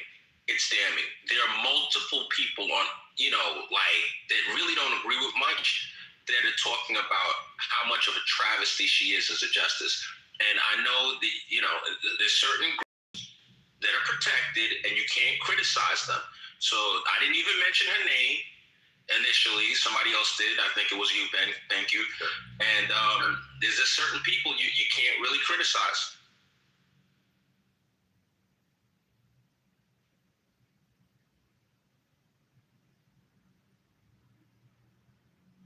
I'm also from Brooklyn. And you're really a little beaver. What? I was hoping Brooklyn would come on stage. Oh, Brooklyn? Okay. But she's gone. Oh, I see. That's what you meant. Okay. Be careful what you wish for. So, Andy, that's so funny because, I'm obviously in the rooms that you were in, and I'm always told I'm a chicken shit bitch for not coming up on stage, which I actually do come up on stage. But then when I ask them to come over on my stage, they don't show up. You know what I mean? You can't make this up. So, man, I just told them, I'm like, listen, if you want me on your stage, you have to come to my stage. And all of them are just like, yeah, sure. Well, I'll be there. And like, you never see any of them, you know? Absolutely, Matt. But like, honestly, I go out of my way not to, not even entertain the bullshit. I'm happy. Ideally, it would be great if there was some like neutral corner on Clubhouse where we could just go and hash it out, because you know what goes on in certain rooms, Matt. You already know, man.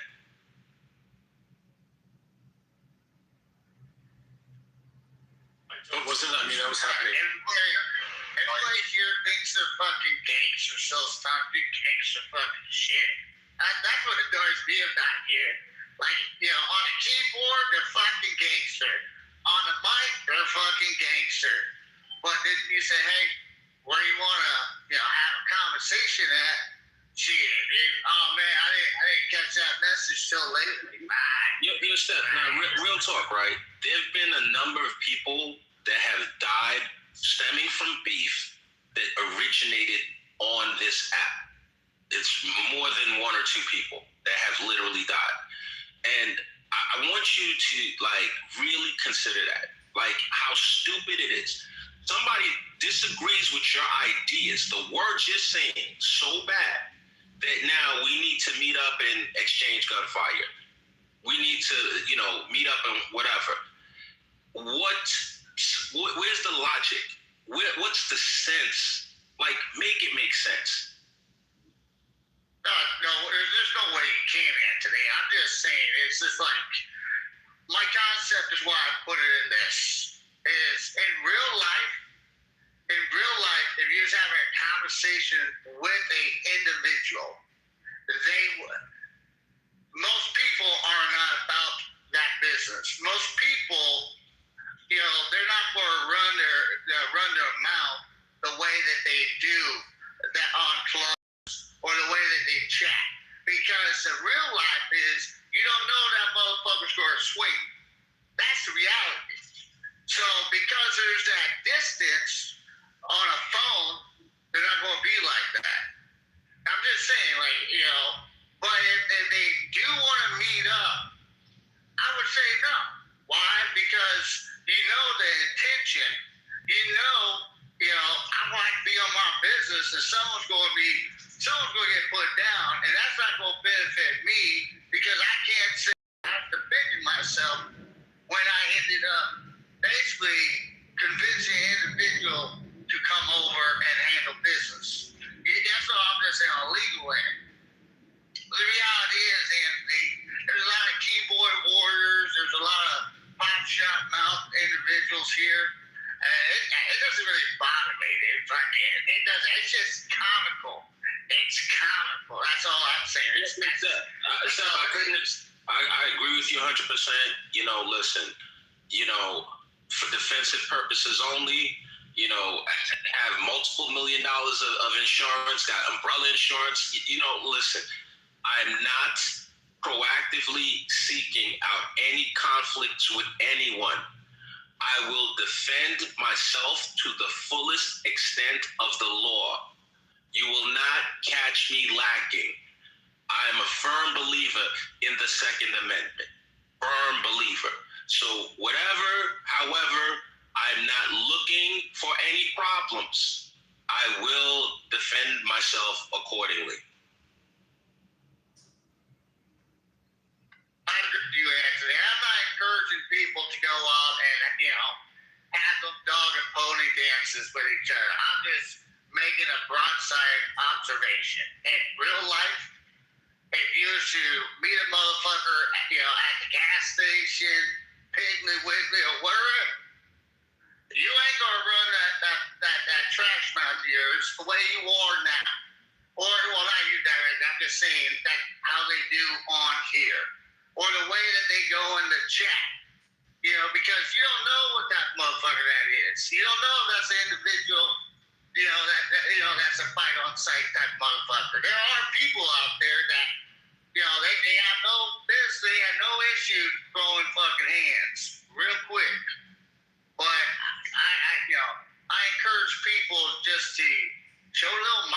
sometimes you can be more.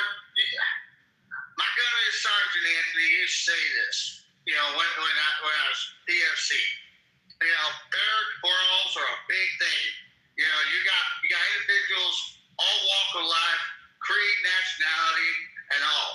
And you know, he used to say, listen, everybody can be tough and throw punches, but a tough motherfucker is able to hold his fucking cock holster and process the reality and not engage on everything that slightly triggers him or her.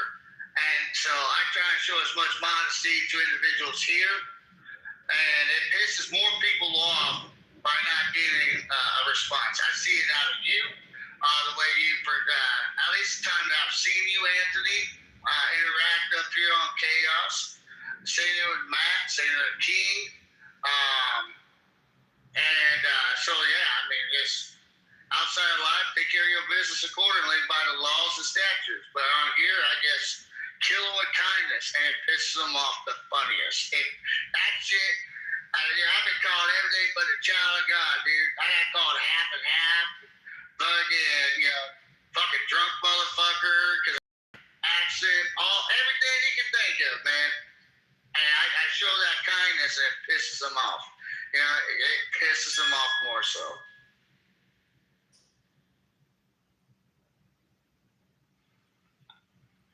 Hey, Anthony, I'm sorry. You mentioned something, I think, about Justice Jackson. I missed the news. What was the latest? There's a ruling on conversion therapy. Oh, yeah. And it was 8-1. Yeah.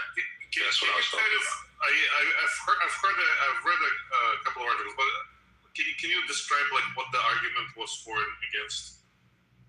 Well, the therapist basically felt that her speech was being limited by the law. I believe it was Colorado law that outlawed conversion therapy.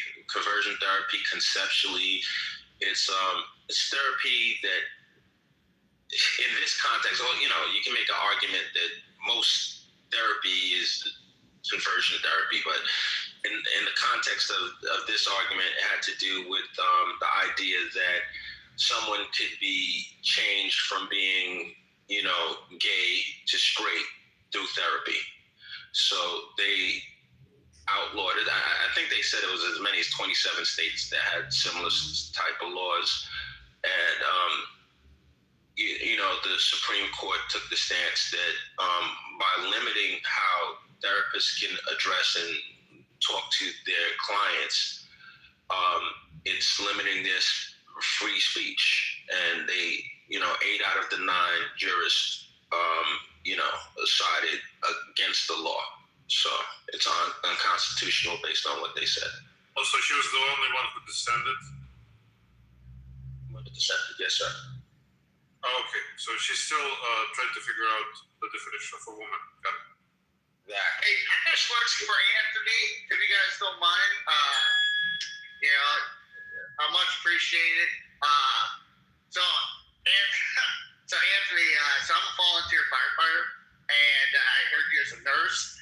So we're going over fast IOs, sternum IVs. What's your quick, little nutshell opinion about that? Basically sternum IVs. Sternum IVs? I'm not familiar with sternum IVs. Fast IOs. So okay. I see what you're saying. All right. You talk like basically when they drill in the IVs into the bone. Correct. Okay. Yes, that's what you're talking about. All right. This one's a pressure pump, not a drill. Gotcha. Oh, okay, cool. Yeah. Shit. Yeah, bro. Like if you can't get that IV, you know, like the patient is dead. So do what you gotta do, bro. Like, you know, never mind. I won't say that on the stage, but people will get IVs in the weirdest place if they, you know, it's like. It's the whole game. From start to play, it's like trying to play basketball without a ball. So you need an access, you know. Not right, It is what it is. You got to go to the shin bone. Why would you go to the sternum? That's what it was surprising when he said sternum, but I understood what he's saying conceptually, afterwards. The way it's accessed, but the sternum seemed kind of surprising. Well, we were going over that, and the instructor that came in, it literally is I want to say about 8 inches, and it's a push-in IV, and it's about. They said if it's a lot quicker and to go to the sternum, so you follow the sternum and you run it up to the top. Well, they said about 2 inches the collar, and then you center it, and then you apply it and pop it in. And that's what they were discussing. I just want to know his opinion on it because I'm just like, fuck that. Bro, like I said, man, especially in the field, you guys need to do whatever you can do to get them to the hospital. Bro, like, I hate to be you guys, man. We have a very controlled environment. We can call KP, KP will come through with the quickness and hook us up. We have a whole team in that room and everybody's working in unison. It's like a symphony, man. It's amazing. You, Anthony, sorry for getting off topic. I was just like, well, fuck, he's a nurse. Maybe he can, put a little content on it. I mean, I would like to see that shit. Okay, so was it 16 years ago? They asked volunteers for it, and I didn't volunteer to scout, but my battle buddy volunteered for it, and I went in while he volunteered, and they popped it in and asked it in for. It's only good for I think they said 15 hours, but fuck that shit. I mean, because Ant doing his thing, only I can tell you, if you see me come down to the ER, your ass is getting two. I ain't that far away, Kane, I'm 6'5", 230, and you better fucking knock me the fuck out before you go to the bone. That's all I'm saying. Well, of course you're going to be knocked out.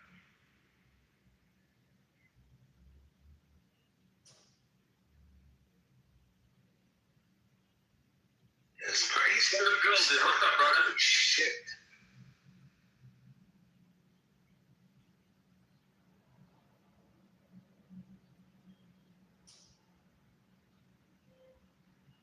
So, Matt, have there been any libtards today freaking out? In this. Talking to me? Yeah, I haven't been in here. So I was wondering if there's been any weekouts or. No, we only have one TDS, and he's on stage. He's dedicated. He said he's down for the TDS. Cheerio. Fever. He wants the Cheerio. That's what they want. Yes, I called him.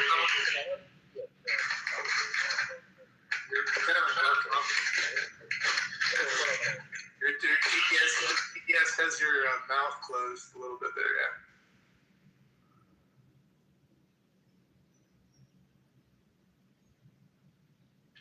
Can you guys hear me better now?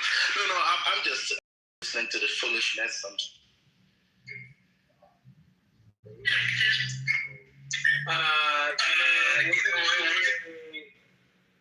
A TDS report here coming soon, please. By Monday, please. Ben, what's bothering you the most right now on stage today?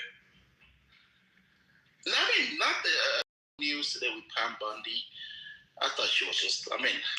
You guys as the USA's president has really turned the DOJ into a personal law firm for himself, picking and choosing who to prosecute Letitia James, James Comey, Lisa Cook. Who else? There's probably a few more other people that. Oh yeah, he just like yeah. How do you guys feel about the truth or the tweet that he sent to Pam Bondi? I think he mistakenly sent it, asking him to prosecute. What's this California senator name? Swalwell, yeah. Yeah, not Swalwell. I can't remember his name. The new senator. Adam Schiff. No, who? Adam Schiff. Yeah, Letitia James, James Comey. What do you guys think about that? Well, okay, so there are some people who agree with you, Ben. So, I mean, that's kind of interesting, right? But there's actually 3 of them? I thought there was just one. I didn't know. I just made that up. Is Adam Schiff one of the people too, or no? I can go and look it up, but I think there were 3 people that he was vented. I think it was supposed to be a private message.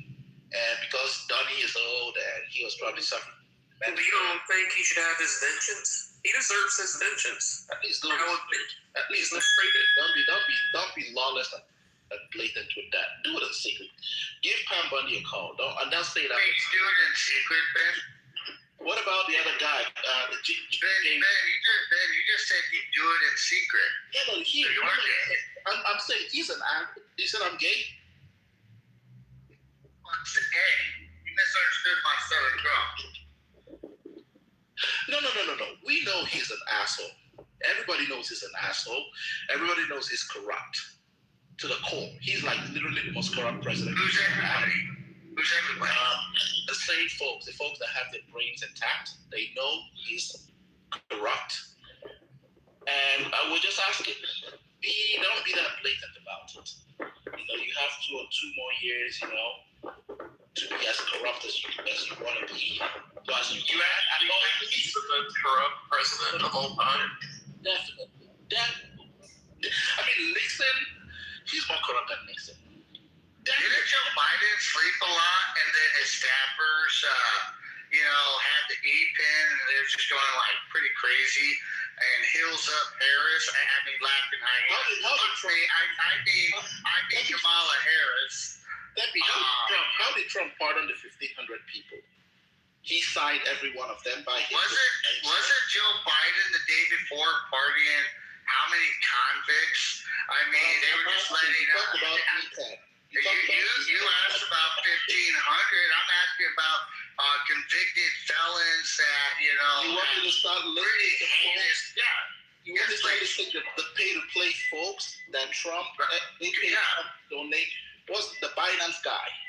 All of a sudden, I can't remember what they said. The guy. You're using someone else's Wi-Fi, Ben. Using the Matrix. Why are you using McDonald's Wi-Fi? I don't know. I can't afford a Wi-Fi at home. Trump's economy has just wiped me out, so I can't afford. Oh my goodness! So tell us about. Who he pardoned. I'll go pull it up. Okay, so what about when Biden the day before Trump took office? He just why did he pardon Adam Schiff? The guy that's seen the dossier. Why did he pardon his son Hunter? I mean, with the known drug habit. Why did he pardon him? Because he knows that. Because he knows that idiot Trump is just. Hunter Biden is not as rich as Trump or as wealthy as a Trump. Idiot Trump is gonna go after him with the deal. Why any little money? But didn't his son commit a crime though? I don't know. I don't even know. I don't know. Guys, but he didn't commit a crime. He didn't commit a crime like you said. Why would he pardon him? You said you don't know if he committed a crime. So why would he? Did this guy, the Fed chair, Jerome Powell, did he commit a crime? But Trump went after him. Did James Comey commit a crime? But Trump went after him. Did Lisa Cook commit a crime? Trump went after him. Did Adam Schiff commit a crime? Trump went after him. Did Letitia James commit a crime? Comey did, didn't he? They He went after them. He subpoenaed them, and they dropped that shit like it's hot potato. Like the grand jury couldn't find, and it's very rare for the grand jury. They say they can indict the ham sandwich. It was very rare for a grand jury not to find something to indict you on. James Comey, they didn't find shit. Lisa Cook, they didn't find shit. Letitia James, yes. I'm coming. That's right. That's right. I gotta talk to my. That's right. Bye-bye.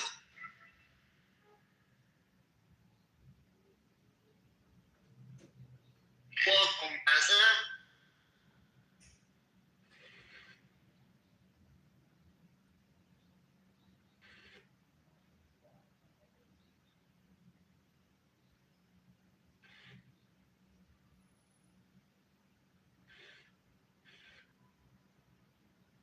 Are you all right, Marissa?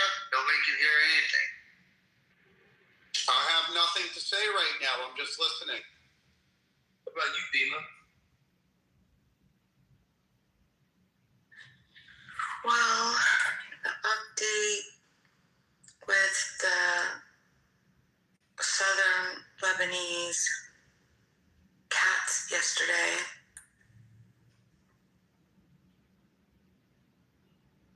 Speaking on behalf of Israel, which is the defense minister, said that they are going to remain from the border to the Litani River and 20 miles past the Litani River. They said that they're going to stay there until Israel decides that it's secure from Hezbollah, and that they planned on using the same tactics that they used in parts of Gaza. That's not funny. More than 1,200 people have been killed. They say 1 million people have displaced. I don't think that 1 million people have been displaced. It could be more. Let me ask you a question. This is a sincere question. So, if Israel is occupying, to keep Israel safe, if they're occupying that part of southern Lebanon, does that mean Israel is appointing governors to run like all the government things, or is Israel allowing the Lebanese government to run everything except the military? That's a good question. I guess if they said that they plan on using the same tactics as they did in parts of Gaza, I'm assuming that they are in full control. So. And how many? I'm not disagreeing even a little bit, but could you give us a sense, how many Lebanese people live south of the Litani River, and what percentage of them are Hamas, are Hezbollah sympathizers, and what percentage are not, if you had to guess? I would not know that at all. I was trying to map out the villages. I'm not even certain that 1 million people have been displaced. I think that there's probably, it doesn't matter ultimately, but I think there's probably more, maybe 500,000. But I don't know. It's very I did a map, a Google image, a satellite image, and I'm looking at the areas, and they just look really farmish. They look really spread out, and there isn't concentrated. I don't know. I wouldn't even know. Well, if it was America, let me make an analogy. If we here in America were constantly getting bombed by Mexico, I think we would have a strip, right? That strip might be 50 miles wide. And I think America would invade a 50-mile strip, and we'd probably just clean it out. We'd probably kick every single Mexican person out of the strip and have the U.S. military occupy it. And we would say, if you keep sending missiles over to the U.S., we're just going to keep widening the strip wider and wider and wider. And it would seem to me, in America's case, after we made the strip 60, 70, 80 miles wide, eventually Mexico would stop sending the missiles over.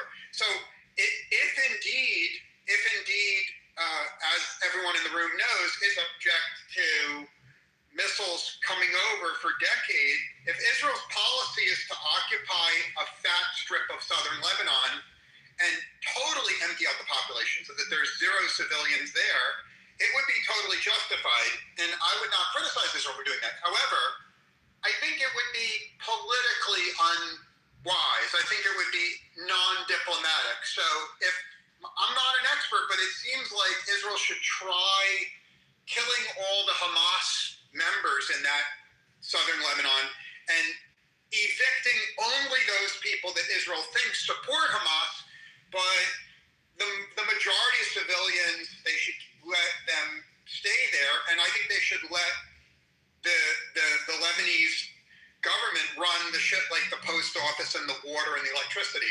But that's just my humble view. Reza, real quick, with your example, I would ask that we would push out the skinny Mexican women and keep the big tortas, because everybody loves them tortas. You know, them skinny babies, they don't have no business being in America. God bless torta. And we love the women with the big tits as well. Don't forget, please. That's right.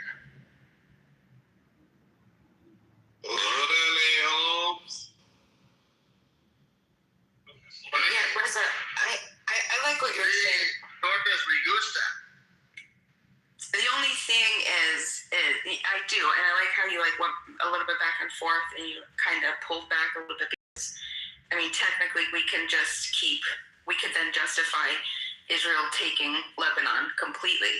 Ultimately, if they've pushed, if it is truly 1 million, I mean, like even if it's 500,000 people out of their homes with no opportunity to come back to the homes and their land, right, and no plan for that repair from Israel, from the people who are not gonna, I mean, like, I don't know, and I say this, but I'm dead serious, like, you've created a whole new gender of terrorists, because trust me, that for me, I don't, there aren't many things I'm very passionate about, and like justice, this type of stuff is one that I'm very, very strongly,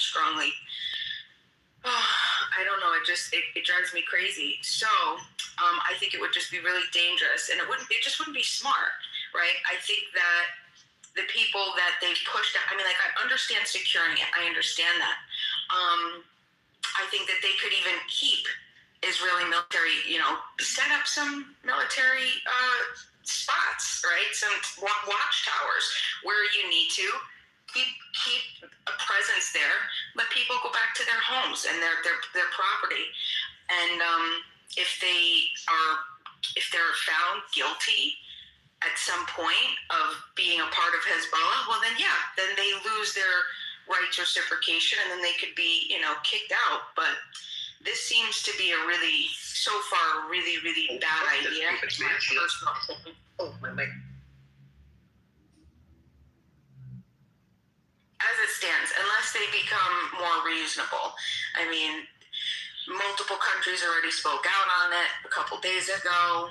Australia, Italy, Greece, Netherlands, Portugal, UK, a few others, Cyprus, Malta. They basically were like, we understand that you need to get that security, but you have to go back to your border, secure what you need to, but you can't just start doing this. So, I mean, I don't know. They've already, destroyed homes. Ultimately, there's a whole swath of people who will not be able to go back to their homes because they admitted that they intentionally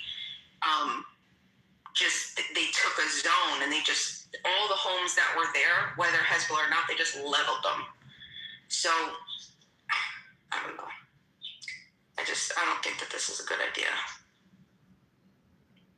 Well, respectfully, Israel tolerated the nonsense for decades, and I believe Israel politely asked the government of Lebanon to stop Hezbollah from shooting missiles. And I mean, after 10, 20, 30 years of people fucking with you, no country could be expected to put up with that long of people fucking with you without emptying the population.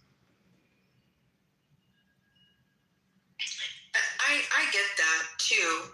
I understand that's practically how we work as humans because time and money is scarce and resources is scarce, but it doesn't make it right. You know what I'm saying? Like, get the people who have committed the atrocities, get them, secure what you need to, but that doesn't give you peaceful people who have homes and properties and lives shouldn't have to sacrifice their lifestyle for you. Like that would never work. Not even hear from a neutral person. Look, I'm not disagreeing with you, but I'd like to hear from someone who's very knowledgeable about the opinions and the actions of the 600,000 people. So I Googled it. 600,000 people used to live south of the Litani River. So we're talking population of 600,000.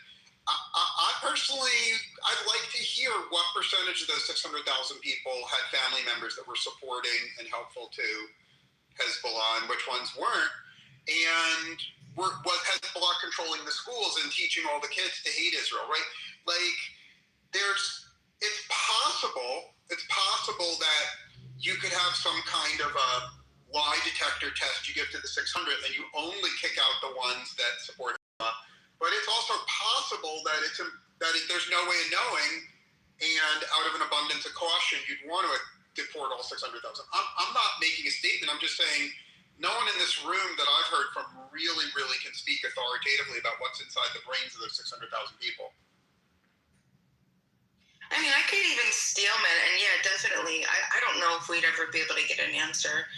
I'm not sure if it was even well documented or there was any type of credible censuses that would be able to, polling that would be able to give that information to us. I mean, like, even if you were to say that, even if you were to say like 75%, let's say that 4 out of 5 people were Hezbollah, right? You're still talking at least 100,000 people. That's 100,000 people that were innocent, that didn't want to have anything to do with it. But I mean, like, in those cases, I'm telling you, it's just going to create a new generation of terrorism if you don't fix it.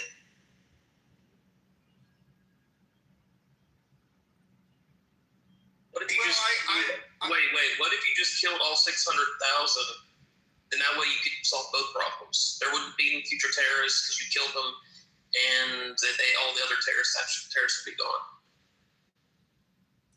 Well, then that would,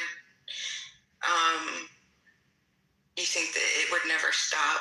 I mean, then you'd have to look over your shoulder for the rest of your life, knowing that the rest of the world is looking at you and knowing that you're a terrorist organization. You'd be deemed a terrorist organization. So, I mean, it's kind of.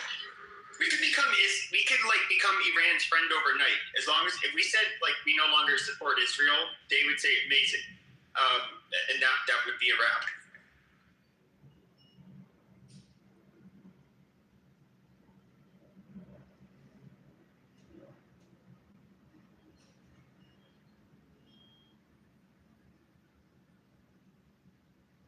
I got a question for you. Yeah. If we had to get rid of all the Mexicans, would you keep the tortas or the skinny bitches? Probably the skinny ones. I mean, yeah. Dude. That's disappointing. You need them tortas are more fun, my guy. Kinda. These bitches are crazy though, dude. Before we live, what's my guy? Live life to the fullest. Yep, I've had my fair share of them. Yeah, but why do you want to keep fat tacos when we already got like fucking deep fried Oreos and fucking butter? Whoa, no shade on butter, boss. Hey, I like the rodeo too, Frankie. Shit, that's all I'm trying to say. I'm gonna take a fat taco over a fat Oreo. Yeah, I ain't gonna lie, like, hey, them fat Mexican bitches know how to cook. So we gotta keep them. If we get rid of them, we just gonna have DoorDash and anorexic Mexicans. We don't need that. But it's like, if you can survive a Orca, you can survive anything. Listen, Kendo, if you black men wouldn't have fucked up all the white girls that were fucking obese and thinking they're fucking tens, and you guys didn't go on the internet saying, dude, I'd smash you Stay Puft Marshmallow Man. Well, fat girls would actually have better attitudes. Now instead they're just cunts and they just weigh a lot more.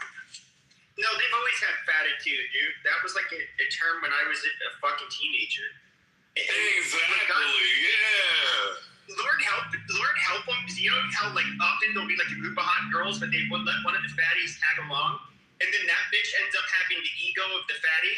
Of the hot girls, and then she's the one with the loudest mouth. It's just. Yeah, I know the refrigerator always protecting the snacks. I got it, but I mean that's always been a thing. Yeah, Roseanne isn't new, and plus, like, you know, it's something called the Juggernaut Law. And I don't think a black man made that up. I think we probably perfected at the craft of, you know, manipulating the ego of a fat bitch. Maybe we have. I'm just letting you know. Humped and dumped a lot, dude. Like we would even like just for fun, we'd be like, all right, dude, like let's see who can bang the biggest fatty, you know, and because there's like you can only go so far because you'd just be too embarrassed or grossed out. And then like shit, dude. Hell no. Dude, you know the white dudes here call it an easy take, bro. White dudes being fucking fat. Listen, if you can't deal with a big girl, that means stuff you can't get past the butt cheeks. Dude, that's all big I'm girls hearing. these days, you can't get past the cankles. What the fuck are you talking about? We already had this discussion. I'm trying to fucking mountain climb the football, my guy. Shit, I'm about that life. Yeah, actually, I should just own it and be proud. I've had some larger women. Dude, don't do it. Yeah, man. I mean, and you know what, Kendo, to be fair, there's, for you, like, obese black women, there's always a skinny-ass little white boy that's willing to take them on, too. So, you know, it seems like when we got, like, way too much weight on one side, we just kind of removed them to the, oh, shit, now I won't hit my head on that fucking chandelier. I picture, like, a big black woman, though, like, breaking a little white boy. But not. Yeah, but look at Hunter Shackelford. She was married, or not, she was engaged to a paper-thin white boy. I mean, trucker hat, mustache, and fucking You're not really into BDSM. You're not really into BDSM. She probably had a kink, but yeah, I was about to say, she probably had a white zaddy. For 70 years, and then she hated white men. Don't you remember that? One of the reasons there's women that are, you know what, I'll pull some up, but there's this, it's the funniest shit when you hear it. Hold on. I'll pull it up right here. Like Matt's really into fat women these days. He used to have like really slim looking girls, but now, man, he's like, dude, man, He's about that PH-AT. Bro, she's about that PH-AT, not that F-A-T. Did you say my name? What the hell's wrong with you? I need to kick you out of here, man. Fuck you. That's pretty fun. I mean, have you ever been hogging? Have you ever gone hogging? Fuck yeah, I've gone hogging. You gotta last to the hippopotamuses once in a while, you know? No, you don't. Like, listen, Can I explain hogging? Can I explain hogging? No, don't. Jesus Christ, there are some secrets that are supposed to remain amongst men, dude. And Matt, you're not supposed to, openly admit that. You're like, hey, I slapped Free Willy and I let him loose onto the fucking pavement. You just don't do that. No, that's a civilian hogging. I'm talking barracks hogging. Oh, dude, don't bring up the barracks bunnies. They gotta earn a living. What's your best hogging story? Me? But there was one. This is a funny, dude. This was actually funny. I was in my early 20s, and so we went back to her and her friend's place because she was with the group at the bar, and she actually lied to me and told me it was her birthday, and I bought her a drink, dude. And then afterwards, she's like, "I was just kidding. It's not my birthday." I thought she was kind of funny, but her dog was like barking when we were going in, and it's like, "What kind of dog is it?" It's like golden retriever. It's like, "Oh, okay." So I just like, ran to the door and like was like tackled it and played with it. Golden retrievers rarely bite, but we're in this bedroom. She's a bigger girl, and then like my friends are all like, I didn't know this was like not her room, and then she's like, "Oh shit, you got to go in the other room," and then I didn't even put my clothes on, and I was like butt naked, and I was doing push-ups and stuff. I was young and drunk and whatever, and then I nailed her, in her own room. Beaver, you want to hear my best hogging one? So, I just made it to Fleet, and so hogging, so we have challenge coin hogging, so pretty much a group, you'll go in with your friends, and you'll go to the bar, and someone pull out their challenge coin, and whoever got the best hog will win the challenge coin, okay? And so, you can always get laid if you lower your standards. I'm just saying. Sometimes the ugliest will fucking help you out the most. But anyways, you pick out the ugliest, take them home, kick their heels up best you can, and then, everybody has to see it. And I didn't beat the best ugliest, but, I came close. But she was a sweetheart. She cooked me eggs in the morning. You need help. You need massive help. Well, Chief, don't judge me. It's infantry. Don't judge. Dude, you know better.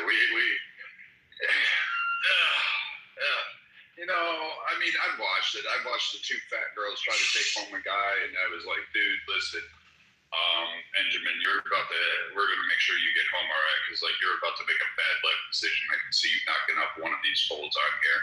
And he didn't know whether or not he was fucking a belly fold, an armpit, or actually made it to the pink middle spot, because he probably wouldn't have noticed. But I'm just saying, you know what? I understand everybody in the world needs love. I just don't have that much time in my lifetime to love a fat, obese woman. I really don't. Listen, belly dancing comes in different ways. It comes in waves, yes, I agree with you. Hey, I'm a Hollywood Marine, dude, but again, sometimes there's other ways to catch waves. Do you remember on this app, Matt, when, we'd hold rooms and we'd have gorgeous-looking women come up there, profiles. Like, Stiddy is like a woman on this app, right? She exists. She still hangs out here once in a blue moon. But she's a gorgeous, like a KK's gorgeous. And then you get Oompa Loompas. You get oh God, like women that you would literally have to have double wide doors, and you would have to grease the sides to pop them through, and maybe use like a wench, fucking pry bars to actually go ahead. Like, we're talking barn doors here. Can't fit them through. And you know what happened? All the fat ugly chicks, now are they usually the ones on stage with the loudest voice, the bleeding heartstrings, trying to act like all sexy. And then the hot girls, they rarely come up, because you know what? The big obese ones want to crowd them out. They sit there and still far away on audio app. The fucking crowd out the hot girls that actually can see their own toes and know where their breasts are, and actually have an ass that is looks like cottage cheese smeared out on wax paper. Hey, back titties are still titties, bro. They look fucking weird though, dude. There's this. She was cute for a Nigerian, I guess, but I just remember her naked on top of me, but in the dark, it almost reminded me cow udders or some shit. It's just looks unnatural. Dude, come on, that girl is probably pregnant when you were done with her, and then she's probably oh, I ate a bucket of KFC and I have some indigestion, and then she shit in a toilet and your kid went flush down the toilet. That's literally. Thank God, I don't have a fucking quadrille baby. What would you do if an 18-year-old called you up and says, "You're my father"? He's like, said. I say, beat it, nigger. Pepe would be like, I'm Arabian.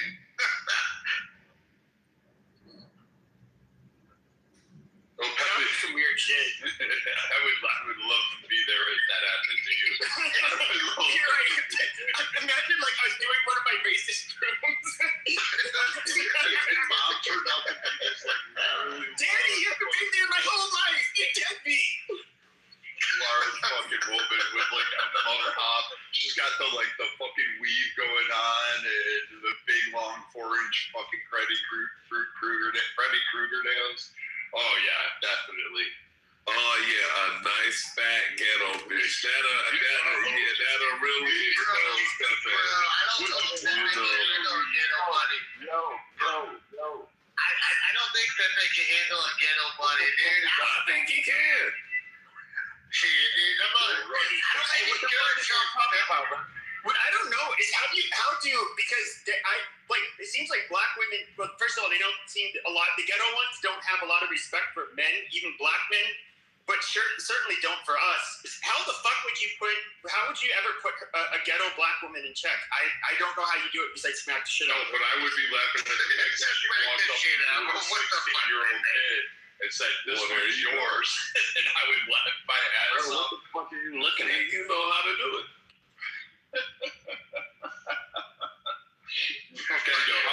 Tendo, we would just say, all right, we got to go get a case of beer for this fucking one and a bottle. Hey, here's a launcher. Let's watch this shit unfold. Pepe would be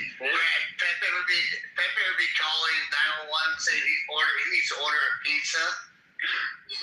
I have a I'll find a case of PBR. Gentlemen, I have a question for the men in the room. Would you, if you had to pick a choice, Another bet. All right, would you? of course. I choose you. If I'm dating a lady, she ain't 380 to me. I'm just saying.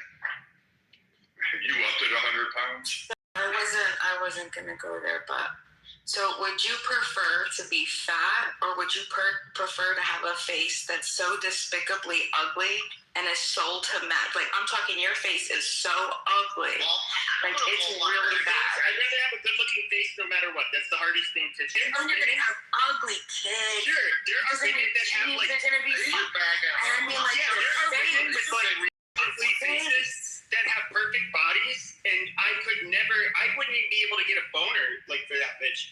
But then there are like fat women that have like gorgeous, like they have the face of a supermodel, and now they're way more fucking attractive than the ugly bitch with the nice body. But I got into an argument with a coworker. He happened to be black. All looks the same from the back. He said, he's like, you don't buy a Coke for the bottle cap. And I was like, dude, that's so weird. Like, if she has a man-looking face. Pepe, in the dark, the face doesn't really matter much. But when you have to climb Mount Everest and you're sliding off through all the schmega that's all over the body, you can smell the fried foods leaking through the pores. I look at that, I don't need this. I look at that, that's one less thing I gotta buy. Right, cheap. I look at that like that's one less thing I gotta buy. Shit, she all looks the same from the back. That's right. Shit, it is. From the ground, you're just like fucking. Just swipe, just swipe your palm across your back. Like, hey, save me $12. Ooh. Man. Just remember, you can always lose weight, but if you're born with that ugly ass, nasty mug, no woman, just no, because you're just ugly. You're ugly in the dark. You're ugly in the light. You're ugly if you're fat. You're ugly if you're skinny. You're ugly when you die. You're ugly when you're born. You only get uglier as you age. It just gets worse. And then it's just, it's just ugly upon ugly. Put a mask on. You can only hope that your spouse goes blind. You know what's really great with all these women talking about this shit is they act like men spend like a fucking $100K a year at fucking Ulta and whatever fucking Amazon product that's up there. Like, we buy all this shit. You know what? They always talk and complain about, oh, you're just ugly and all this shit. But in reality, most of them don't provide a significant value. They have to buy clothes. In some cases, they have to buy sales sheets to make clothes out of. Then they have to put on clown makeup. And sometimes On top you're of that, soul, and sometimes they you're just have so also insecure, and you've been hurt by so women so bad that you sound like Brad. Like you have absolutely. you actually sound you're so disgusting. You're gross. Oh please.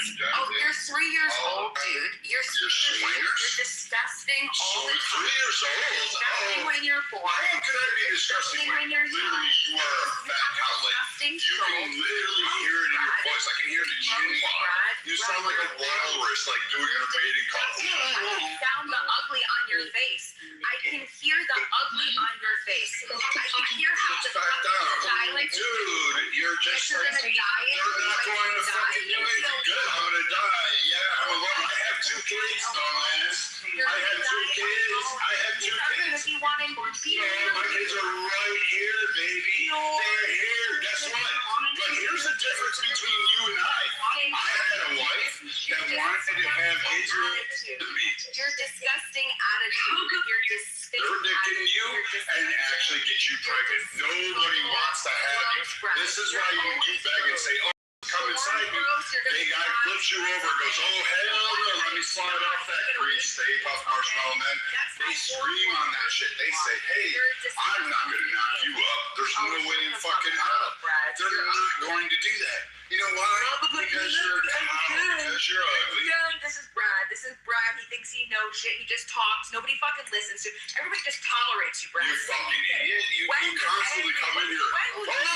You're like an idiot that says, why people drive? You're like the idiot here says, hey, you know what? You're like the other idiot. Maybe resistance will go with you. But again, I don't know.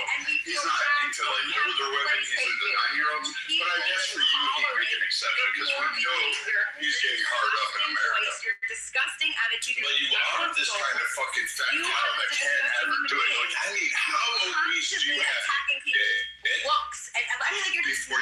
You're just a gross dude. Did you show the world and go through that journey? Or have you been on there twice? No, that the Do you have 600-pound the life? entire room You've done tolerates you. it. I get it. The entire I mean, room fuck, tolerates you're like the blonde version of Frozen You're gonna Bar. die alone. You're like You're fucking ugly person. Fuck, you're an uncrustable of white women. You're a fucking Stay Puft Marshmallow Man. You're the Michelin Man. Blah, blah, blah, blah. And Shut up. You're fucking ugly, Brad. You're ugly. You're ugly. Your soul is ugly. Like fucking, I don't think Gucci, I don't think Cartier, I don't think any of these people could help you out in any facet. Put the donut down. Save your life. Don't do it. You'll go blind. You done now, Kyle? Hey now, brown cow. Come on. I love Uncrustables, especially the Nutella. You're disgusting. So you will die and nobody will miss you. I have kids. Will miss you, dude. I have kids. No, but your kids. I have kids. Your kids. Yeah, I know, right? You think my kids won't miss me? You somehow have no kids. No guy wants to actually have sex with you. No guy wants to actually lay with you. No one wants to procreate with you. No one wants to marry you. No one wants to have a home with you. Nobody wants to have the way that you conduct yourself on this app and the way that you talk shit to other with women. you. Like what my family does. And since my daughters love me so much, they beg for me to be around 24/7. Weird how that happens. Weird how my kids love me. How they love AK, how they love certain people. They love Gerard, they love Sid, they love all these people. But you, dumbass, you want to sit there and tell me what my kids will do. And all of a sudden this... So everybody feels bad for you. Everybody feels bad. Moby Dick when she gets into the room. This fucking thing, well, not Moby Dick because this girl can't see a dick. I mean, we have to get maybe a fucking whale schlong to get past the fucking ankles on this one. We have to grease up a 2x4 and get a running start on it. I could back my car up and literally take the Jeep, put it in 4-low, drive between legs, and I would get stuck at the knee. To have a father that speaks like you. It's the best thing ever. Just to watch these fat women come on stage and get so triggered, utter ridiculous shit, and then sit there and go after black men and say, I agree with you, I cuddle you. And you know what? No man has actually accepted that challenge. I don't blame you. You need a lot. You need oxygen. There's not enough training. There's not enough testosterone. I mean, you are sitting there having to do a skit. Like, you literally will be... Brad, you're a bully. Everybody knows you as a bully. You're Dude, bad. I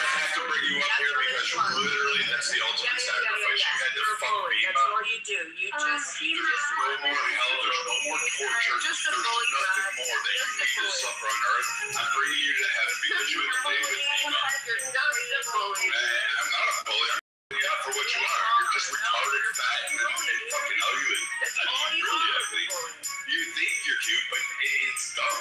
Like, you think you're a 10, and you're not. You're not even a 1. You're not even a negative 100. You're a negative 1.2 billion. You're just Like, I mean, you are really that disgusting. Not only that, the cottage cheese in your brain that you think is some kind of gray matter that gives you Your mic is kind of low. stupid. Every time you open your mouth, it's like, all right, let's see what retarded shit Bima's gonna say today. What retarded shit could she possibly say? And you know what? We are never disappointed. In the most ridiculous, dumbest fucking talking point ever. You don't ever seem to get it in your head that you just can't come up on stages and actually go ahead and think somehow you are smarter than anybody else. And then you're like, I'm going to call it back to the Kerouac principles of the no harm principles or these doctrines. Oh, maybe we should do this. And we could all live in harmony if we just got rid of government. There wouldn't be girl, you are so desperate to get dick. I think you would literally volunteer to go over in fucking Iran right now, stripped down, naked. We could call you the mother of all bombs. We could drop you in Iran right now and give them exactly what they deserve. That hate crime between your legs. We should actually do that. We should do that immensely too. Oh yeah, you can't tolerate nothing on me. You know what? You still don't get it, do you? You still don't get it. Nobody is sitting here looking for you, wanting you. Nobody asks for your opinion. You come up on stage, fucking offer your whole fucking thing. No one ever goes, I wonder what Bima thinks right today. I want to know what Bima's intrinsic thoughts on the fucking global state of the world are there. Your economic positioning on fucking shares. I've never heard any room to it. Not me, always. All the time you come up and say dumb shit, retarded shit. Like, I mean, fuck. You make the drunk Australian guy sound smart. Like, literally. You make fucking the guy who looks like, sounds like he came from fucking Pirates of the Caribbean. Talking like, you make that guy Peter sound fucking intelligent. Your voice is like grating. It sounds like fucking, to me that somebody used the bathroom after they ate fucking, drank milk and they're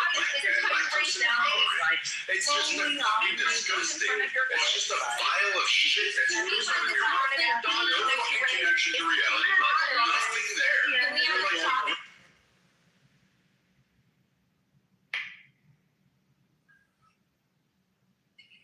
again, fat Karens. Again, is this what you taught your daughters? Well, we did.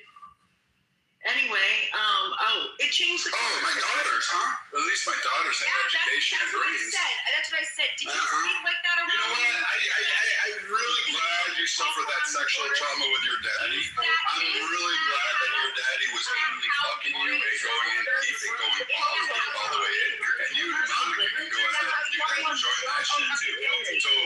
So again, I mean, like. All you niggas shut the fuck up. Shut up, nigga. Y'all bitches. Trump derangement syndrome real. Yes, very real. Stupid monkey.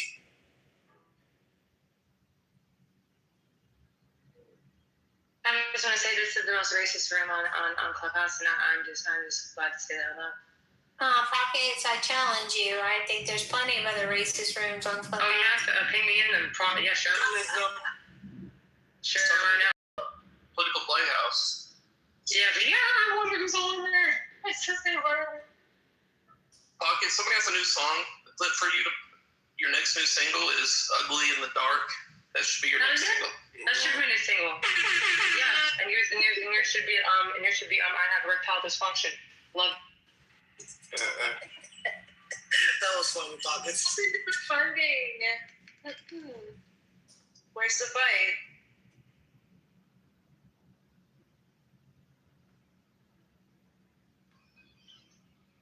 Can we go back to Twinning Out, please? You're not kidding me. Somebody start sharing. Why? Bam. Let's get it going. That's why I said that. It's not because it's racism. He goes by the stage name PP. I will never, ever let a nigger fuck me. Oh my god, that's so racist, Monica. I'm not in the BBC. Like AI. I'm disgusting. She would never say that. Oh yeah. Yeah. You know, Monica. Pepe, what the fuck are we listening to? Are you guys answering yourself to this? Matt, what did I tell you about channels? It's literally everything. This is what you guys on stage, but you moved me. I only fuck with hot white guys. Very strange fucking house. I'm good. I have a speech. Could you please listen to me? Could you please listen to me? I don't know if we want to listen to you, Arjen, but it is probably better than what we just heard. That thing was trying to speak and you kept interrupting. Pockets, why do you do that? No, Pepe, please don't do that. You're way better than that. Did somebody say something? Is he? Is he though? And I love it. You're way better than to replay stuff people said. Oh, my bad. Sorry, I was busy doing something. I didn't know if somebody said something. Oh, it sounded like you were playing a replay at Clubhouse or something. I didn't know what you were doing. Sound like you had a porn video that you recorded at home. Wait, you could hear that? Yeah. My bad. Yeah, no shit. Yeah. You knew. You gotta plug it up and play it and upload the file. And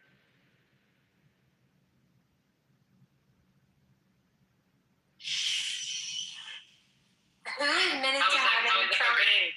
Baba admits to Trump derangement syndrome. Having what? The poll. Someone admitted to having Trump derangement syndrome. Oh, thank God, the only realist one in here.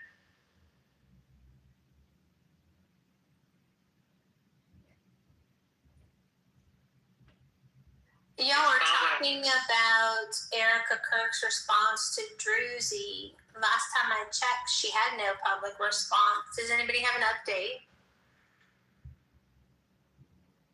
Wasn't she bitching, though? Was she? I don't think she acknowledged it or even said anything aloud.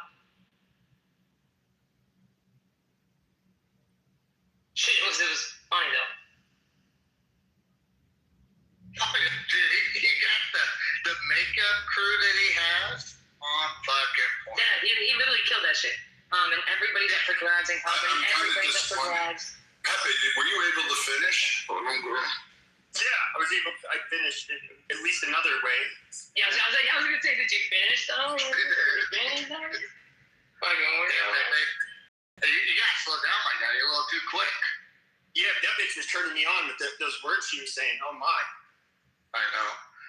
Lines and fingers and what? Drewski said I guess Drewski said he's thinking about doing like a TV dance one. And that's the one I'm kind of like.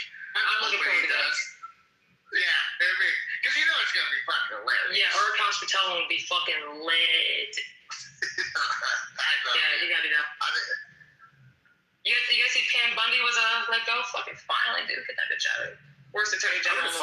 Never mind. I think anyone would. I think everyone did. To be honest, I think she's been everywhere. That mouth looks stressed, so I think she's definitely been everywhere. But you ever heard Sam mouth? You know what I'm talking about. That where her mouth literally looks stressed. I don't think about that when I'm looking at her mouth. It's Well, I mean, Pepe, still can't believe you.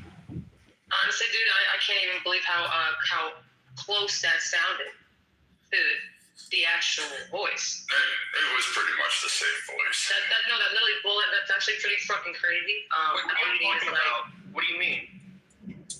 What do you mean? Pepe, can you play it again? Have you ever heard? Can you play it a little louder? Can you? Yeah, everybody will have to shut up. You can play it. Yeah, I'm just because if this house gets recorded, I'm not gonna be part of it. All right, hold on. A nasty black piece of shit. I don't. Because that's how fat women degrade themselves. It's by fucking nasty niggers like you. It's a race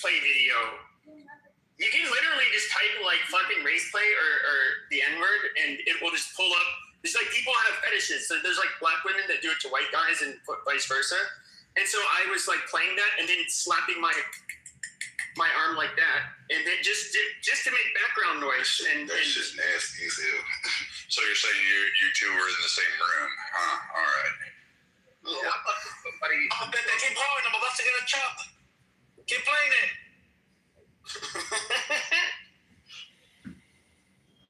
You gotta drop some El Chorizo. You gotta drop some corn and pepe.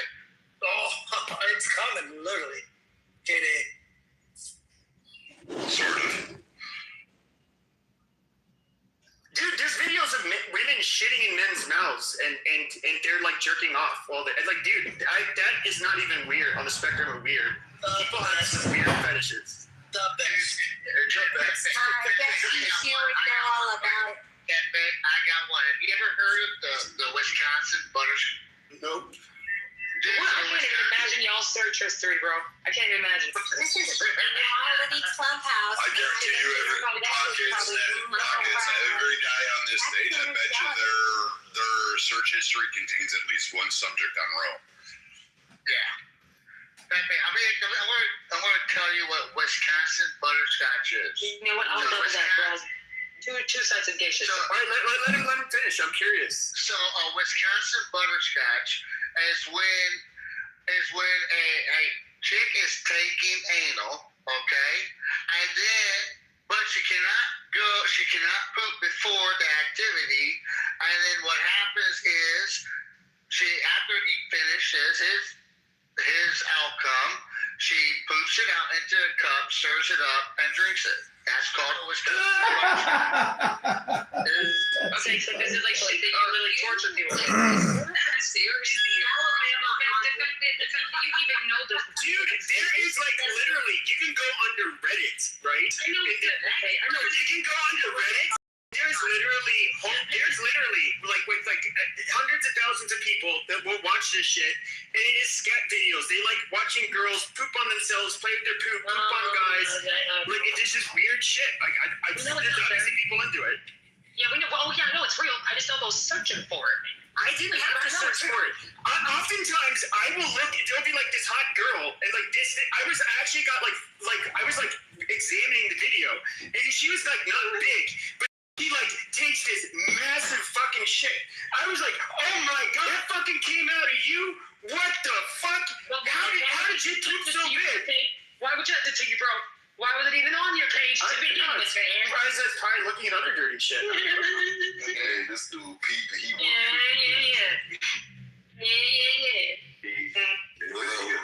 Y'all need to fucking. It's like she didn't eat for a fucking week and gave herself an enema and then took like a fucking lumberjack, log, dude. It's crazy. Bring back psych wards, dude. I really think we should bring those back. I don't know what happened to them. They were doing great. Thanks. So yeah, bring back the padded rooms. Bring back if someone did anything in public and lock him up. Hello guys. Bring those back. Hello guys. Hello. Are you listening to me? Yeah. What neck of the woods are you from? No, I don't speak English better than you, but I know the English and the. Oh, you sound like you're giving lots of girls with that accent. Go ahead. Thank you. Go, bro. Don't comment on my English. Pepe, you know what part of the world he's from? He's where the men want to be men and the goats are scared. And we're all from because fuckers. I hate so everyone religion. Shut up, you street shitting goat fucker. Somebody's trying to ask me something. Have you ever heard of You are afraid of me. George? Have you ever heard of Georgia peach squeeze? So a Georgia peach squeeze. Is that cool scene? Is that cool scene? I don't know. From 3 years ago, cool scene. Was listening to a replay. Oh my god, why do you do this when somebody's talking? Jesus fucking god damn. Good thing you're not a moderator in here. That will probably happen really quickly. No problem. Yeah, She got you on that one, dude. She got you on that one. I can't lie. What the fuck are you doing here? I don't know. They invited me in here. Yeah, I'm shocked to see you here, bro. He's just chilling there. He's been laughing. This is so funny. Yeah. Pepe, Welcome to hell. Pepe, you ready for a Georgia peach squeeze? Yeah. A Georgia Peach Squeaks is when a female partner is on her menstrual cycle and she urinates every day into a cup, and they both partake a drink. Amazing. I know two women that sounds like they do that. It's disgusting. Who's more annoying, the white bitches on here or the black ones that scream like hyenas? Like, I don't know which ones. Scream like banshees, white ones, yes. It's the white women. Like, I've been telling you all this for fucking years. Like, literally the white Karens. I have a whole crusade. There is not a single person in any room of any race that bashes more of these white fucking cows than I do. But it's like, you get the black women, they're like, oh, you fuck nigga, you ain't shit. And then they're just, like loud and get it. You get like, guys, excuse me, guys, excuse me. And it's just like, against my ears. I just want to, it's just like, the white ones does something to me. Let me listen to Kitty. The white ones are worse, bro. We're just. You ever heard me and Kitty go off? Yeah, dude. We're just. Fuckheads, you and Kitty, like you're not even. Honestly, yeah. Look at Peter. You're a great two at the best. I'm the best of days. You're a little autistic, but I think you're great too. That's literally Kitty, and I will make your ears bleed, especially Kitty. We'll make your ears bleed. Why are you lumping me in this? Who else is white here? Oh, Beth too. Beth. Fingers at yourself. I mean, who else? You can point fingers at yourself. No, we point fingers at everybody and ourselves. We in this together, girl. I don't know what the fuck you're talking about. But we both have the same color. So y'all just need to deal with them half and half girls. Shit, dude, you get best of both worlds. Man, shut up to that, man. We hoot and holler and fucking get some burr with some burr. That's right. That's right. That's right. Yeah, that's right, dog. That's right. That's right. You'll throw the cowboy hat on, have a rodeo. Toot and root, baby. Toot and root.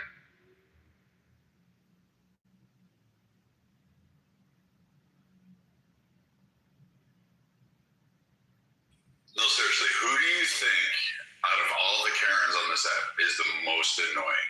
What's your ranks? Monica number one for sure. I mean, I would just say I don't want to start drama.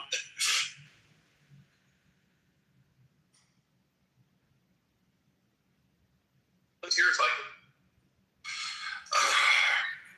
Mine is Monica because she does rank number one on there because she tries to hold political groups that she pretends she's a conservative. If someone don't nominate me, bro, Wait, I'm getting to you. You're just not number one. I think pockets. Thank God there's someone, because I've been working hard for that shit, man. It depends. Are you smoking weed or are you off weed? One of the two. It just depends. I'm off weed. All right, you're going to rank somewhere around five or six. Yeah, I've been off for 4 months, so. I'm in hell. And then Bill. And like died everything. Yeah, I'm just a Karen to conservative, so I'm flipping out and liberals. I mean, pockets, do you have purple and butch hair yet? No, not yet, but I do think both sides are retarded. So I'm getting close. Getting very close. Yeah. Almost there. Yeah, I really can't vote. Don't vote, bro. Like, yeah. Now you need a bull ring. And anytime something makes sense, you need to go protest. I do have a tattoo on my wrist. But Beaver, do you remember the liberal rooms? What was her name? Aisha? What was her name? Began with an A. H. Hodges? Asia Hodges, she was fucking annoying. Hunter Shackelford, I'll give her. She was just like fat and really weird, but she could articulate. It just was a circular argument. She was another one. Ann is annoying as fuck, especially after she was like, I didn't send my pussy pics out to the entire Clubhouse cruise. That was there, and then Ann's still on punishment. Ann's in punishment. I don't know. Keep her locked up then.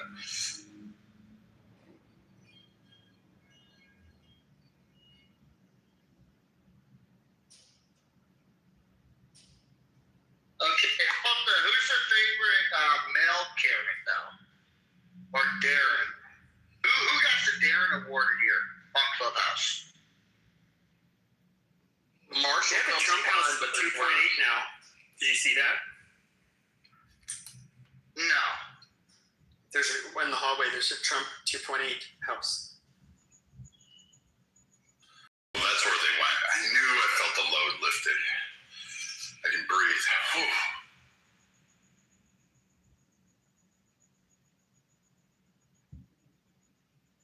Yeah, dude, shout out to Loads. Tries to like run your house, your room. She comes in here and I kicked her out of my house because of it. Yes. she's so fucking obnoxious. Oh, you missed it. You missed it. Hold on, bro. I gotta tell something so funny. I was in a room, bro, where I was getting trashed by a bunch of black people for being in this room, right in this house. Oh, they were just yelling. Where are you niggers at? Literally got trashed. It was we're not doing that. I do that all the time. Well, then go do it on your free will, bro. Go do it. Like, you don't need my permission. I know. I'm saying, what room was it? I don't snitch. So I was in this room, and I was in this room, and freaking Monica came in, and they saw her. They instantly kicked her, bro. Instantly kicked her. They're like, I don't fuck with that, bro.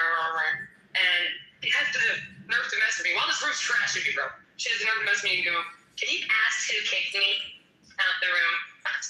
Bro, like, just the illusion that they're gonna answer me and tell me who the fuck did it when they're trashing me in that room. Like, it was just so funny. I was like, what the fuck is wrong with the egos, man? What's going on with the mindsets? I don't think people are there sometimes. She has no awareness. It's just unbelievable. Are you okay? You gotta like not stay self-pockets when they accuse you of being racist. Just don't. What are you talking about? I just laughed because I got over 5,000 streams yesterday from that. All my music. So I was enjoying the shit out of it. I was like, definitely keep talking, definitely keep fighting. They talked about me for 16 hours, dude. It's fucking awesome. Good for you, girl. Yeah, dude, it was lit. I'm proud of you, man. I was like, I fucking made it, bro. I was like, I made it, dude. I was like, if I don't have 10 more of you fucking talking about me, I haven't made it, bro. Dude, imagine me for years on this app. I would have like huge made about me. Yeah. But you were talking that shit though. You were talking that shit though. I mean, I wasn't even talking. I was just being. You know what I mean? So he was talking that shit though. You know, podcasts. Yeah. You know what? For like 4 years, I never would say anything like even remotely racist. I would just be like, I wouldn't say the N word. I wouldn't say shit. Right? I would just pack people up every other way. And then one day, I was helping my friend out, and I got hit by a car by a group of girls in a Nissan white Altima. Oh yeah, it got hit. I put a dent in their hood, cracked their windshield, and they were speeding off, right? Because they stole like fucking bottles of fucking shitty booze, like tequila, Don Julio, whatever the fuck it was. And I'm sitting there, and I'm like, oh, I fucking am in pain, right? I'm like, that kind of fucking hurt, right? So I go, because KK says, you better go to the fucking doctor. So of course, dumbass is like, I don't want to fucking go to the doctor. But then she's like, you better go.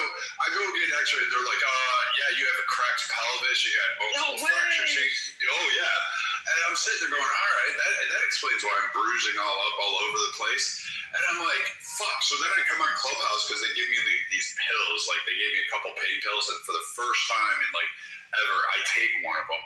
And I'm like, woo! I see stars. I was seeing rainbows and kittens. I was trying to feel fucking. Oh yeah. Dude, I think I was like licking a wall of bricks, and it was like fucking a popsicle. I was having the time of my life. I come on here, and all of a sudden I go into a room, and fucking they were talking about something like this, and someone goes, black people don't fucking commit all this shit, and then I finally, and then someone said, was like, you know what, fuck it. I did. And then KK's like, you get that shit out of your system now? And I'm like, yup. Dude. And you probably felt better, dude. You probably felt good. You were like, fuck. You know what was funny? Yeah, like, they go, oh, I told you he was racist all the time. But I was like, fuck this shit. You called me honky. Like, the shit you said about me was. Dude, the shit they said about me yesterday, bro, man. Yeah. I don't know why they think we don't wash our legs to start with. Like, someone's gonna have to explain where that trope came from. Like, honestly, bro, it was the Irish, man. Like, it was low-key my people. I'm sorry, y'all. Wait, I am Irish.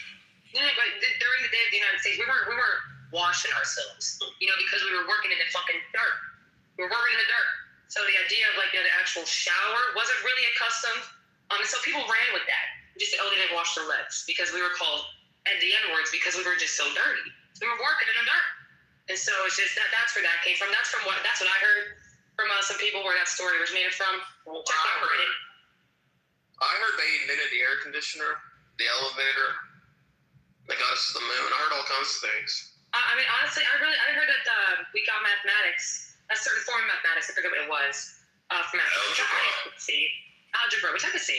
This is stupid. Honestly, the way that we do it, I don't think we came up with it because we just don't understand it anyways. PEMDAS is the dumbest shit. Honestly, so I don't think America got.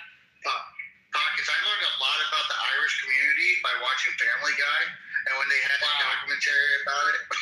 Documentary? Is that what you said? Documentary.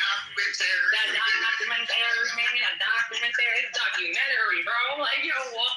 Yeah, hey, dude, they were sophisticated society until they made whiskey. Yeah, I got Irish ancestry too. What'd you say, DC? I got Irish ancestry. You got Irish ancestry? Welcome.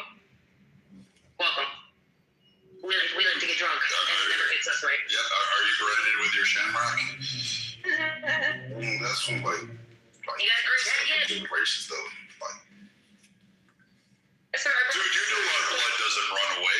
It gets thicker, it congeals. Like, you know how you know when you're truly Irish? When you walk by a woman, and as she walks past you about 3 feet later, she's like, oh, I'm fucking pregnant. Yeah. That's how you know. Literally, Rose starts fucking dancing and shit. I'm like 29% European.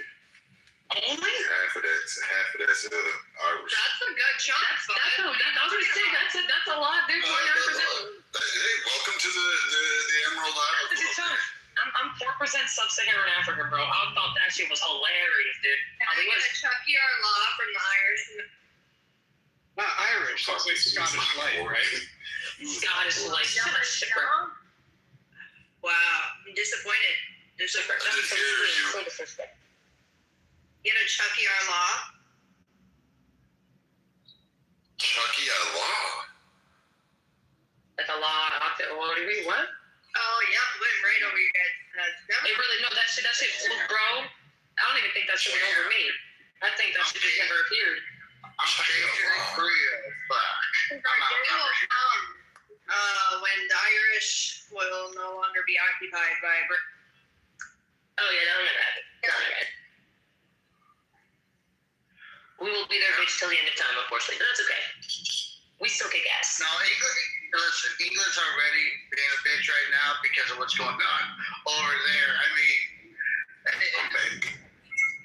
yeah, if you're why'd you say it like that? I do say I'm bad. Maybe he had to run one out. Who knows? No, I believe in that. I believe when you do that, you feel less inclined to kill people in the real world. So I feel like people should do that more often. Yes, ma'am. But no, I'm part of those redheads. My mom is French and Irish. That's an interesting mix. To be honest, I like that. Wonder what the Thanksgivings are like. The most exotic mix would be between different ethnic groups. Oh, dude, definitely. I would say definitely Jamaican and Asian. 100%. Jamaican, bro. The women are just gorgeous, bro. Absolutely gorgeous. Ginger black people are like Blake Griffin, the basketball player. That's Are you saying interesting? Interesting, like weird interesting, or just unique, exotic, different looking? I don't know. Okay. I mean, shit. I'm so on culture, bro. I don't even know what the fuck the name. I just know colors. Blackadees, those ones are interesting. Chinese and black. My cousin, his kids, they're half Chinese, half black. Fucking, my cousin made a comment. He's like, "Yep, I got Blackadees kids." I'm like, "Dang." That's fucking black and these kids. That's funny, bro. That's funny. Yeah, I feel like what's fucked up, bro? That we can't even play with racism anymore, man. It makes me sad, bro. Like we can't even play with it. Like we can't even. I know, but like it's honestly people just want to like get angry. It's like, bro, who am I hurting really? Like who did I hurt? Like I don't get it, bro. Like who just fell to the ground and got locked up because I just said some shit? Like I don't. I put a pygmy and ginger would be a great mix. Like what is I don't know Aboriginal? what that first one is. Jesus, Beaver. I can't be the only one. I don't even know what that is. Can you spell that? Was wondering what Brad was chopping up with ice and about to muddle into that glass. Beaver, what was the first Oh, you heard all that? Beaver, what was the first one you said? Shipwreck. These Christians gave me the Friday off, so I'm sitting here going, oh, fuck, it's Thursday. I don't really have a lot going on. Just moved here, getting ready to make my trips, and got my Vegas trip, and I got my fucking Minnesota trip, and all that stuff. And I'm like, you know what? It sounds good for a drinking night. Like, we're going to have some fun. You're going to Minnesota? Yeah, I have to go get the rest of my stuff. Like, I've been traveling. I thought you were doing it for vacation. Oh, okay. And I have to go. I have a workus I have to go do up in Minnesota. I got to go complete what I've been working on for the past couple. So I'm headed back to the great cold north. Shout out to that. Stay inside. Hawkins, look at my PTR. Don't be a hero. Let me see. I'm just getting bigger. And who did you combine with? With a ginger. But you didn't give me like a name of how that's spelled. And what are the group of you? ABORIGINAL. So it's No, I thought you said pig. They're just black people indigenous to Australia. With the P, that's like pig or something. Yeah, I get them confused. Yeah, so like this guy right here. Still love you, girl. Yeah, no, fuck you to Beaver because he knew what I was saying. All right, congratulations. So your little breeder. You know what? Maybe we can do something about the racism. Maybe if white people cracked white racial jokes and we just did it on our own, it would be a little bit more effective. I try. No one wants to do it. I mean, shit. Like, what material do they have to work with? We've got everything from Casper to Ghost to like, you know, we all have like family tree lines that are usually just one branch. I mean, we have fucking like cousins. We have no shower. We have so much material. What are you talking about? We have endless material. We can be like, hey, Brad, you reached that for only a half a point. If everyone else can do it, so can we, bro. If everyone else can do it, so can we. I feel like the fact that we haven't done it makes us minorities in this situation. And that's not okay. That's not what we are. We're majorities, right? Right, guys? Yeah, I don't stupid. I don't think whites are going to become a minority anytime soon. Like, I just think. They don't. Nah, I think I don't think it's going to happen by like 40 or 20. I think it's going to happen like somewhere like later. And globally, we already are. 65, some shit like that. Like, let's be honest. We're basically gonna fuck each other until we're all like the same damn color anyway. So like, I mean, seriously, you've got black women going, I want white boy winter, and then you've got all the black men going, I'm gonna take the fucking Easter bunnies from the white people. I mean, at some point, we gotta realize you're gonna have 50 shades of like color here. And you know what's amazing is that people and what I don't like about this app is that discernment is gone. It's gone. Like, it really is. The be able to differentiate between what is real and what isn't, what's a joke and what isn't, what's a troll and what isn't. Like, we'll be trolling here, y'all. Someone will come up here with some serious shit. Like, you'll say what you did, Brad, and someone will be like, but you know what? Back in the day, like, like, come up with the fact. It's just like, bro, like, that's not the, like, read the room, I think, is the most important saying in the world. It should literally be the, what's it called? The mantra of the United States. It should be read the room. Yeah, but like, I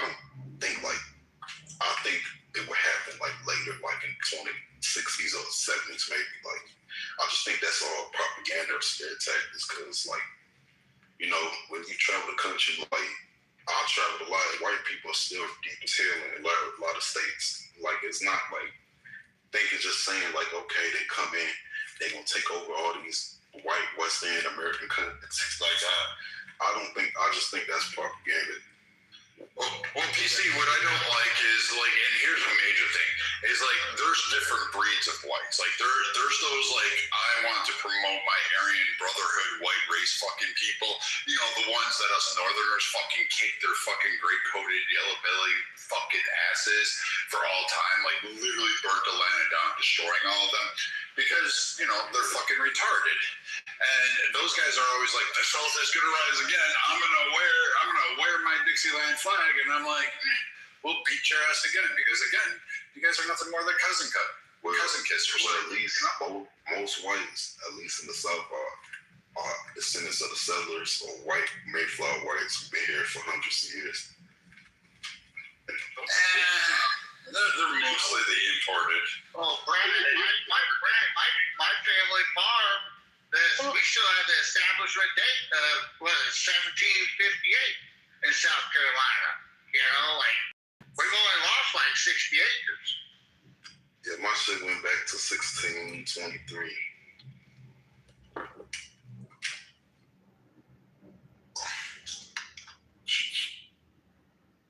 I think whites have about 20 years left in America, probably being. Wow, that's so sad. I think we have a century, but that's okay. No, y'all heard that stand-up comedian talking about like when it comes to racist. It's racist based on the context and how you say it and who said it. And he was talking about the difference of a black dude talking about an Asian dude versus a white dude talking about an Asian dude, and all the text was replacement of the word. And he was like, so you got the black guy come in and be like, yeah, this Asian motherfucker, you know what I'm saying? This Asian motherfucker. Yeah, the white dude, and that's cool, that works, but the white dude comes in, this fucking Asian guy. Yeah, this motherfucking Asian. Like that shit's so true. That's so true, bro, because it really is the vernacular of it all. People will literally, that room blew me away because they were like, 6 people calling me all these types of slurs and names, and bro, the second I hop off mic, it said, who the fuck you talking to? They're like, oh, you talking to me because you talking to me like that's black. That's why you talking to me like that. I was like, yo, what the fuck is going on in here? I was like, it was the most retarded, special needs shit I've ever seen in my life. Like, I was just like, listen, so you could talk any sort of way, and I can't talk to you back, but I don't know what you're saying. Well, you can sis. I had someone do 7-Eleven or 9-11 on here. So are you 7-Eleven or are you 9-11? That's a fact. Whenever I hear that accent, I call them card skimmers. I'm like, whatever, dude. Get the card skimmer out of here. Asian, bro, during the riots, like in 2020, boy, them Asians, they were locked and loaded. I was in Dallas at the time, man. They had all types of gas. They said they was really trying to kill something. Like, they ain't finna tear our business down what we bought for decades.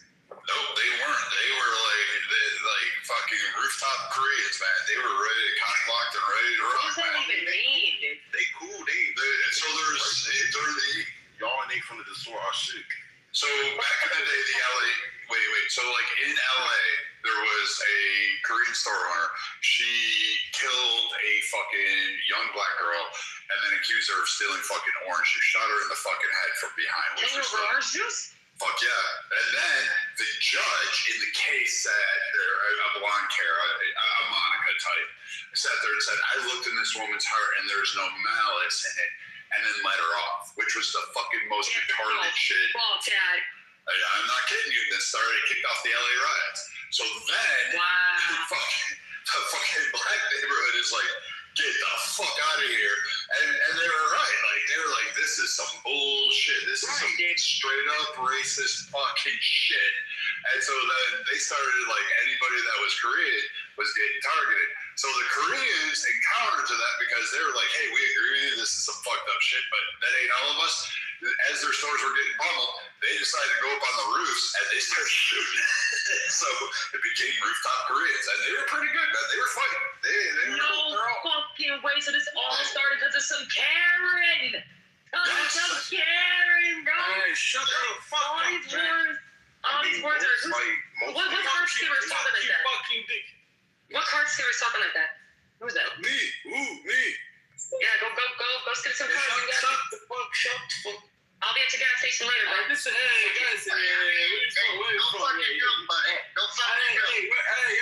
where you from? I just left your mom's house. Hello, guys. Can I get 1 moment? The chocolate I take. Did we turn on the internet in the Middle East? Did we turn on the internet? Because you guys always come in at these like 1 time. Can I get 1 moment to say? No, you didn't.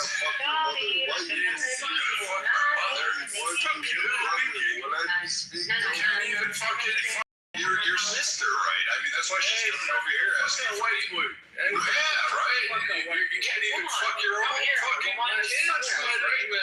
Don't you guys have to chase some like little kids around, some 9-year-old girls? Isn't that what you guys always do? Hey, wait a minute. Listen, hey, I got a question for you. Do you take that like little fucking burqa thing off in your bedrooms and like swap them? Do you do that? Hey, wait a minute. What? Do you jerk off goats? Like you understand that the middle coming in has only one thing, and if you jerk them off, you shouldn't be drinking that. That's not goat's milk. That's goat's milk. Bucket seems Hey, yeah, keep going at Bucket. You know what? She can drive a truck unlike you. Listen, bro. I will strap your dick to your forehead, bro. What the fuck? What are you talking about? Oh God, I love you guys. I just want to take this. Hey, listen, can I speak? No, it's an American thing. I don't like you guys. Fuck America. Yeah, well, I know. Careful. We'll come back. We'll put that one right on for you. We'll use that right dot as a target. I promise you. We'll use that. We'll hit you. We're from Stockholm, Sweden here, guys. Where are you from? Stockholm, Sweden, my ass. Next you're telling me you work for the IRS, and you're telling me you need me to lock down my social security number. Your scanning lines are all down, right? If you guys are like all done. I would fucking shoot you. You wouldn't shoot anybody. You guys can't even shoot yourselves. Dude, you guys can't even open up. You never progress beyond the wheel. You guys like running to be a better civilization. You guys couldn't get out of like inbreeding your You're ruining the troll space. What the fuck? You know, please. You fat bitch. Shut the fuck up. Have you seen this? You're not even trolling right, dude. You know, Wait, these are the boys that beat Oysters. There's a girl called Mima. You guys should follow her. She loves you guys. She really loves you guys. She really will. She'll send you like fucking vagina pics. Like definitely go. No, we don't want that. It smells disgusting. We don't want that shit. Alright, if you wasn't Hey, bro, listen, bro. You got little balls. Hey, listen, bro. Like, what are you doing, bro? Oh, your meds are running out. You guys are dropping off because your meds are going back. Let's get I just want to let you know that. Okay, you guys, I have a question. No. Can you set up? Listen to me. What do you guys? Hey, listen. Shut the fuck up, you fat shit. When I speak, Matt's brother, Matt. Well, he's not going to help you. He's not your brother. I can promise you that. Matt's like your brother. He ain't going to let you do shit. You're abusing us. He's keeping you on stage so we can have fun. He doesn't. He ain't gonna do shit. You ain't gonna come for it because you have to do a whole bunch of people. You guys can't even. You don't even go here, Don't you guys have to like practice your suicide? You need to leave. Wait 1 second. Wait. Born with 2 moms and a chemistry study. You don't even go I'm curious. How do you guys fucking sit there and actually think you matter in the world? Like, how is it that We've had it, guys. What do you think about the Jews? I'm asking you guys actually think. What do you guys think about the Jews? You need to leave. The Jews. Oh my God, the Jews run the world. Man, what is it? 15 million of those guys mollywopped you. That is the biggest underdog story in the world. What? Since 1938, they had fucking or 48. They've been fucking packing your ass. Guys, send me in the chat. Can you guys please tell me what the hell are you guys shouting about right now? Because when you see the guys who consistently lose for 150 years and then say, here, the Jews. You guys are so weak. sad. May I say Mikey, something? you just been talking. Can you go ahead? I want to take a statement. I want to take a statement. They were great things. They came out with Hollywood. They came out with Paramount. They came out with MGM. But the Jews actually came out. They were denied finance and literally created the entertainment industry, bro. Like the biggest underdog story I've ever seen in my life was the Jews. Dude, they the Jews to wear a yarmulke in celebration of the Jews. I don't give a fuck. But I mean, like, I want to say that. Wait,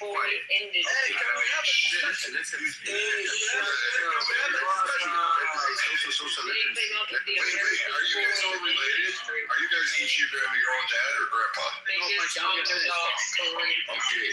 Now, when you guys speak, we're quiet. When we speak, you guys are quiet. Shipwreck, I got 3 targets here, man. You think you can hit them? You can't even speak grammatically correct, so I don't think it should be in here. You need to leave.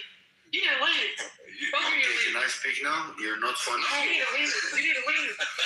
You need to leave. What do you guys think about it? Yo, shout to Sony, shout out to Paramount, shout out to MGM, shout out to... You know what? I'm so glad we killed off like 2 at night. I told us in the fucking kitchen. You fucking not us, man. You don't even have a kitchen. You guys are cowards. You don't even have a kitchen. Fucking bitch. You don't even have a kitchen. Sound like the guys from Somalia. Yeah, you don't even have a kitchen. Go back to the kitchen, man. You fucking Yo, we drink vodka. We drink vodka. We drink vodka. No, you eat a lot of dick. You don't even have a kitchen. So dude, imagine going to a girl saying she sucks dick and you thinking that's an insult. Like, dude, you suck dick. And, you know, we don't judge you, but you're gonna fucking talk about pockets. I think she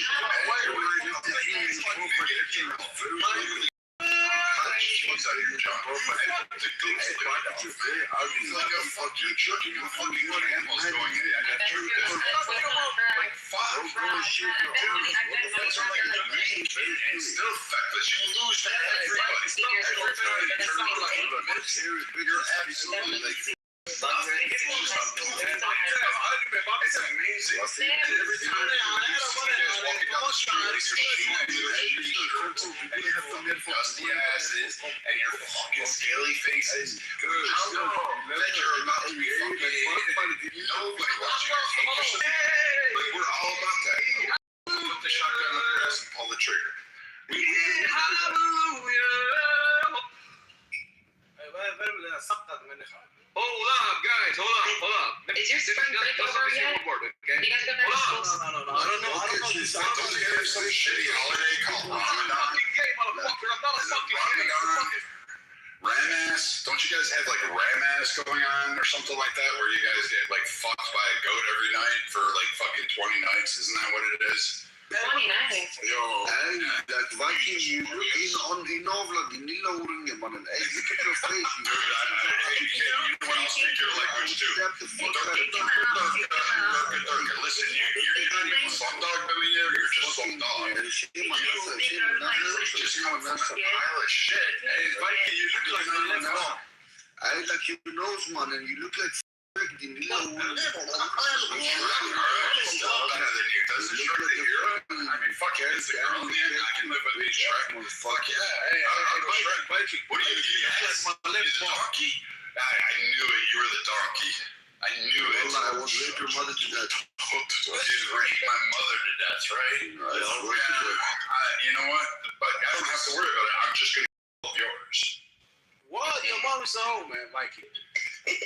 She'll still be alive. But she was still sucking. You know what? Hey, my mother doesn't have to commit suicide like yours does because she looks down on herself.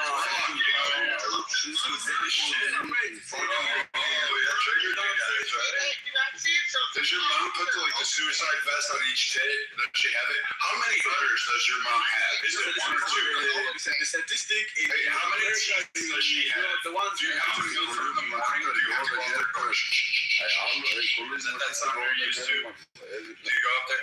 Do you have to sniff the goat ass? Dude, your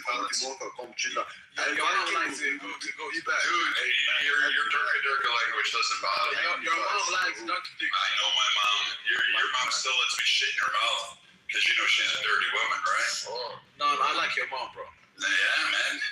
I like your mom. Your mom likes to lick it going from ass to cock, donkey to cock. What the fuck are you But your mom only likes my dick. Pussy's hanging. Hey,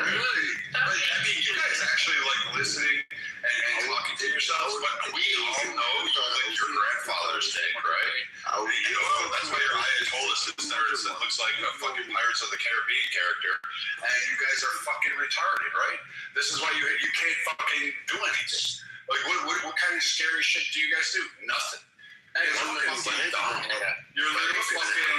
what is it, haram, you're fucking caliphate, you're fucking religion is shit, your Ayatollah is shit, your Ayatollahs were shit, your fucking prophet is some fucking dickhead. Dude, and when we were over there, guess what? You guys like fucking cried that we were too harsh. You cried we were unfair, and we shot the shit out of you guys. It was okay. Dude, we used slingshots. We were using fucking muskets from the 1800s and still whooping your ass. Damn, it's pretty sad. Wait, one second. We're gonna be back there. Don't worry, you got the Marines going over there. You guys are so great. A group of men that are waiting. I bet you are, because you're not. Hey, everybody, look at my profile picture. They talking to me like this. Look at you. I swear to God. Look at you. This is a copy of you, you fucking Asman. Hey, that's I just want to say, no one's fucking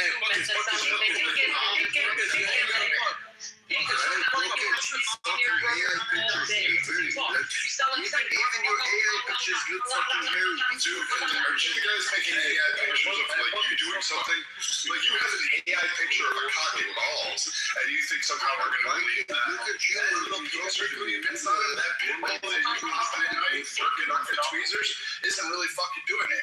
Hey, Vikings, stop talking. Or what? What you gonna do, motherfucker? What you gonna do? You're gonna suck my dick. Oh man, you know what? If that's all it took is you were gonna suck my dick, holy shit, I bet you would. I bet you would. I bet you drop to your knees and you would go, Allah Akbar, and just go, Allah Akbar.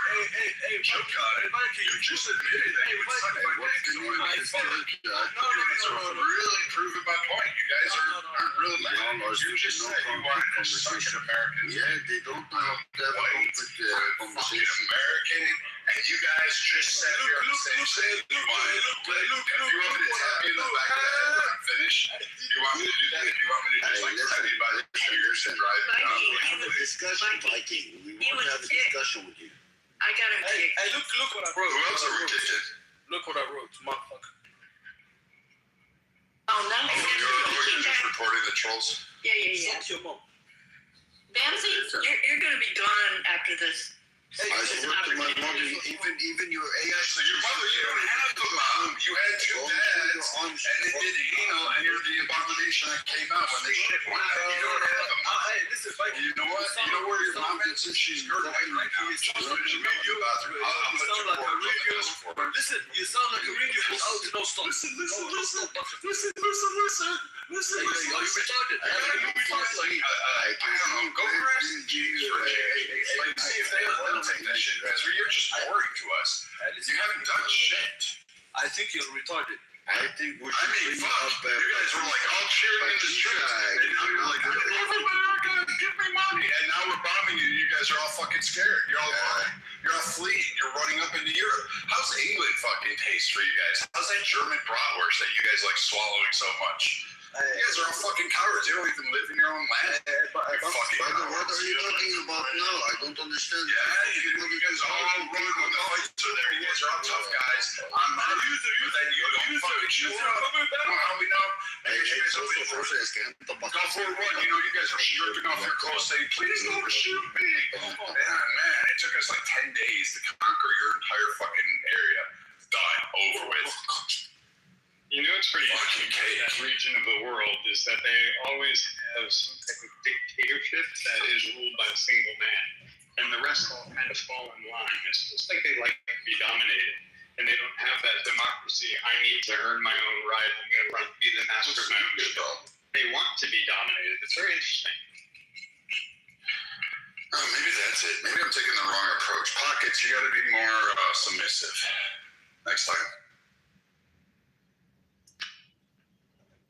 Okay, yes, Father. That's what they want to hear.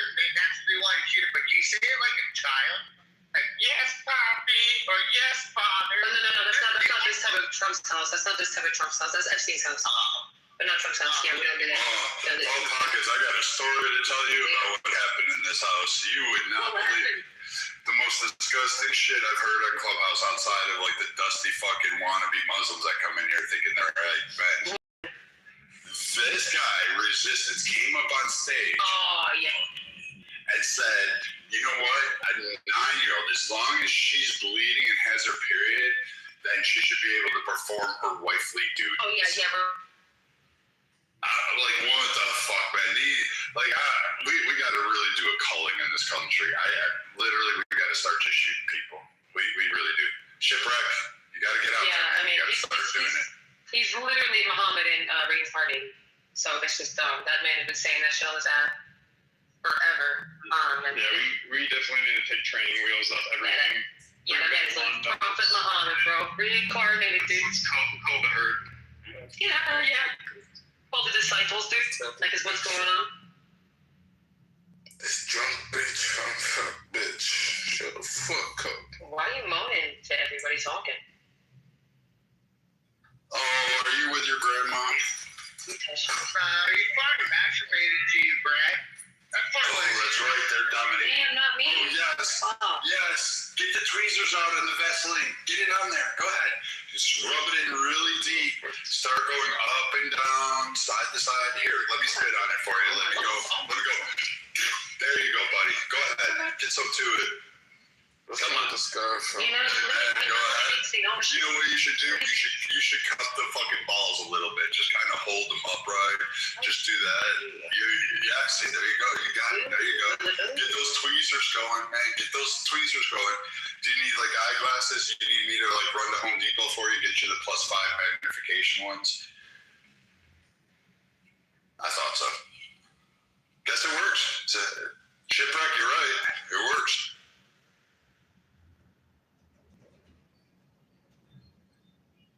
I mean, I don't know what to be more impressed by, the tactic or the voice that you used. I mean, it's an interesting theory. Looking at that region of the world, if you look at all their governments, most successful ones are always ran by a dictator. It's a very hands-on control, dominate people below you. Not a consensus like Western society. It's just very interesting. Shipwreck, you also forgot, dude. They're also scared of pussy because they want to suppress male dominance and push down women because they're scared of the pussy. That's what they're scared of. So pockets. Next time they come up, just start chewing her because they're scared of what's between your legs. Having a woman humiliate them is worse than me. It's hard when Brad's microphone is like 1,500 decibels and you can't get past it. So, but I appreciate everything. Wait, I'm that loud? Yeah, dude. You can literally burn glass. 100%. So Brad, this is what we're going to do, Chief, if you don't mind. Next time one of them fucking crazies come on, just have pockets. Yeah, I'm just going like, Yeah. So just start talking like the man. Like, nah, get in that kitchen and make sandwiches. Quit. They didn't have a kitchen, man. Well, start making them do womanly jobs. Start telling them I'll tell them to eat my ass. dominant. There you go. That's womanly. They already do that with goats, pockets. I wouldn't offer that. Well, fuck. I'll tell them to go paint their nails. There we go. Go paint their nails, get their hair done. That was nice. Beer, going to their man, voting, and the drunk country. Honestly, whoever said that we can vote and make it like work and do taxes and shit, like have jobs. You want to fucking smack them, right? Yeah, dude, that's so cool. Listen, dude. I've been every single day I hold it back, but I know the second I'm up in the great beyond, that motherfucker's there, which was a man, by the way. That motherfucker's there.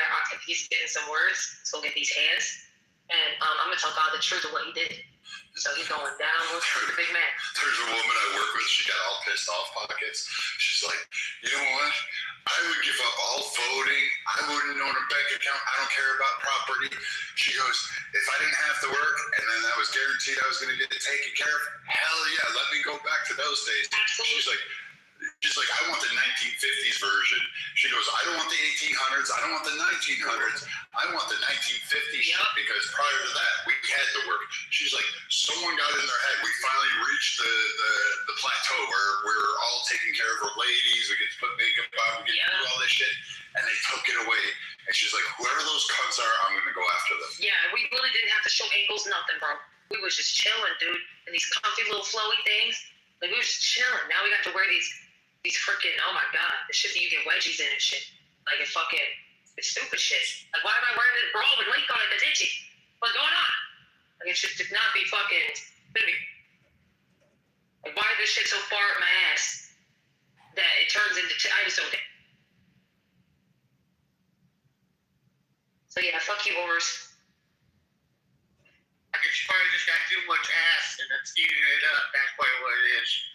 I mean, honestly, I don't think that's true at all. I think it's for, even for pancake ones. Yeah, it does. I do not. That shit is, shaped like a pear, but on the, peripheral, on the side. Like 2x6 standing up or what? No, if you look at me, like, straight front, I'm shaped like a pear. But if you turn me to the side, I mean, I can't balance a Coke bottle, but I could definitely, rest my hand on it. And it doesn't stop. Yeah, Slippy, she's definitely way below 280. Oh, yeah, 127 last time I checked, 126. You're too light for me, honey. Shit. Yeah, but definitely I'll put you in a headlock. I'll put you in an arm bar. She ain't a lady if she ain't 280. I'm sorry. Got that tummy yummy. Yes, sir. Yes, sir. That tummy yummy? Oh, trust me, I've tried. Just some metabolism. I think my BMI is 20.7, 20.6.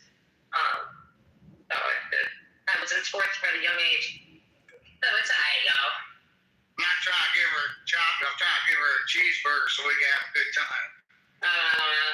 If it's not homemade, I'm not even.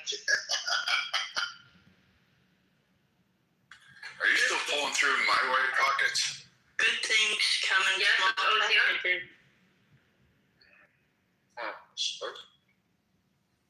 Man, this guy's going on and on, man. Dude, you gotta stop. You put down the pocket pussy.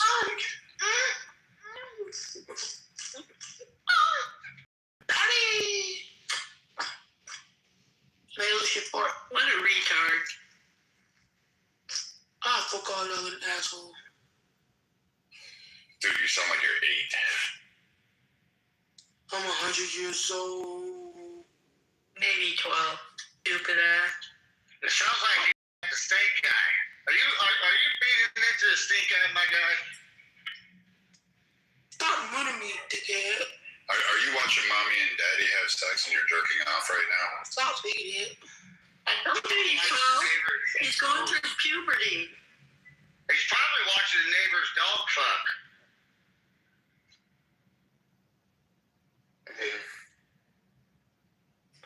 PC, what's up, Pockets? Viking, good to see you. What's up, Mr. Beaver? Hey, so the title. You can't say Mr. Beaver, Edward. You just can't do it. I'm sorry, Beaver. I'm sorry, Brad. So, hold on, real quick, Edward. Beaver, have you ever seen a true beaver? Not National Geographic, but a real beaver. Have I? Wait, what? I don't know. Okay. I'm asking if you've ever seen a real beaver. Yes. Yeah, so you see the real beaver. Okay, so in the topic, Trump derangement syndrome is real. Could you guys explain to me I know it's real, but how do we come to a conclusion for today?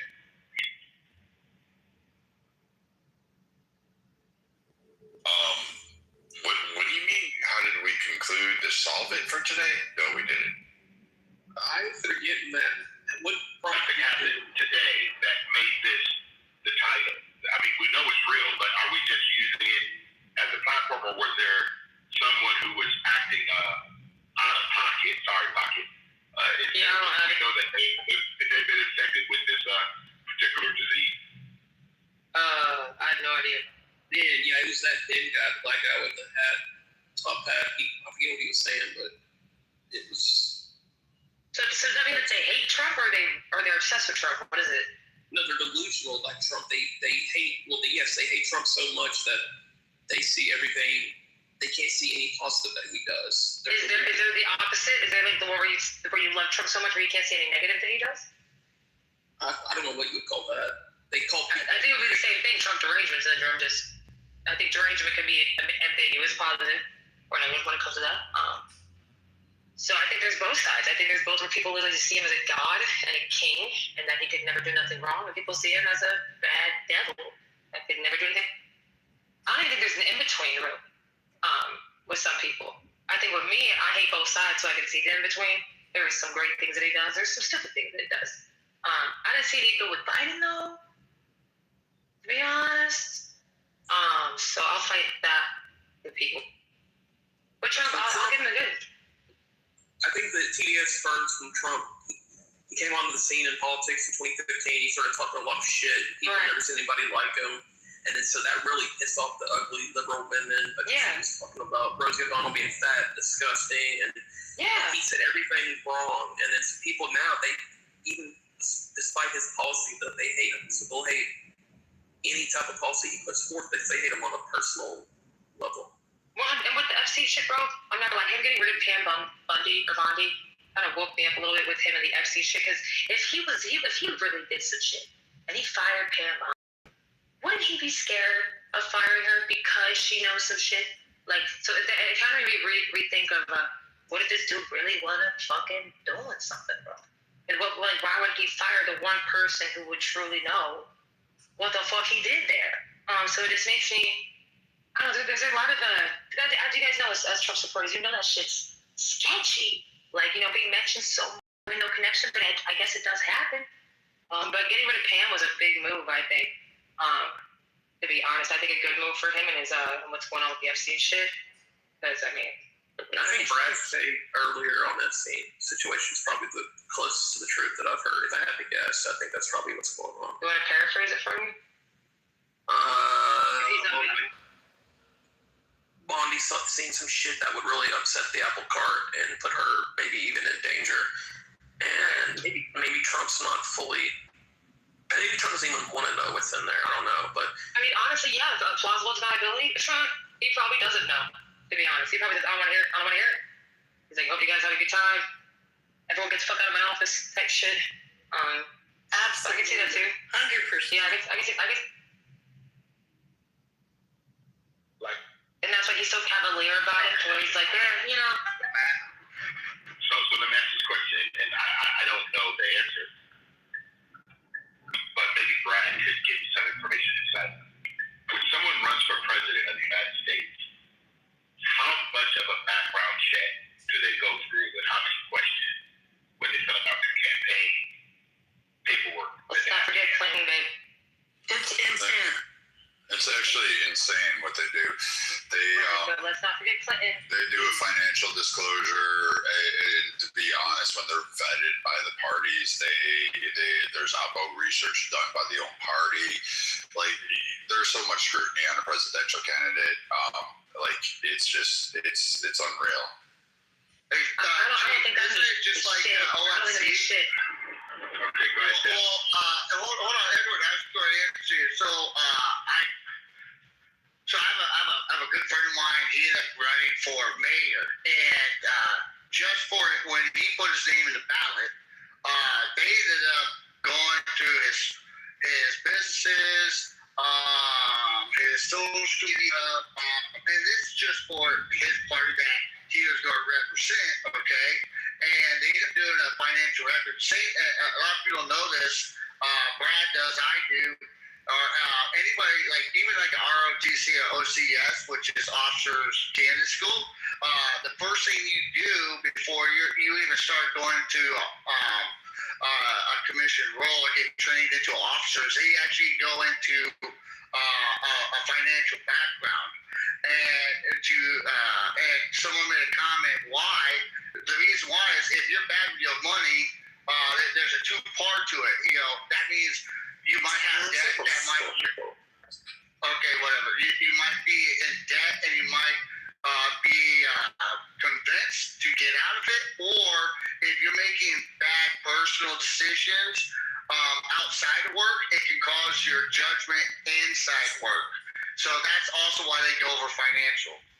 I'm just going to be honest, though. None of this hinders any of their decisions. It's just for their own paperwork. It's just for their own record. No, I wonder, how the fuck did Biden and Bill Clinton get in there then? Hello? You know the fraud that they had in their past? That was the past. Last, 8 to 10 years. The TSDI checks are so tight, you can really fart sideways. So Clinton and Biden didn't have any type of fraud going on before they were president. Any type of mishap. Thank you. That's my point. It doesn't hinder their decision. It's just for their record. But sometimes they can use it as their discretion for their decision. They could use it to however they want to use it. It's like I'm saying with Biden, like the shit his son was doing way before he was president, his money. It's like, how the fuck did he get in there? Well, Miss Pockets, I want you off whenever you get a chance. Look at your aldermen, okay? Look at your city aldermen, and fun note, they might all be realtors. So like that's what pissed me off. Why is all of your district aldermen former realtor agents? Right. And so, why do we accept lobbying if this is the case? Why do we accept that? Why do we allow that if finances and it doesn't? It's all fucking for show, dude. Like it's not real. Well, Miss Pockets, dude. So I think we got real quick. I want to answer Miss Pockets, Edward, and then I'll promise I'll give it to you. I think we're seeing a small ember of growth, Miss Pockets. If you look at District 12 in Texas, look at Brandon Herrera. All right, he won. He won to the next step, and he did a lot of his campaign funds came from individual donors, not from corporate donors. So I think we got an ember starting to show Americans that guess what, you don't have to be lobbied, and that's what I'm hoping for. Same here. Do you remember the California representative, the one who tried to go for Cole Harris, when he tried to go for governor? He's actually on this app, which is hilarious. He was literally investigated for his misuse of funds and how he got funding from China for his fucking campaign, over $2 million from China for his campaign. And he's on this app, like, talking, like, all big talk, big money. I'm like, dude, weren't you the fucking governor? Or the dude that tried to run for governor? This was like 2019, I think, or 18, I could have it wrong. But he was literally getting funds from China. Hilarious. And everyone else, I know they do background checks and everything else. I'm just trying to understand whatever they're doing, they have to do things that are what I consider thorough. Obviously, if there's some impropriety, we have to go through it, right? But I personally believe that if there was something in these files, no matter what there was, they have to bring it to the public, to me. So, especially since Obama and Joe Biden, if there was something in those records, I think they would have bought it out. They would have used it as a conjo. I don't think so. Do something. You don't think so? I don't think so. No. I don't think so. Wow. I don't think so at all. I really don't. I really think there's too much blackmail going on in our government. Edward, I wish I believed that our government had that much integrity, but I don't with our Congress, with our House, and our Senate. I don't believe it with the people that are in our seats. Honestly, whatever. I'm not worried about Trump. I'm worried about the people in our seats. The people that are actually making these laws, passing these bills, looking through these files. That's who I'm thinking about, and I don't trust them. I'm just being honest. I'm in agreement with you. Listen, our elected officials have no courage. I agree. But even when the election got stolen, no one stood up. I mean, come on, we all know it got stolen. So. Yeah, I think it was only Mike Pence that did, really. Mike Pence was about to take the floor when Joe January 6th got really, really bad. He was the only one.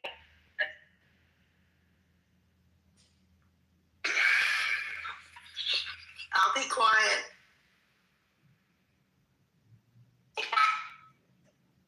I mean, why would you get quiet? Yeah, I love your perspective, Joe. Don't be quiet, please. No, I worked for Mike Pence. Did he believe it wasn't taken up? My God, if I misspoke, please educate. He's a good man. He's probably one of the most unusually good politicians that was left. He's out now. Yeah, I heard he was the one that spoke on the floor that said that the election was stolen. I could be wrong though, but I don't know if anyone heard you. Yeah, he's about to take it. Which I had given props for it, because honestly no one else was speaking. I think it was literally the only one who took the floor and was the guy who called him out and be like, this is ridiculous. Y'all clearly saw the numbers and what was going on. They don't see him around anymore either, do you? No, not even not with them. Yeah, but standing for principle and courage is a big thing. Yeah. You know, we could say, yeah, he did stand up, he did say it, but when it really counted, he didn't do what he needed to do. Well, of course he blew it, yeah, because January 6th that came in, and sorry, the bad ones of that movie came in and barged into that floor. Like, and he just lost all that. I mean, He was cornered, y'all. You just don't. Yeah, no, he was. You'll never know until you hear his book. Yeah. The challenge we have, though, and I like what Pocket said about our elected officials, it's very unfortunate, guys. The thing that I think has gone in America is that we don't have courage anymore. We don't have what they used to call them, Brad, men of what they used to call them? Men of honor? Brad Braun. No, yeah, men of honor. No, statesmen. Oh, We don't have that. Yeah, we don't have that many statesmen or stateswomen anymore. It's just there's people who do no longer stand on the founding documents and the principles of our country. Unfortunately, because there's so much money in all politics, which is horrible. I don't think that a lot of principled people could actually go in office and really stay principled. Excuse me, Mr. Edward. I agree with almost everything that you're saying. And I agree with Ms. Pockets. Joe, great lady for what you're doing, Mr. Pence. But my issue, and a lot of people in my community, the conservative community where I live, a lot of the issue is, if you look at almost all the members from on the Hill, they all have NGOs linked with them. They, that's a red flag. They all have lobbying. We can't. I personally am at the point now where it's hard to even with Trump. I know what Trump is, okay? Because I vote for him for the first time, the second time, and the third time because I backed up Trump because he calls it as he sees it. He does have flaws. He will run off a cue card if it's not presented, and he'll freelance because he can't be bought. That's what I like. In a way, he can't be bought. But with other members of Congress, it frustrates me with these lobbyists. It frustrates me when you look at the NGOs that we saw with Elon Musk when he came in, and you look at the Hill. Almost all the people working in those administrative support staff, they either lawyers or lobbyist assistants. And my dad always said, a lawyer in power is the scariest thing you'll ever see. I believe that. But one thing that I do have an issue with, and please don't jump down my throat, y'all. I know this is like literally your favorite politician out there, bro. I mean, in person in politics, but I'm not gonna lie. The way that Trump manipulated the market for his own benefit is something he was feeling a little bit about. His own coin, his own things, the way he was. And I know you're gonna hit me for this, but a smart businessman knows that it takes one tweet from a man in power to completely change the market. It takes one tweet of boosting these tariffs to 30%. For the market to completely fucking change, for everyone to sell their shit, for everyone to be scared to get rid of their shit, and then a tweet next week never mind, y'all. It's gonna be good. We're good. We got a deal. We got a plan. Boom. People are buying again. But guess what? This shit was already bought fucking $2 by him. We're now the shit's back up to like 200. So to me, it's like I get he's a smart businessman, bro. I get the play, but as a president, bro, you gotta put that business shit to the side a little bit. Like at least show like, hey, you have some, you got some control. Cause I'm not like $6 billion, almost $6 billion, and I mean, I gotta interrupt you a bit because like every time somebody slides that, but he's a smart businessman in there, like hello. Yeah. Well, I know you can hear me, but you cut me off. I know you can hear me. I know you heard me. I know you heard me talk. If we're gonna do that shit, you heard me talking. I know that. So I'm gonna cut you off and you say, I know you hear me. When you paused, I took that as an indication that you was gonna allow me to interject. Oh no, because you literally said I'm sorry. I'm sorry for interrupting you. But it's okay. You got it. It's okay. I love it. That's why. Now I'd be messed up if I said that's why a woman ain't president, but it is what it is, man. Go ahead. We shouldn't be president, bro. We shouldn't be working. We shouldn't be voting. You don't even know who you're talking to. I agree with that shit.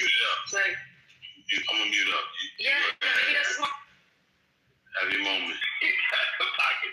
Maybe that's smart because you don't even know who you're talking to. Like, yeah. But listen, guys, I hear you, Pocket. At the same time, I know you heard this before, Pocket. Winning do have consequences. I tell people all over the world, I've never ran for president of the United States. This man won twice. Right. In a country. I hated him.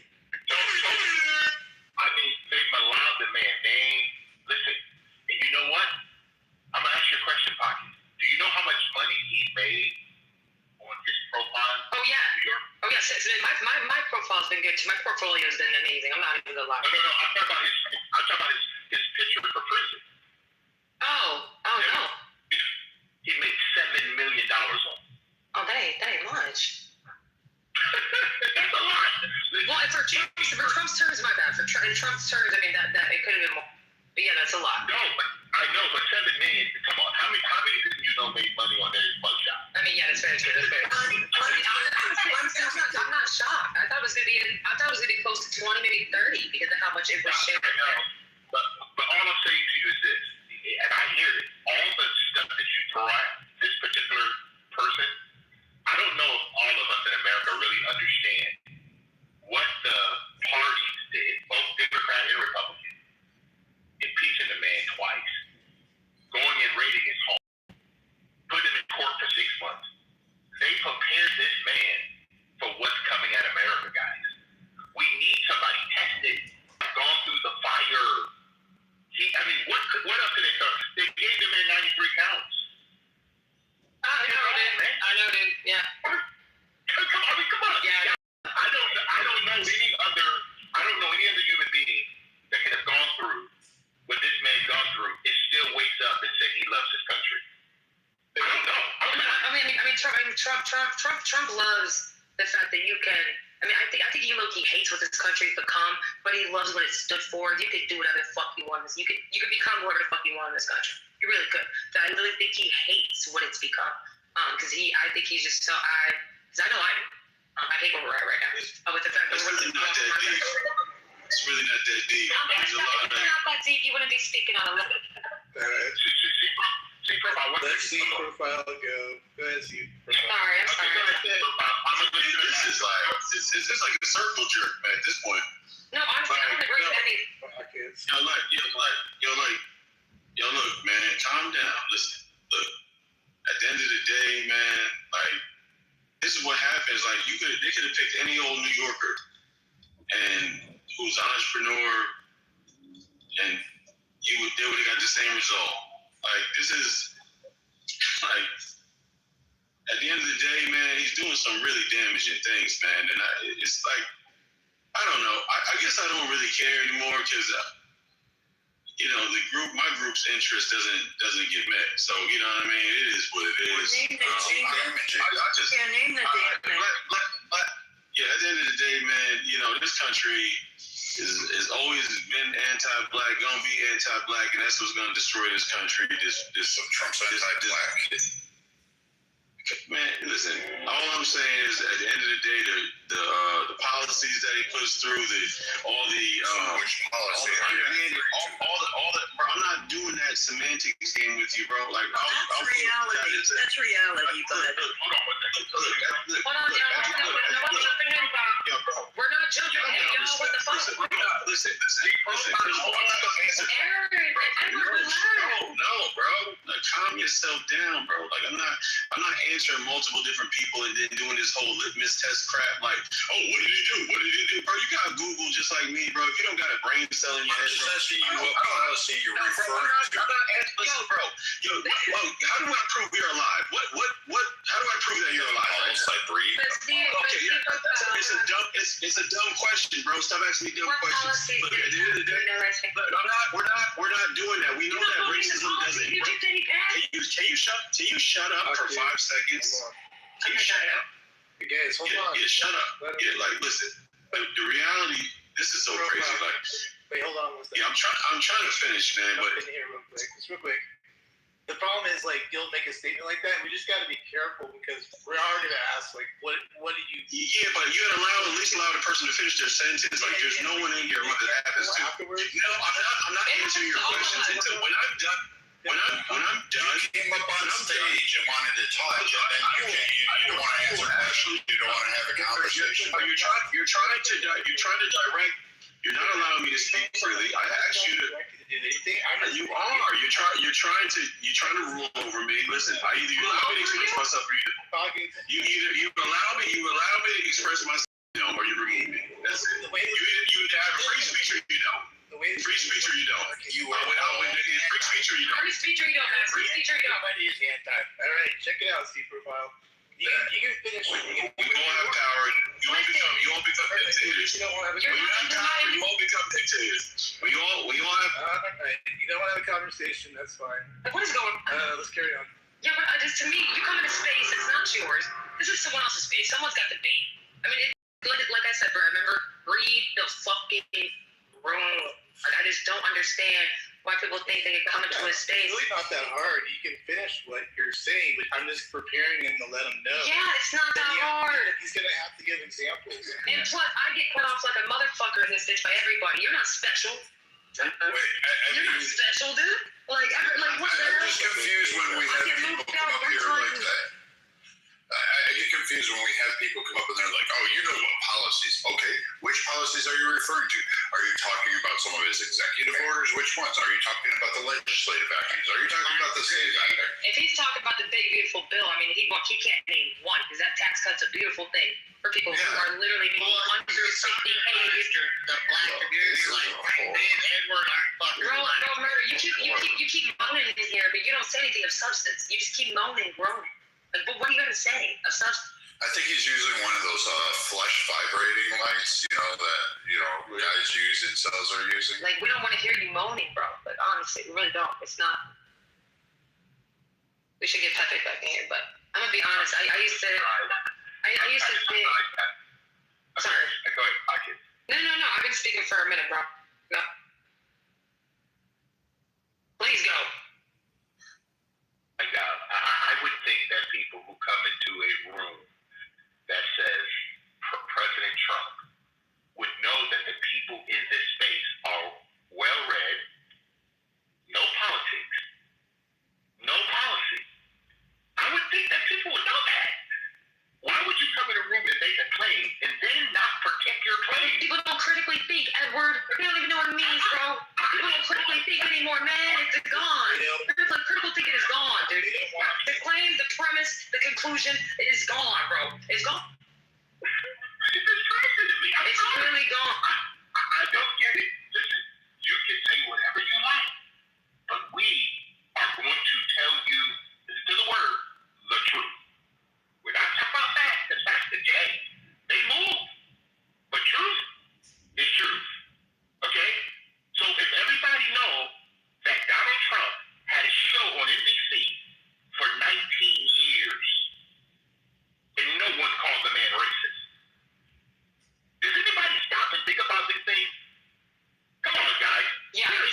really sad with the critically thinking, bro. 'Cause we learned this in philosophy, and it was really honestly done with all philosophy. You usually have a claim, you break it down, right? You question your breakdown, right, and then you test that, and then you come to a conclusion, right? I don't understand what's so hard with bringing us the policies. Ask ChatGPT, ask a fucking robot to bring it to you. It will, and then you can defend your claim. Actually, I actually don't really care. I mean, he could just make what I was going to give him a warning on was he can just go ahead and make a statement. He didn't want to hear from us. He just wanted to make a statement.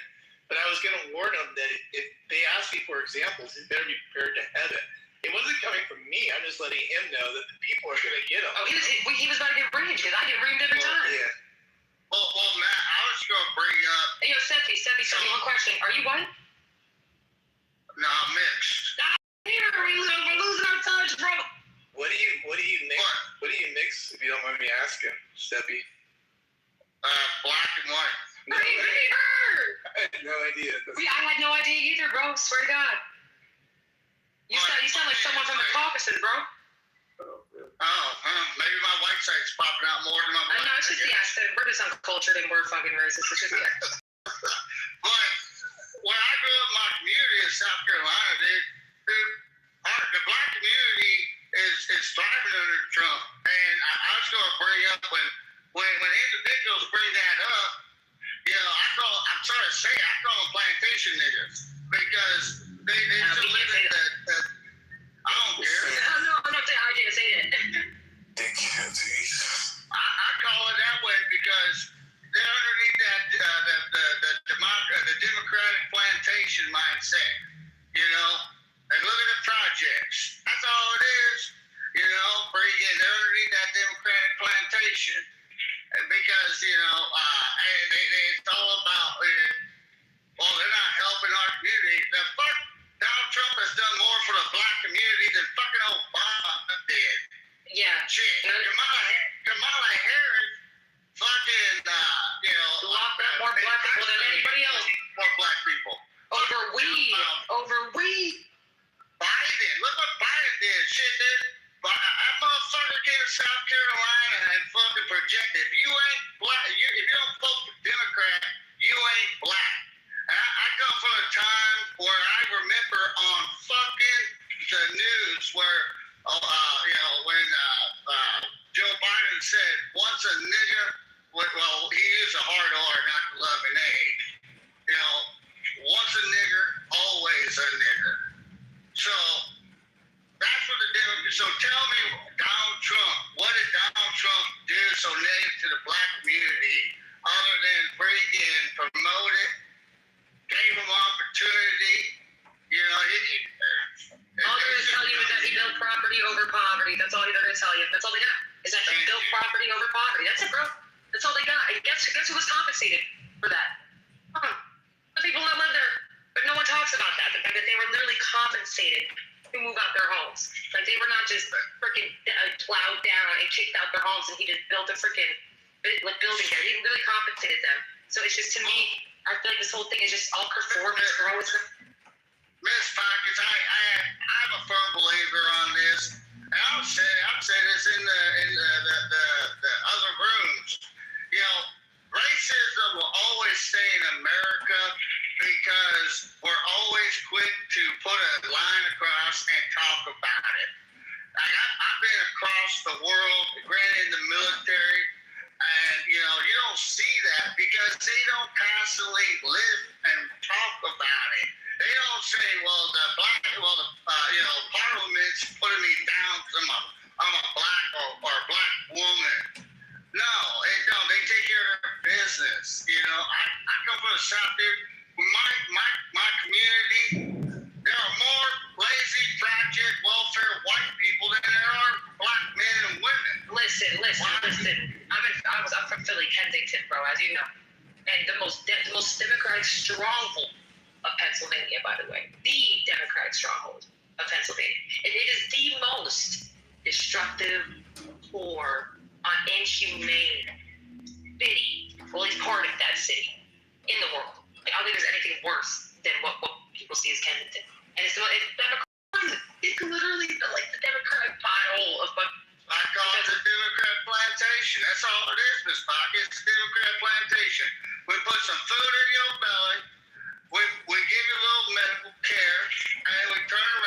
you in the House. But at the end of the day, when I come knock, I'm proud to say this. They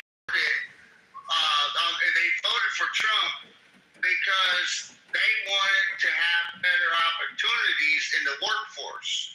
Where under Joe Biden and Kamala, it hindered them more with that DEA, because they didn't, that's why they transitioned, my opinion, with open borders. This is my dumb opinion, Matt. I'll make it quick. I think the black community stepped up for Trump, and they saw that, and they saw the numbers in his first election. They saw a small hike in the second election, even though he lost, or stolen, however you want to ferv it. That's why I think they brought in undocumented immigrants, sir, was because the black community has gotten smart and said, hey, they're playing us like a fiddle, and we're tired. And if we're going to be used like this, what are we going to get out of it? I don't think the Democrats want to be basically blackmailed by the community, and we all know those communities. So that's why I think they transitioned to illegal immigrants and these blue states. So hold on, Stephanie. I gotta respond. I'm so sorry to cut you off. Look, if you're I'm gonna respond now. Go for it. Respond, ma'am. I would love for Omar to come up on the stage, because when I made my comment, this motherfucker, which is a straw man, literally said Kensington is only 0.5% city of Philadelphia, mind you. It also helps my point. Really. I'm speaking. You can let me, please. Because I know, I didn't say, and you speak after someone else speaks. You don't even know my point. Low-key bringing up the fact that it's only 0.5% of the city, but it is known worldwide as zombie land of the country, then it's only 0.5%. You're really proving my point that that's literally, it may be small, but that shit has a punch in the country. And I'm from there. You may be from Philly, but you're not from Kensington. You're not near Lehigh. You didn't grow near Kensington Ave. You didn't see that shit like I did, Omar.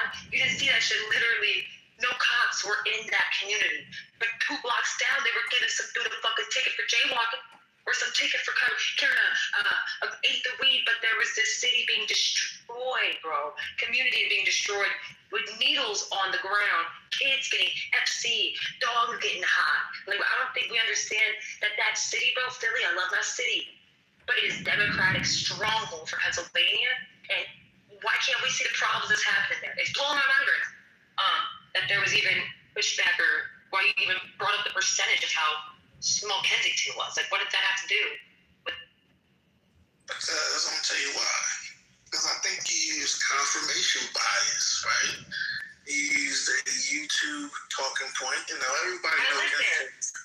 Hold on. Can I finish? Everybody used Kensington as this punching bag, Kensington wasn't always like that. No, it wasn't. Right? I don't even know if you remember Kensington. I do remember. Okay, wait. But the point I'm trying to say is, just to blame it because it's Democrat, I think that's a little disingenuous, because the Democrats, let's be honest, pockets, been running Philadelphia for the last, 60, 70 years? And they've been But hold on. So we find one small pocket, and it matches your name on Clubhouse. We find this 0.05% of the land mass of Philadelphia, it looks like hell, so we're going to paint that as, the city's failing because of Kensington, because we saw it online, and we saw it in YouTube Reels. Well, that's all I'm saying. Right. I guess you could. Okay, so the industrial collapse, which is really important. I mean, honestly, we're bringing the industrial collapse. I agree. If I can finish. The population decline, right? That stabilization, we lost a big chunk of population in the 1950s to early 2000s. And people just started leaving. Everybody was gone. So when it came to crime trends, by the way, crime was very high in the 80s and 90s. Very, very high. Almost the highest in the 80s and 90s. It dropped significantly in the 2000s. But during COVID again, like 96. What was that pocket? Right. Yeah, but during the 80s. Yeah, thank you. But during the 80s and 90s, it rose up. It was the highest it's ever been. Poverty as well. The loss of industrial jobs, even education outcomes, bro. The long-standing structural inequality, bro. That shit was prominent. It's in the past 60, 70 years, as you said, when the Democrats took over. It had the highest poverty rate among any large U.S. city in this fucking country. And don't even get me started on the center city redevelopment. That's only the one good thing. Tourism and healthcare has grown. The sectors. Universities are attracting more residents, like Temple, Penn. We can go to Penn. We can go to, I believe, that's about it. Neighborhoods like Fishtown are seeing some investment. Thank God, finally. So it's just the good does not outweigh the bad since Democrats have took over. I want to hear nothing. Okay, I just want to land here. Under Donald Trump, I heard somebody say that black folks are doing better under Trump, right? Well, let's take that. I'm gonna use your example of sample sizes, right, Pocket? Because you use that 0.05 of the city, right? But I'm gonna take the whole Philadelphia metropolis area, right? Do you know under Trump, the Philadelphia economy is one of the strongest economies in the world right now? Do you know that? But we want to focus on that 0.05% of the city, right? And I'm gonna put it in the chat. The metro area, I believe the GPA is top 10 in the world, right? But we want to focus on the homeless, right? We want to beat up on the mentally ill. Hold on. Beat up on the mentally ill in Kensington, right? But you're not looking at the bigger picture, Pockets. That's why I came on stage. That I'm gonna put it in the chat that Philadelphia is one of the strongest economies in the world. But you didn't highlight that. No, of course not. Of course not. Because let me finish. Because it depends on how you're looking at it. If you would have came on stage and said, oh man, the Philly economy, we got one of the strongest economies in this union right now. But you didn't want to highlight that. You want to beat up on the middle. No, you want to beat up on the homeless. We were talking about the mentally ill. Omar, you were mistalking. Pockets. I'm gonna land here. You misspeak all over. Pockets. You know how many vets we have down there that serve in our military. But you want to beat them up, Pockets. Oh, you strawmanning me, bro. You got it. You strawman me. The point that we were talking about was the democratic power in the United States. You completely missed the claim. You completely missed the premise. You completely missed the conclusion. You're not critically thinking right now at all, bud. We were talking about that shit. We were talking about the detriment of what Democrats have done to our inner cities. That was the topic. That was the claim. You are not listening, bro. Like this is where if we were talking about vets, bro, shout out to our vets. Like hello. I worked in Medicare, help vets find primary care doctors. That's how I show love. I actually told him work to my vet friends. And so, and I was just talking about them on fucking Clubhouse. Like, honestly, to me, the growth in Philly is so dope under Trump. Shout out to Trump. And that just goes back to my point with me and Stephanie were talking about. Fuck these Democrats, bro. All fucking day. Fuck these all fucking day, dude. To be honest, because they destroyed my city. They destroyed our city. If we want to be honest, they literally did, bro. Before the 30s, 40s, Pennington was beautiful, bro. Businesses, people were thriving, bro. They were lively. Then all of a sudden, the war on drugs, dude. Right after Jim Crow, you see our government, bringing in drugs to the community, bro. Dropping off these drugs to the community. Not rebuilding nothing for jobs. Not rebuilding no infrastructure, bro. Just dropping off drugs. So yeah, I got a problem with that. I got a problem with who's running our city. 100%. We were talking about the great things about Philly, man. We were talking about that. If we want to, we can, bro. Because I can tell you so many beautiful things about Philly, man. Let's get Abby in here. Abby and I talk about it all the time. But we were talking about the Democratic toxicity. Yo, you wanted to beat up on Kensington. Of course I do, bro. Miss Pockets, call it the But you in the front there. Oh, shut up, bro. I'm from West Philly. What's going on? You never set foot in Kensington, huh? You never walked there. Listen. You was never walked there. Why would you walk through there? Hold on. I'm gonna hear Steph. Why would you walk through there? Listen. I am an electrician. Pockets. I am an electrician. A contractor to be exact. I'm all over this city. This city is mine. I'm everywhere. When last have you been to Kensington? Listen, I'm on B Street. I'm on Kensington and Aramingo. I'm outside. And you see what's happening? see what's happening and you just quiet about it? You wanna beat up on the homeless. I'm not beating up on the government, stupid. What are you doing, bro? I'm beating up on the government, dumbass. Someone's beating up on the homeless. But I'm beating up on what the government doing. Look, you stupid. You guilt tripping. You playing games. Ms. Fox, can I ask Mr. Omar a few questions? Yes, Mr. Omar, I got a few questions for you, my guy. All right? Who's the mayor of Kensington? You mean the mayor of Philadelphia? Kensington is a neighborhood stuff, isn't it? Okay, how about this? Who's the mayor of Philadelphia? The Honorable Miss Cheryl Parker. Okay, is Miss Parker, is she Democratic? Absolutely. Yes, she is. Absolutely. I'm sorry. Okay, I won't ask a bunch of dumb questions. I don't know much about Philadelphia. I've driven it through it a couple times, hauling livestock, but I'm just going to ask a few dumb questions. So, Mr. Elmore, if you can bear with me, I'm sorry to sound like a fool. The reason why I asked, so do you know the police, the city's police budget for Philadelphia?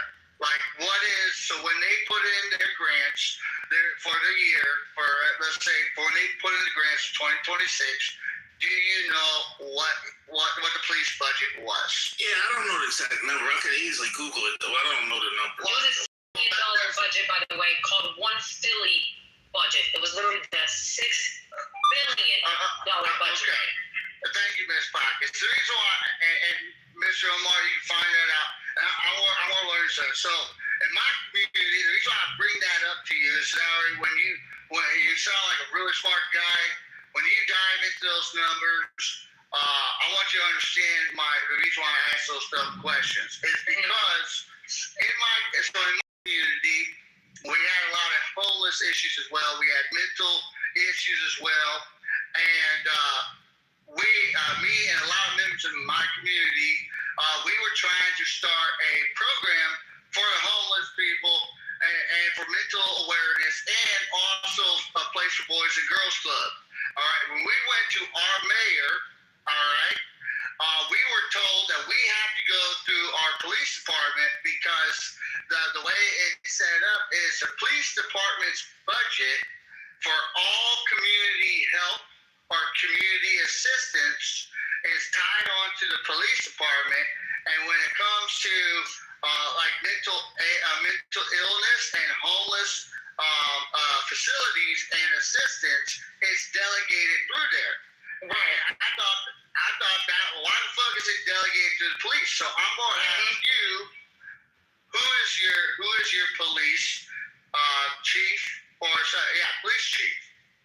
I want you to look into that and then question your police chief, because he's responsible for basically gaslighting any programs alongside with your mayor for additional assistance to your community or to your homeless. I'm gonna break this down for you. Right? This is the money that was, and this is why it just makes me laugh at whatever being talked about right now, because of how the funds were allocated. And you're right, people should definitely look into this and then wonder why the fuck people are so mad. So when it came to the budget, let's break it back. $6 billion, right, was the budget. I'm going to break down what went to the initiatives, right? Youth homelessness, 1.5 million was dedicated over 3 years, specifically for services targeting homeless youth. Only 1.5. Behavioral health outreach, $500,000 for increased outreach teams to connect individuals with services. Kensington Wellness Support Center, by the way, that they only gave funding for same-day medical assessments and behavioral health services. Now, again, under the behavioral health outreach, $500,000. Youth homeless is $1.5 million. Now, for Riverview Wellness Village, they funded to support 336-bed facility. That's it. So when it comes to the Office of Homelessness Services, $52 million. That's it. Capital investment for the recovery-based housing and clinical services, $75 million. That's it. Wellness ecosystems, $216 million. Now for the police, you won't imagine how much they got. $872 fucking million is what the police department. What's wrong with that? What do you mean what's wrong with that? You don't think think our police should get paid pockets? You don't think our police should get financially compensated? Our homeless encampments are only getting 1.2 million. You stupid, bro. You don't think our police are law? This was paid for. Listen, people that paid for. They're not arresting nobody. They're not saving anybody. You gotta pay salaries. They're not saving nobody. They're paying for the SUV, their fucking good outfits, and their shit. I'm a ball. They still want to pay for the law enforcement. Youth homelessness gets 1.5 million, but police get 872 million. Miss Pockets. I disagree with you on this, Pockets. Okay, Omar, can you give me 20 seconds? I want to say something to Miss Pockets, so that way when she sounds like she's deep diving, and then I promise Omar, I'll back off. All right, Miss Pockets. So, you know, in my community, I'm also a volunteer firefighter. All right. Yeah. And when we go in to do grants for our equipment, we got delegated through the police department. Okay. And this is what we found out when it comes to basic utilities or vehicles. So I would encourage you, when you look at the police department, yes, Omar, the police need that.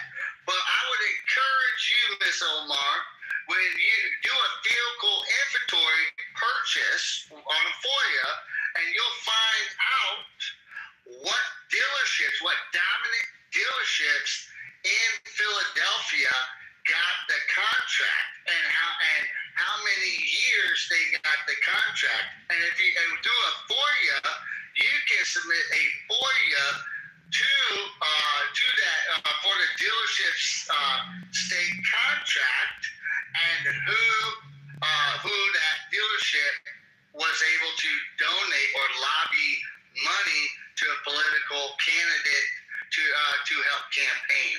And then you'll watch the money track.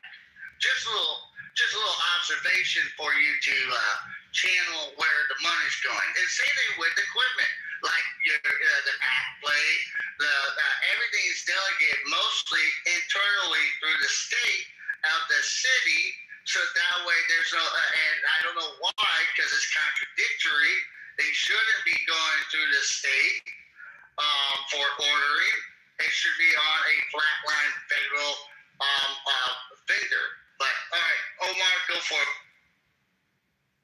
No, listen, I get it. You know, we think we can save the world, right? I understand that, you know. I just don't like when we beat up on our homeless population, our mentally ill that's down in Kensington, you know, people that were in the service, you know, a lot of service people down there, you know, and when you beat these people up and just say, well, this is why my party is better because we don't, it's homeless people all over these cities and states. You can go to red states, blue states. I don't think it's a red or blue thing, you know, that's my only thing, right?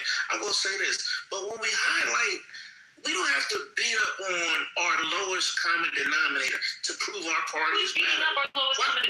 Why can't we say, well, look, man, Philadelphia has one of the strongest economies in the world right now. You don't have discernment, bro. I'm beating up on the rich. You don't have discernment. I put it in the chat. No, listen.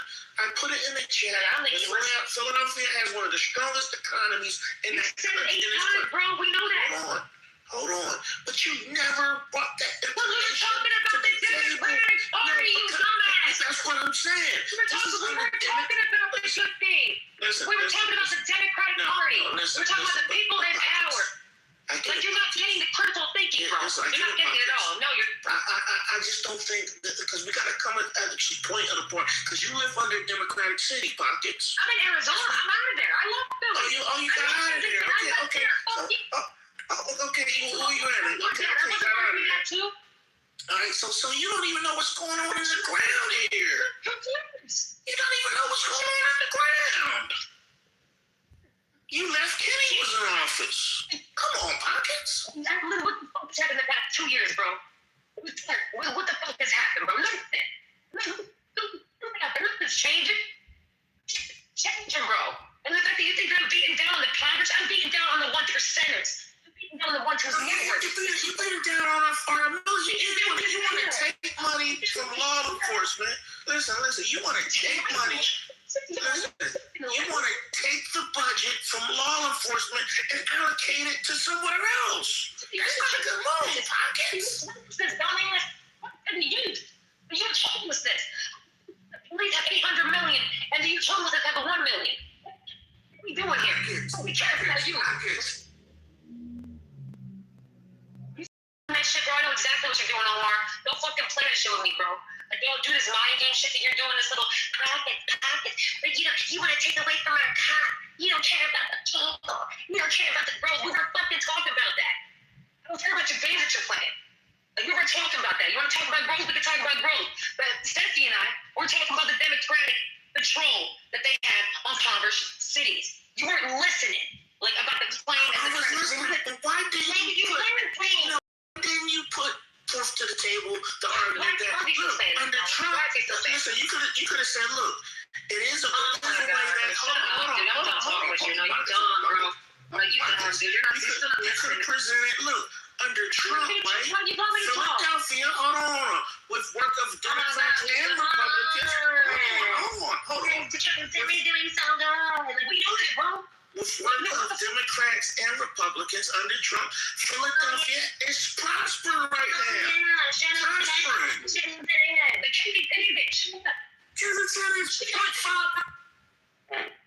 They're talking glaze up back. Thank you. Fuck. Like, oh my God. No one cares about that. Like, I'm sorry, guys. It's just like, So, the title of the room, USA, the hottest country in the world. What do you guys think, are we? Yes. Hell yeah. Don't say that. Hey, I'm under one of the strongest economies right now, man. Y'all don't want to talk about it. Yeah, we're under one of the strongest economies, man. Now we can talk about it because it's the topic. Let's talk about it. Alex, what were you saying? Said yes, the hottest country for supporting wars and dragging the world into chaos. Wow. So you think we are the hottest country for supporting chaos and wars right now? We're only 200. Sure, yeah, that's for sure. No doubt about it. But Alex, we're only 250 years old. There weren't wars happening with these countries before us. We're literally only 200 something years old. Like, what could we have done so crazy? That's the modern world. I think you guys have the power of everything to stop the wars, not by supporting the wars. Interesting. I thought China did, but I could be wrong. China is not a superpower, but the US is. China's not a superpower? What? So where are you from, Alex? I'm from Pakistan. Wow. You're a 23-year-old single looking for good friends. Oh, you're using this like Tinder. That's cute. You can't swipe on here though. Would you date pockets, Alex? No. He's saying, thank you. Thank you. No. Yeah, I wouldn't date a packy either, bro. Well, Alex, Pocket's looking for a new dishwasher. Are you want to wash the dishes?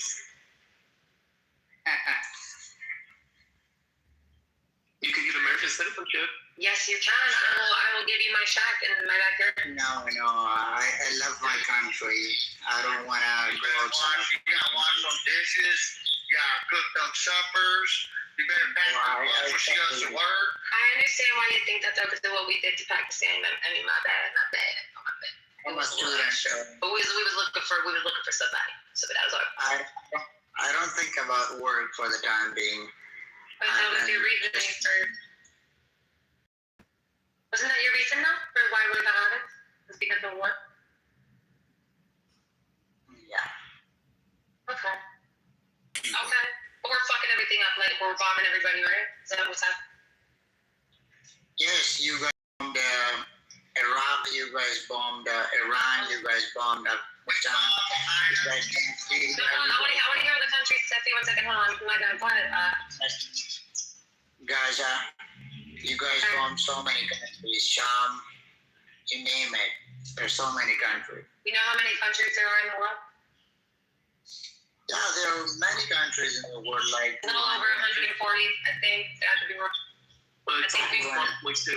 Yeah, I think we bombed like 5 or 6 we bombed out of the 2 something. Alex, we didn't bomb Iran.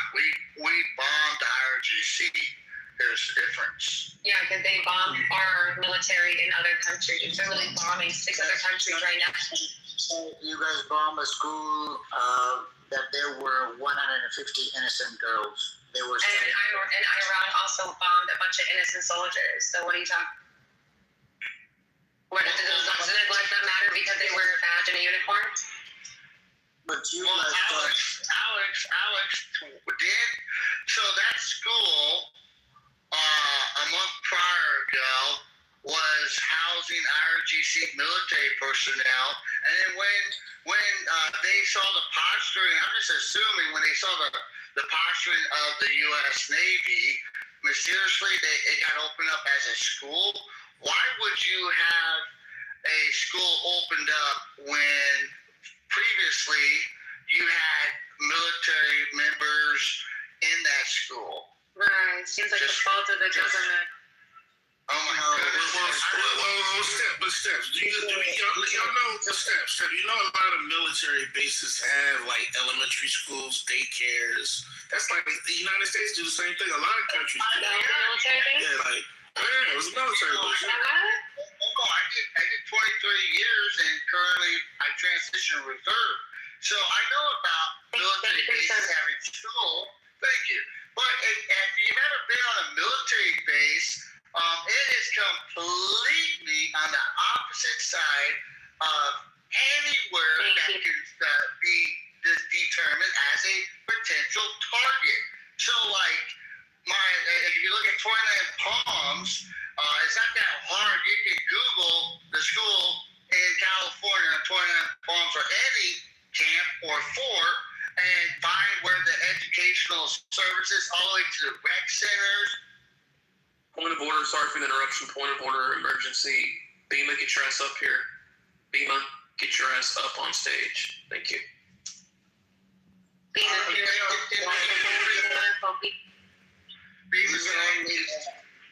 can I land real quick? So if you do your due diligence, Omar, and you look, you will see that where those schools for military families to educate, rec centers and hospitals, they're in the complete different locations in case an attack happens. I will argue this though. The U.S. officials did indicate that the strike was intended for the military base nearby, but used outdated target data. So the U.S. officials did come out and take fault. So I'll give them that. That was our. We fucked up. Somebody fucked up. Yeah, you're right. Yeah, there was no military. There's all media inventions. There's mere inventions. They're trying to cover up whatever they did. Who did with what? They bombed the school. Oh my God, being modest, so fucking beautiful. With that, I have to tell you something, okay? Listen, I was so upset when that happened. I was really, really mad. And I didn't know who did it. Alone lets me know that some shit is backwards. Right. If I don't know if the United States did it or if Iran did it to themselves, we see what the shit did all over the world. Libya bomb. I mean, like crazy. But this is the worst part. Tomahawk missile. But this is the second. It was a time. You're correct. But Tomahawk missile is not Iranian-made missile. That's the U.S.-made missile. No, she knows that. She's saying before she did the and you're correct. Yeah, this was like when it just happened, before like while they were doing the investigations. But this is the only thing that makes it impossible for me to no longer be so upset that this happened. And I'll tell you what it is. Children grow up to be what? Adults. And if there was an admitted 3,000 former children that were murdered, admittedly by the IRGC, the numbers are higher. I can steel man this stuff, okay? Trump is going to say 45,000. Do I believe that? I don't know. But even if we go with the IRGC, there were 3,000 children, former children, that were murdered in the streets. Listen, my hands are tied, Alex. My hands are tied. Take more. And there are 45,000 kids. They were also massacred and murdered in Gaza as well. I support and I defend Gaza all the time. I am a big defender of Gaza, huge defender of Gaza, but we're not talking about Gaza.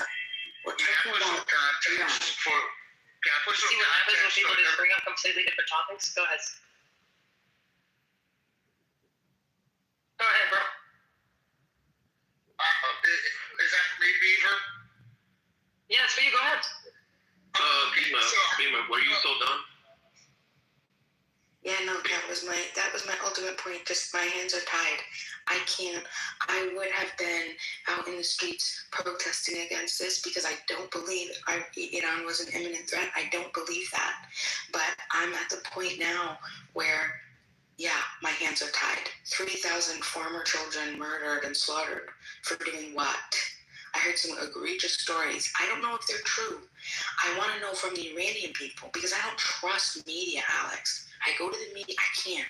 So we had a conversation with someone who was from Iran yesterday, and this is what made me I wanted to throw my phone. Talked to someone who they were a support of the IRGC, and he said that he called his mom. His mom, his family lives inside of Iran. They just left Tehran because of the bombing. And I had asked him, what did your mom say about, the Crimson Winter, the thing that every American is talking about, that everybody in the world is talking about? And he said that they didn't have a conversation about it. And then his excuse was that Iran is too big, which is maybe a third of the United States. I'm sorry, you're going to know if someone in Jersey, if a police officer in Jersey kills somebody in California in 5 minutes, and it's going to be all over the news, okay? Now, I'm not saying maybe we have more connectivity, maybe we have more technology, maybe we're more connected. Sure, I get that. But it's been months now, and you're not going to have a conversation about that? That concerns me, because you know what that says to me? That I could be in that country, and I could have been one of those 3,000, and people aren't even going to talk about it. It's not even going to be a topic of conversation. He wasn't. He bring it up to his mom. Mom, are you okay? The mom didn't bring it to, hey, please, I don't want you to look what's going on here. This is horrible.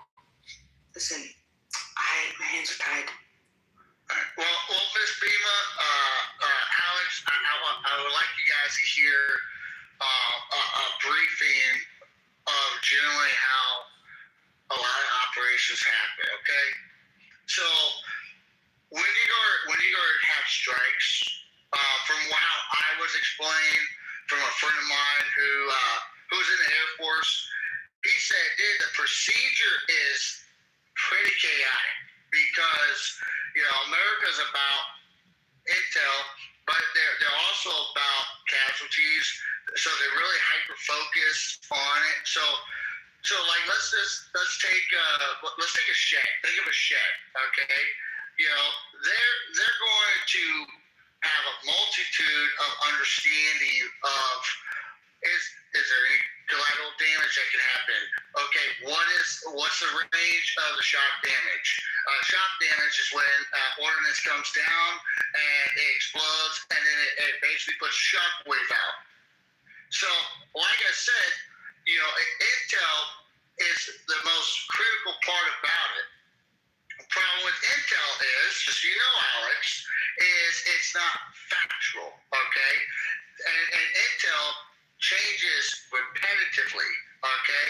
And all intelligence means is someone is giving their best intelligent opinion about a situation, okay? Now, you can base that off of multiple resources, multiple claims, visual identification, but you also have relay time. So, all the intel that the U.S. and Israel were operating on, based off of what I have heard, based off of what I have been told, is prior to the operation, the kick of the ball, was based off that it was not a school, it was an IRGC location that had military individuals, possible ordnance in that facility. And then you look what happened next. We end up finding out that there's a school there. Okay? Now, you don't have to believe me because you don't know me. I just want you to understand what intelligence is. It's intelligence. I understand whatever you have just said. I understand that. But look, this is the same strategy that Israel has been doing in Gaza. They say they bombed hospitals, they bombed schools, and then they put out this statement that, we bombed this school, we bombed this hospital because Hamas was there. But there was no Hamas, when the CNN reporters. Now look, I've watched a video there on YouTube, and the CNN reporter was detained by the Israeli forces, and the Israeli forces, like their commander, has suspended like their battalion from doing whatever they were serving or whatever they were doing, the illegal activities there in Lebanon. So Israeli military, they are infamous, right, for these kind of acts, the Israeli Air Force, the IDF. And this is a strategy that the United States now has been doing the dirty work for Israel.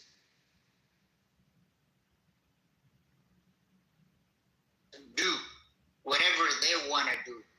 There should not be someone who waits for somebody else's orders. What I think is that Trump has not been doing the things that Trump needs to do.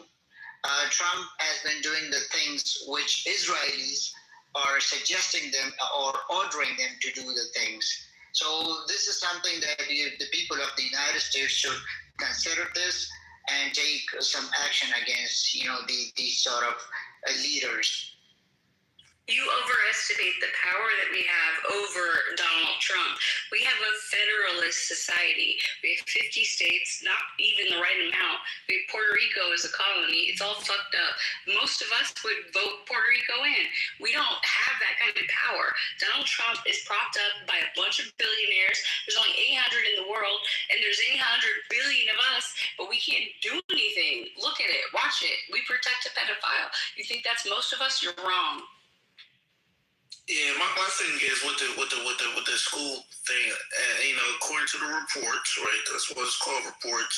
They use outdated info, man, and I think somebody has to be responsible for that. We have one job; it's to have updated info. Yeah, but that's what I'm saying. But and this is what I'm hearing. Like I said, through the reports, they saying with the AI and then old maps, outdated maps. Somebody dropped the ball on this.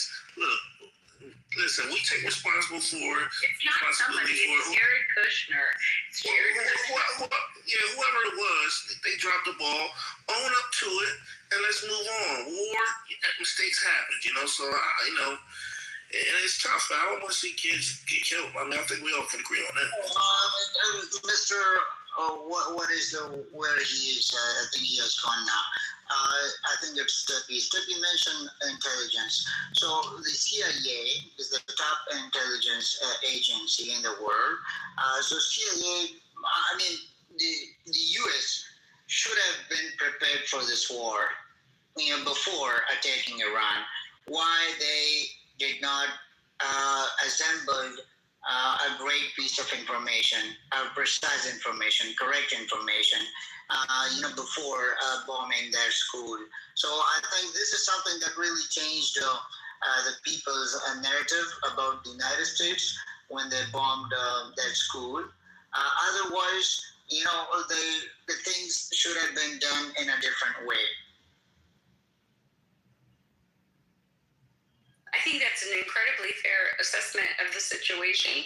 Our president also tried to lie about it immediately when confronted with the information, tried to pawn it off after that, and then say that a Tomahawk missile could come from any but 3 countries. This is insanity. Yeah, the messaging about this has not been good. That's caused a lot of angst.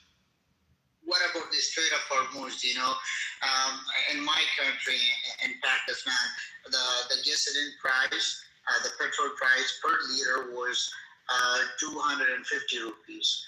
Now it has been hiked up to 5 rupees. So, you know, what about the Strait of Hormuz? I mean, we told all the countries that get oil from there. No, we didn't. We did not give forward warning. We didn't do that.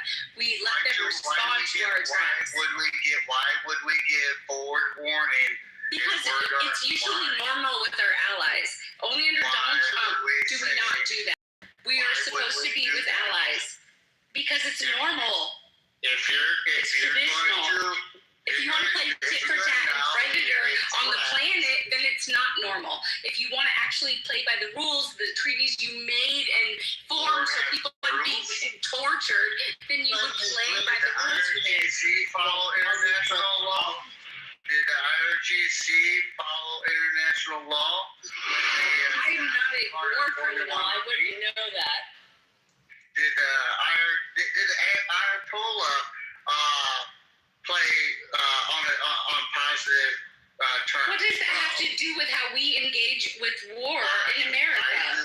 How does that have anything to do with how we engage with war? Military operations. We're not. No, we have lived by these same standards up until this moment. Mr. Steffi, it's not about the war in Iran. Forget about just take this aside. By the way, it's not a war. It's an operation. It's not a war. Okay, forget about this one. What about what's going on in Vietnam? What's going on in what was going on in Afghanistan? What was going on in other countries? And even, if we talk about Venezuela.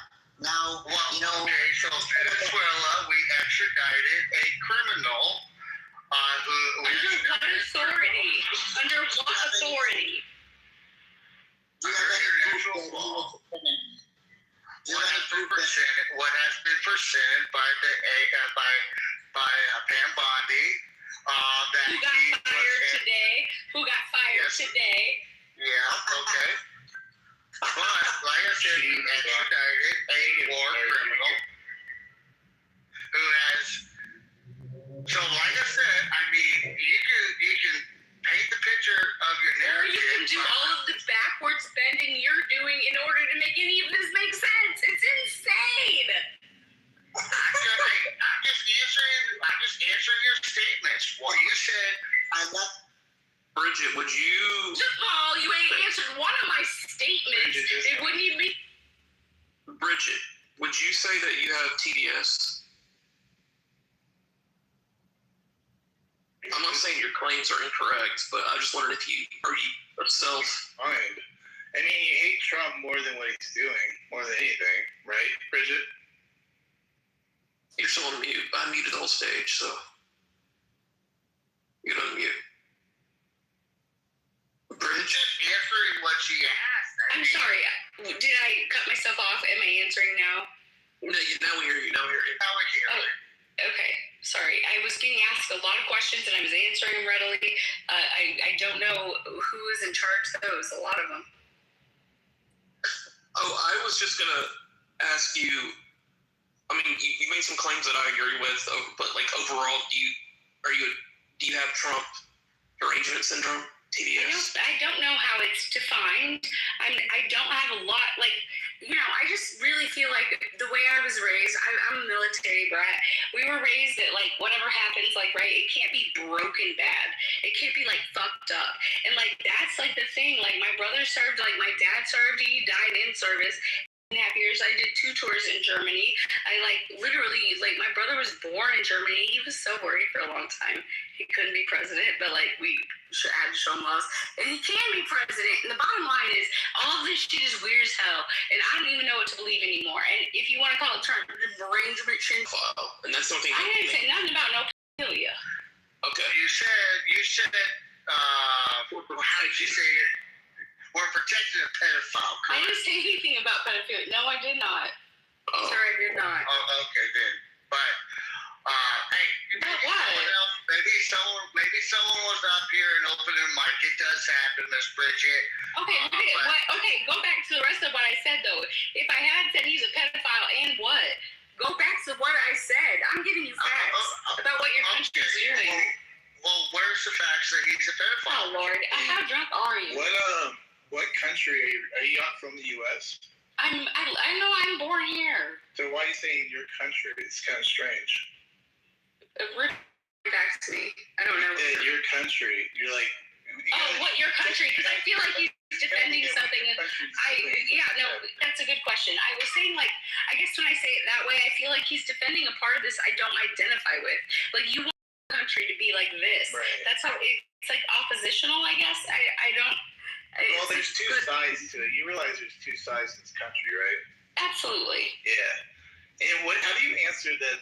You know, more than half the country decided they wanted this. How do you go about like kind of reconciling that? Well, I think I brought that up earlier. Like, as an army brat, like, right, you know somebody's gonna win, somebody's gonna lose. You're brought up literally to like love the country. Like, You're talking to a guy that has that chance, ma'am. A guy who I'm talking to a guy. What? Who has that potential chance, like of what? You know, of losing his life in combat. Who are you? Do you have a brother in this? What are you talking about? I don't. I'm still in the service. What are you talking about? Who are you talking about? She said, "I don't want someone to lose their life in a conflict." That's what I swore she said, and that's why I made the statement. You're talking to a guy who has. Way back to something else. We're talking about. Oh, my apologies. No, you're good. We're talking about. I was trying to get her to explain to me, like, how does she deal with half the country saying we want certain things from Trump? No, I don't have a problem with that. Actually, I have no problem with it. I think that the purest form of patriotism is the small act. A much bigger problem with like the billionaires, the 800 of them on the planet who are making bigger decisions than just like, oh, do you get to have any number of basic services today? It's a stupid fight to have. It's like three Spider-Men pointing at each other. I agree. I mean, the billionaires are ridiculous. I mean, I agree with this person on that. We definitely have a class issue going on. I mean, and I think that the rest is just stupid fucking semantics. I think at the very basic level, but then we elevate it to this, we have cartoon level fireworks stages and like, oh, you know, this is the right way to live. Every single one of us got another person in our life living in a different way. It doesn't matter that much. This is not where we should be having this fight. Miss Bridget, I was going to say, Miss Bridget, I respect you. I respect your opinion. And, you know, I do. Even if we might not be speaking the same language. I wouldn't fight you to go vote in a million fucking years. I wouldn't do it in a million years. I just would expect that we put toe to toe on our noses, like really like fighting at each other over shit that doesn't matter. That's what I would expect out of my government. And that's what they keep doing every fucking day. And that's different now. It's changed a great degree. And that is why you can vote for Trump and I won't fight you on it, but I never will. I agree. The problem is our political sides. You know, we say this situation, but this is not the case. This is a billionaire's fight. Bridget, is there any? You wanted a guy who represented you. You wanted a guy who, and he ain't for you. He looks at you with the same contempt that he gives everyone else. Thing that you like that Trump does? Go away when he does that. Sundown. I like it when he types a lot on Truth Social, and then he's just like, "We're gonna do this. Thank you for your attention to this matter." I like those ones. Did you vote for a Democrat, or what's the story on that? I think in every election that I've had of to date, there wasn't local. There's been times local. I voted for a Democrat. I think I always have. I think that's true. Yeah, I mean, there's going to be some bias then, obviously, from you. No, I don't vote based on my bias. I'm saying they just tend to represent what I think about most. That's what I'm saying. I don't just vote party line, if that's what you mean. Bridget, don't you find it difficult that you have to pick between Yeah, I hate party line voting. I hate ranked choice voting. I'm super for that. Ranked choice. Go ahead. I was gonna say I love Trump, but I do think that this decision with Iran, this could end up really hurting his legacy. But I hope it doesn't.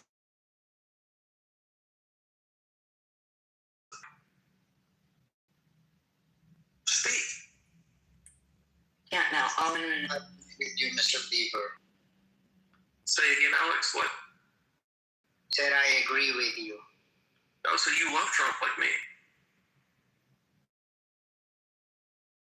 He's really great at advertising. He's great at a lot of things. He's charismatic. He's done a lot of things.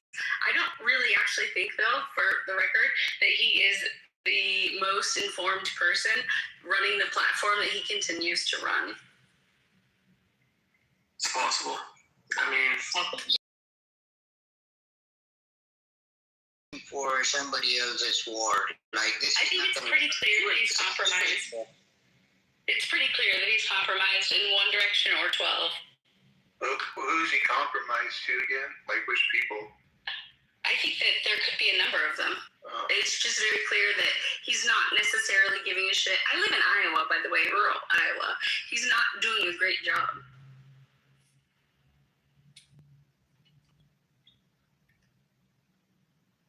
Pretty close to Iowa State. An hour. We don't cheat out of March Madness, so I just. Okay. I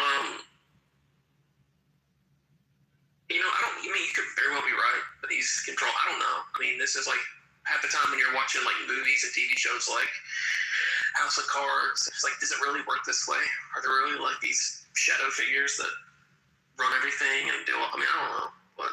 Well, they always say, right, what you know. You know, you can't make something convincing unless you've seen it. And we know they are. We've taped them off. It's just really the question is, how deep could the rot go? How rotten is the wood? And it's tough for all of us, but I don't think that we do each other services by saying it's you and me, you and my neighbor, a guy you used to get together with. I can't find this fag, can't blood for it's all the same fucking rotten fish. Well, the reason people, and I think this is really what got Trump elected the first time. Like, I mean, I was born in '84, so I mean, I haven't had a lot of political elections to really. Trump came out of nowhere, like. 2015, and everybody. False. He did not. He's been England. Are you kidding me? He had a whole TV show. You're fired. No. Let me explain what I mean politically. Okay, he came in those first debates. No pundits gave him a chance. He was considered a joke. Okay, each week as the primaries progressed, he kept gaining, and people were saying, well. Okay, he did well this time, but I can see that this from the start. I can see that this from the start. I'm saying that's why people think that him is a different type of politician who's not in the establishment, who's not. He wasn't. He is establishment. That's proven. Yeah, maybe he's become part of it. No, he's been a part of it. You don't become Jeffrey Epstein's friend over the course of a short evening. He is establishment. He is just as much establishment as is the Mossad. I disagree because how? Because he it's like he did something we had never seen done before in modern times. It has nothing to do with the truth of his relationships. He did do that. The establishment would want Trump not go against they would want him elected, right? They did, yes, because he's stupid and he plays the regime. They were helping against the opposite. I mean, they wouldn't want him elected. Sorry, I said that wrong. So. That they fought. Okay, you can follow two streams of money here. You can follow Brothers' money. No, but Republicans didn't want him either. You realize? Yeah, they didn't want him either. Okay, you can go to the PACs and you can go look at who funded him. It's very simple to look at. And you will see a very weird thing, right? You'll see a very liberal stream of money that comes from Israel, and you'll see a very American stream that comes from the Koch brothers. It comes from the Ellismans. It comes from all of these others. He gets funded by everybody that potentially. But I would encourage you to at least look at his election thing. We're not talking about everyone. We're talking about Donald Trump. The establishment did not want him. They were against him. It doesn't matter because I conceded from the beginning. Try to kill him. So jeez. this doesn't work out the way you're thinking. No, I didn't talk about I feel like actually America was ready for Donald Trump. I conceded that from the beginning. He talks about it being kind of who wants to hear about white toxicity or mansplaining or wolfkin or all this crazy shit that was coming out the liberal side. There was no metering that stuff. It was a whole how far will you let this go thing, and every kind of crazy thing you could pull over they did. But it's not at the behest of Donald Trump. It's at the behest of people who write the Project 2025, the people who want to lock in minority rule, the people who do well with the servant class that they lock out of wealth aggregation. I think they had to adjust after he won in 2016, and then they went balls to the wall stuff winning in 2020. You can think what you want. It's all disjointed and it's crazy. It just happens to be benefiting them every time. Great, in my opinion. I think it's just people are just not used to actually seeing things being done. I mean, honestly, Joe Biden didn't do anything. The guy was half dead half the time. So when you literally see things are actually being done, right or wrong, it actually could be shocking. Like, actually have someone actually doing something. I mean, I don't know. I mean, I don't even think Obama really did that much either. He go pretty far back. So, dudes, what you guys? Obama threw the money at it, and What's Beaver, what y'all talking about? well, we're just taking the TDS tonight. I was doing a TDS check. So, I'm confused by that, man. I know you guys like Pepe, and I don't hate Pepe myself, but why do you guys let Pepe go so hard on the show? You shouldn't let him get to you. He's just putting on a show. Who cares? No, I don't let Pepe get to. I'm asking you, why do you guys let Pepe? You can't say that, Mountain. You freak out. Yeah, you do let You lose your mind, dude. Hold on, guys. Yelling. I lose my mind because you guys allow 4 people to interrupt me, overtalk me. And when Pepe does it, 3 other people are doing it, and you don't say nothing. No, we're trying to calm everybody down, but you don't help out because you start challenging Pepe and it gets messy. Listen, Pepe challenges me too. There's a difference, though.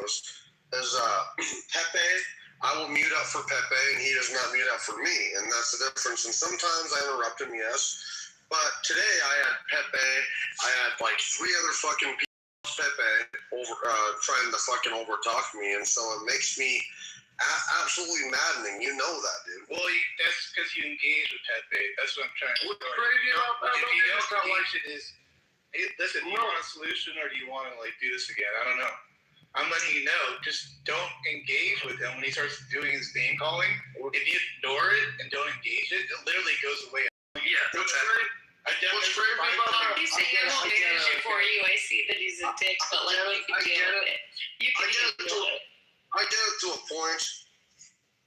Hold on. Wait, let's practice right now. I'm going to call you some names and just let it roll off your back. And I would stop doing it. You shut up, Mountain, you stupid inbred. Yeah, you fucking faggot. Fucking sprinkler maintenance seller, redneck, bootlicking bitch. Bootlicking bitch. stick your tongue in a dog's ass, motherfucker. He's off mute. It worked. He's actually on the phone. He's doing something right now for real though.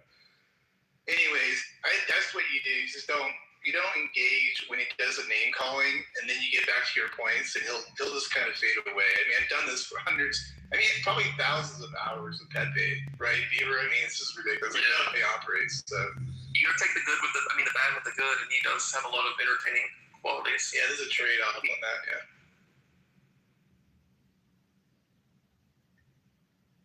I mean, they all can't be Bemis, where it's 100% positive. Bemis, I'm on a big non-spurging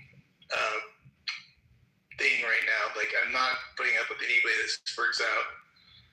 I'm just I know. I was waiting for you. I was like, I wonder how. Please, somebody move us. Please, somebody move us. We need a Viking today. You'll be glad to know something along those lines. That name.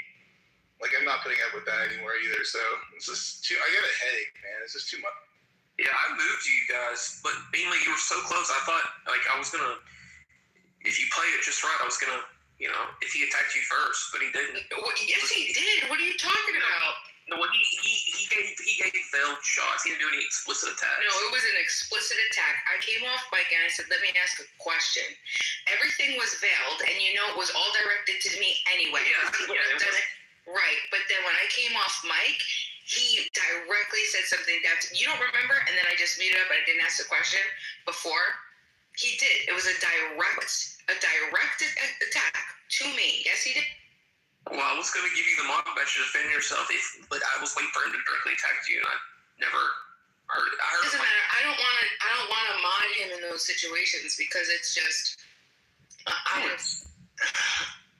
Because he's just. It just makes it worse. He'll blame her for doing what he said she probably didn't do, or maybe did do at that point, but he probably just gets nastier. Bima, will you do me a favor? Will you say this sentence and just normally?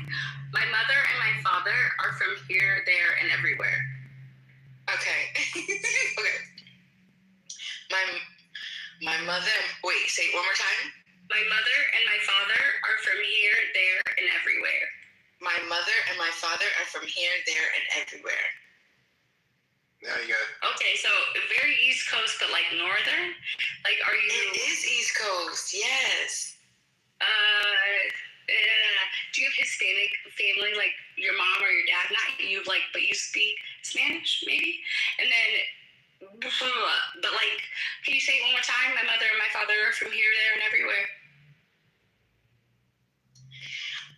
All right, because I'm thinking about it, and I have to just like we have to just have. Puerto Rican. Somebody Puerto Rican you. Señor, muchacho no sabe, señor. No poquito no habla. No, but that's not what I'm talking about. Like, we just have to have like a regular conversation. We need to be talking, and I can't think about it. I just gotta let it. Okay, I'm gonna come back to you, but I know where you. And then it's like, yeah, my mother and my father from here, there, and everywhere. Yeah, they are. Bima has the greatest voice I've ever heard. She's got a great voice, actually. She's angelic. She's got a very special one. Angelic. You're sweet. Thank you. I fell in love with her voice a long time ago, and then she thought I was like some 6-year-old man that had a voice box and couldn't stand it. You literally told us that, and I knew you were joking at the time, but you never came up on stage, and you were always like, "My voice, I can't," and everybody's like, "No, he can't talk because you're a transplant. You moved. You have a hitch in that diphthong." Guys, I'm gonna go now. Thank you so much. It's been a really nice time talking with you guys. Thank you so much. See you around, man. Thanks, Alex. Have a bye.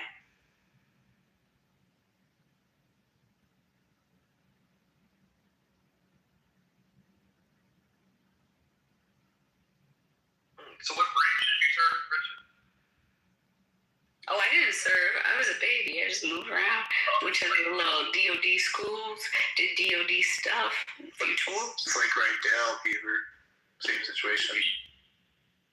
Just did all those tours. We were in Germany twice. We did Fort Bliss, Fort Stewart, Fort Bragg. Oh, yeah, just like you grew up in Germany, didn't you?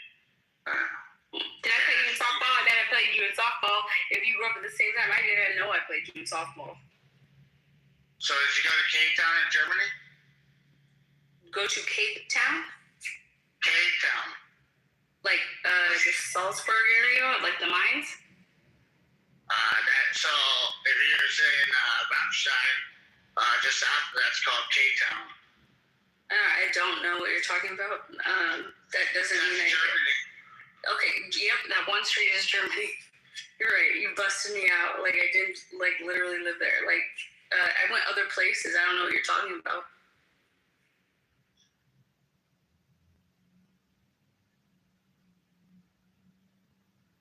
So did you vote for Harris because you hated Trump so much? I didn't hate Trump so much. He just, like, sincerely just seems to be, like, ebbing away at the fabric of democracy. So it's not an emotional, violent thing I experience. which is why I say that, like, I really do feel like the individual person isn't the problem here. I continually point out that the problem is that they're able to create us into, like, 3 Spider-Men pointing at each other as the problem. Don't you feel so refreshed and invigorated when you see Trump go out on stage and his swollen ankles and his inability to speak because he has a little pellet plate on his mouth from doing so much cocaine? No, I don't. Like when he said to he's like, not only he looked straight in the camera and he was like, he wouldn't have 5 like fucking star moments in his whole fucking shit to me. Like he's not like he gives no like sense of presidency. He is not a person with any kind of like he's funny, he's charismatic. He had his thing. He has some great being rehearsed is not presidential either though. But you'd be in jail. I mean maybe not, but if for moment, he's not presidential to me. I mean, he's been charming. He's got his thing. I think it's fine. Like well, we can disagragree on that. It doesn't make you right and me wrong. A lot of people agree with me. I'm kind of tired of people that fake it. Like politicians have got a reputation. And I think that was his appeal, especially at the beginning. Let me finish? I mean, politicians have, that's one thing. They're lying because they open their mouth. They're unauthentic. So I think you're just shocked that this guy is a little bit brass. Yes. So it might not be rehearsed like a politician like Obama who takes, fucking speech lessons and all that stuff. I mean, it's just rehearsed bullshit. I think that my main issue with him is his presentation. That's like literally like why I don't like him because he's not like, he makes fart jokes. You think that's it? I don't know what your problem is with him. I mean, people have got a lot of problems with him, but here's the thing is I don't really care. He's on his 2nd term. Well, that's, I think, the point. You don't care. I don't. What's one policy issue with Trump? Just the other day, last night, he said that he wants to make Medicaid, which is pulled out nationally out of paychecks. He wants to make it state-based. So red states and purple states would have none, and blue states would have all of the Medicaid. That's nonsensical. It's not even how it's drawn out. And he doesn't say it like after a big meeting. He just says it live on stage. It's insane. He isn't a good president. I think he's probably our 3rd best of all time. I would do Washington 1. You would okay. 3, FDR 4, and then dead last I would put Buchanan 45th best. Okay. All right. I have a lot of questions. Like honestly, like based just simply on your 1st and your 2nd. Why would you not? There's a big 3rd one missing there.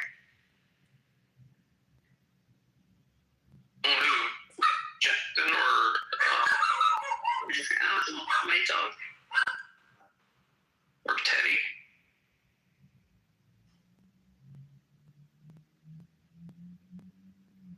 I mean, really though, it is impossible to judge presidents from different eras. Really, a lot of it's circumstantial. Yes, Fema. Anyway, back to what I was saying earlier, man, before I had my grandma call me and shit, but I don't have a problem with Pepe and stuff, man, but I mean, this whole thing, like, this is the Trump room, I thought, right? President Trump. And you allow Pepe to sit here and shit on Trump, and he's got such a platform, uninterrupted, when Pepe, has his spiel. And it could go all day. I know how Pepe is, dude. Pepe likes to hear his own voice. So you guys don't say nothing, and I don't interrupt. I let Pepe go off, bro. As soon as I talk, he interrupts, and you guys say nothing. And I'm sitting here trying to defend the country and Trump and the cause, and you idiots, Beaver and Matt, sit there and say nothing. Now see, now you're bitch. Stop fucking complaining, dude. If you don't like it, it's otherwise it's an echo chamber. Why do you feel like it's like the cause is like? Could you not maybe like? This is a sincere question. question. I'm not saying everything you've done up until this point is wrong. But like, I want to know you specifically. Like, if you feel like this guy comes in and dumps on y'all, and I have never been here, I literally downloaded this app today. So like, but like, you love this obviously a bunch, okay? And I can't take that away. I can't like even explain it away. I can't say you're a made up person, okay?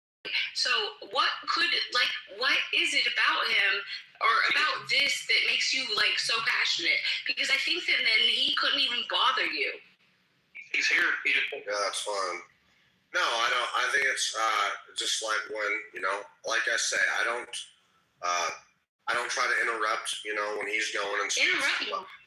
I don't want to, because it's, listen, I've been on this for a long time and it's exhausting. Like, interrupting when you only got one mic it's exhausting, and it makes me just like not want to fucking, you know, engage. So I agree, Mountain. It's exhausting, man. Cutting out, Steppy. I'm unloading right now. Like, can you hear me better? Yeah, a little. Yeah, I can hear you, dude. Hey, dude, I like Trump, but you know, when he said you're defending the country and you're defending Trump, no, Trump could do that, my guy, dude. I mean, I get what you're saying. Because you're a passionate man. I respect that. You're a passionate man. But don't waste your time trying to beat the war drum and go out fight the fight. Trump can make it happen. America, we're seeing it every day with what he's doing, sir. Listen, man, it's not that. It's just, here's the fact, is that we have a bunch of people on the left, most people on the left that are shitting on Trump. We have the media that's shitting on Trump. We have plenty of anti-Trump people on the left. And we have a bunch of people on the right who want to do it too. And they die on some dumb fucking hills.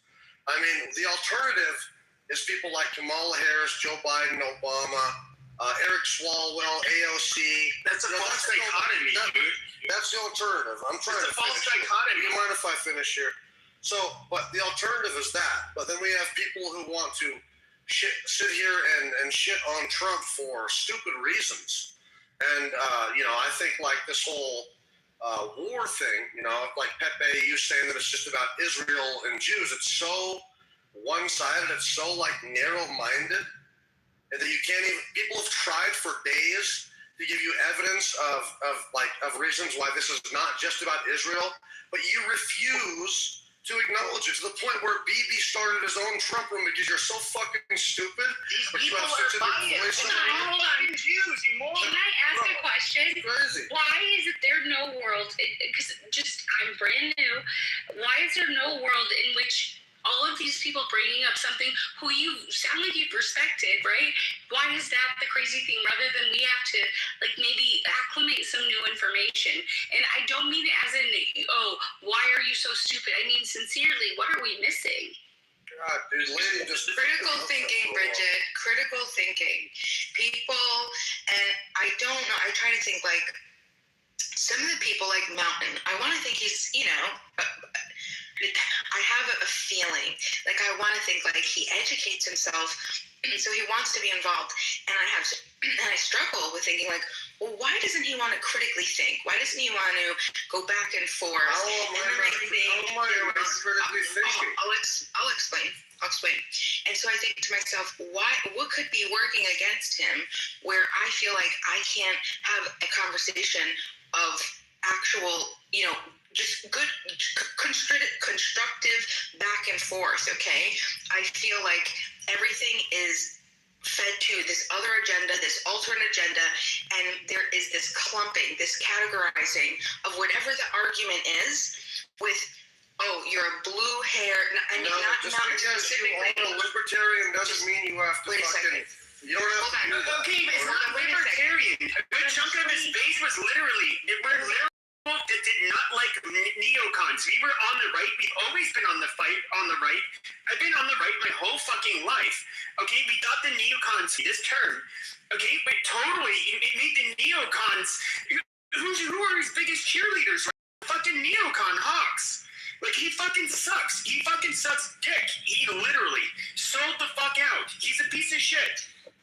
What's just That's crazy what I was about saying. that is one little. I wonder if there was like if there's this exhaustion behind the two-party system, stressing each other out to the point where we have to categorize and assume that everybody is all about one thing or another. This is what they've invested in. And we stack up a bunch of different claims in our mind, which aren't even being made, right? Because I've also taken the position that Pepe's taken about Israel and Trump, but I have no problem with Trump. There's a lot of things that I really, really love about Trump, but I can also be critical of him in some scenarios. But if you were to even forget just Mountain, if you were to go and talk to people you don't know, people who are pro-Trump, they're going to be, if you just give any type of criticism, they'll immediately categorize you as the enemy. And I think that's the biggest problem. But it's not specific to only the right. The left does the same exact thing. Both sides have completely exhausted each other. So how can we get back to having a conversation of substance about just what it is? This is just what I've been thinking about. Like, how do you get it back to where you want to walk up to someone's porch and say, hey, how's it going? And like, you have like just a general sense of like, it's not us. Let the rich people eat themselves. Okay, you know, we're arguing politics online because we all want to. Okay. Yeah. I don't go up to random fucking people and say, who did you vote for? And then wait for them to give a response I don't like. But we come online to debate shit that we do not do in person. Like, we talk about, you go online and talk about shit like race, religion, politics, I said all the shit that people will fight about. My neighborhood. I didn't say.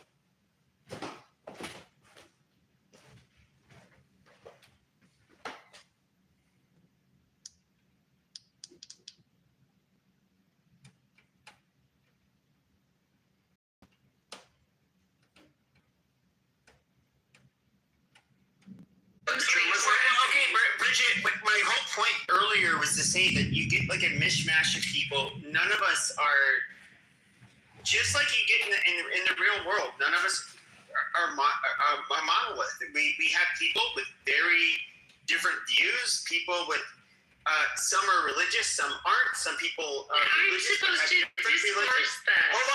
Hold on. You get people that are just, even amongst those that are religious or aren't religious, even though people who aren't religious tend to be more offensive, you get the people that are like very, I don't know, I guess you would call them pearl clutchers, where I wasn't they're like super against. Hold on. I asked about mechanism. And No, you were super offended. You called it out. Yes, you did. I asked about mechanism. No, I'll just say this. Shut up.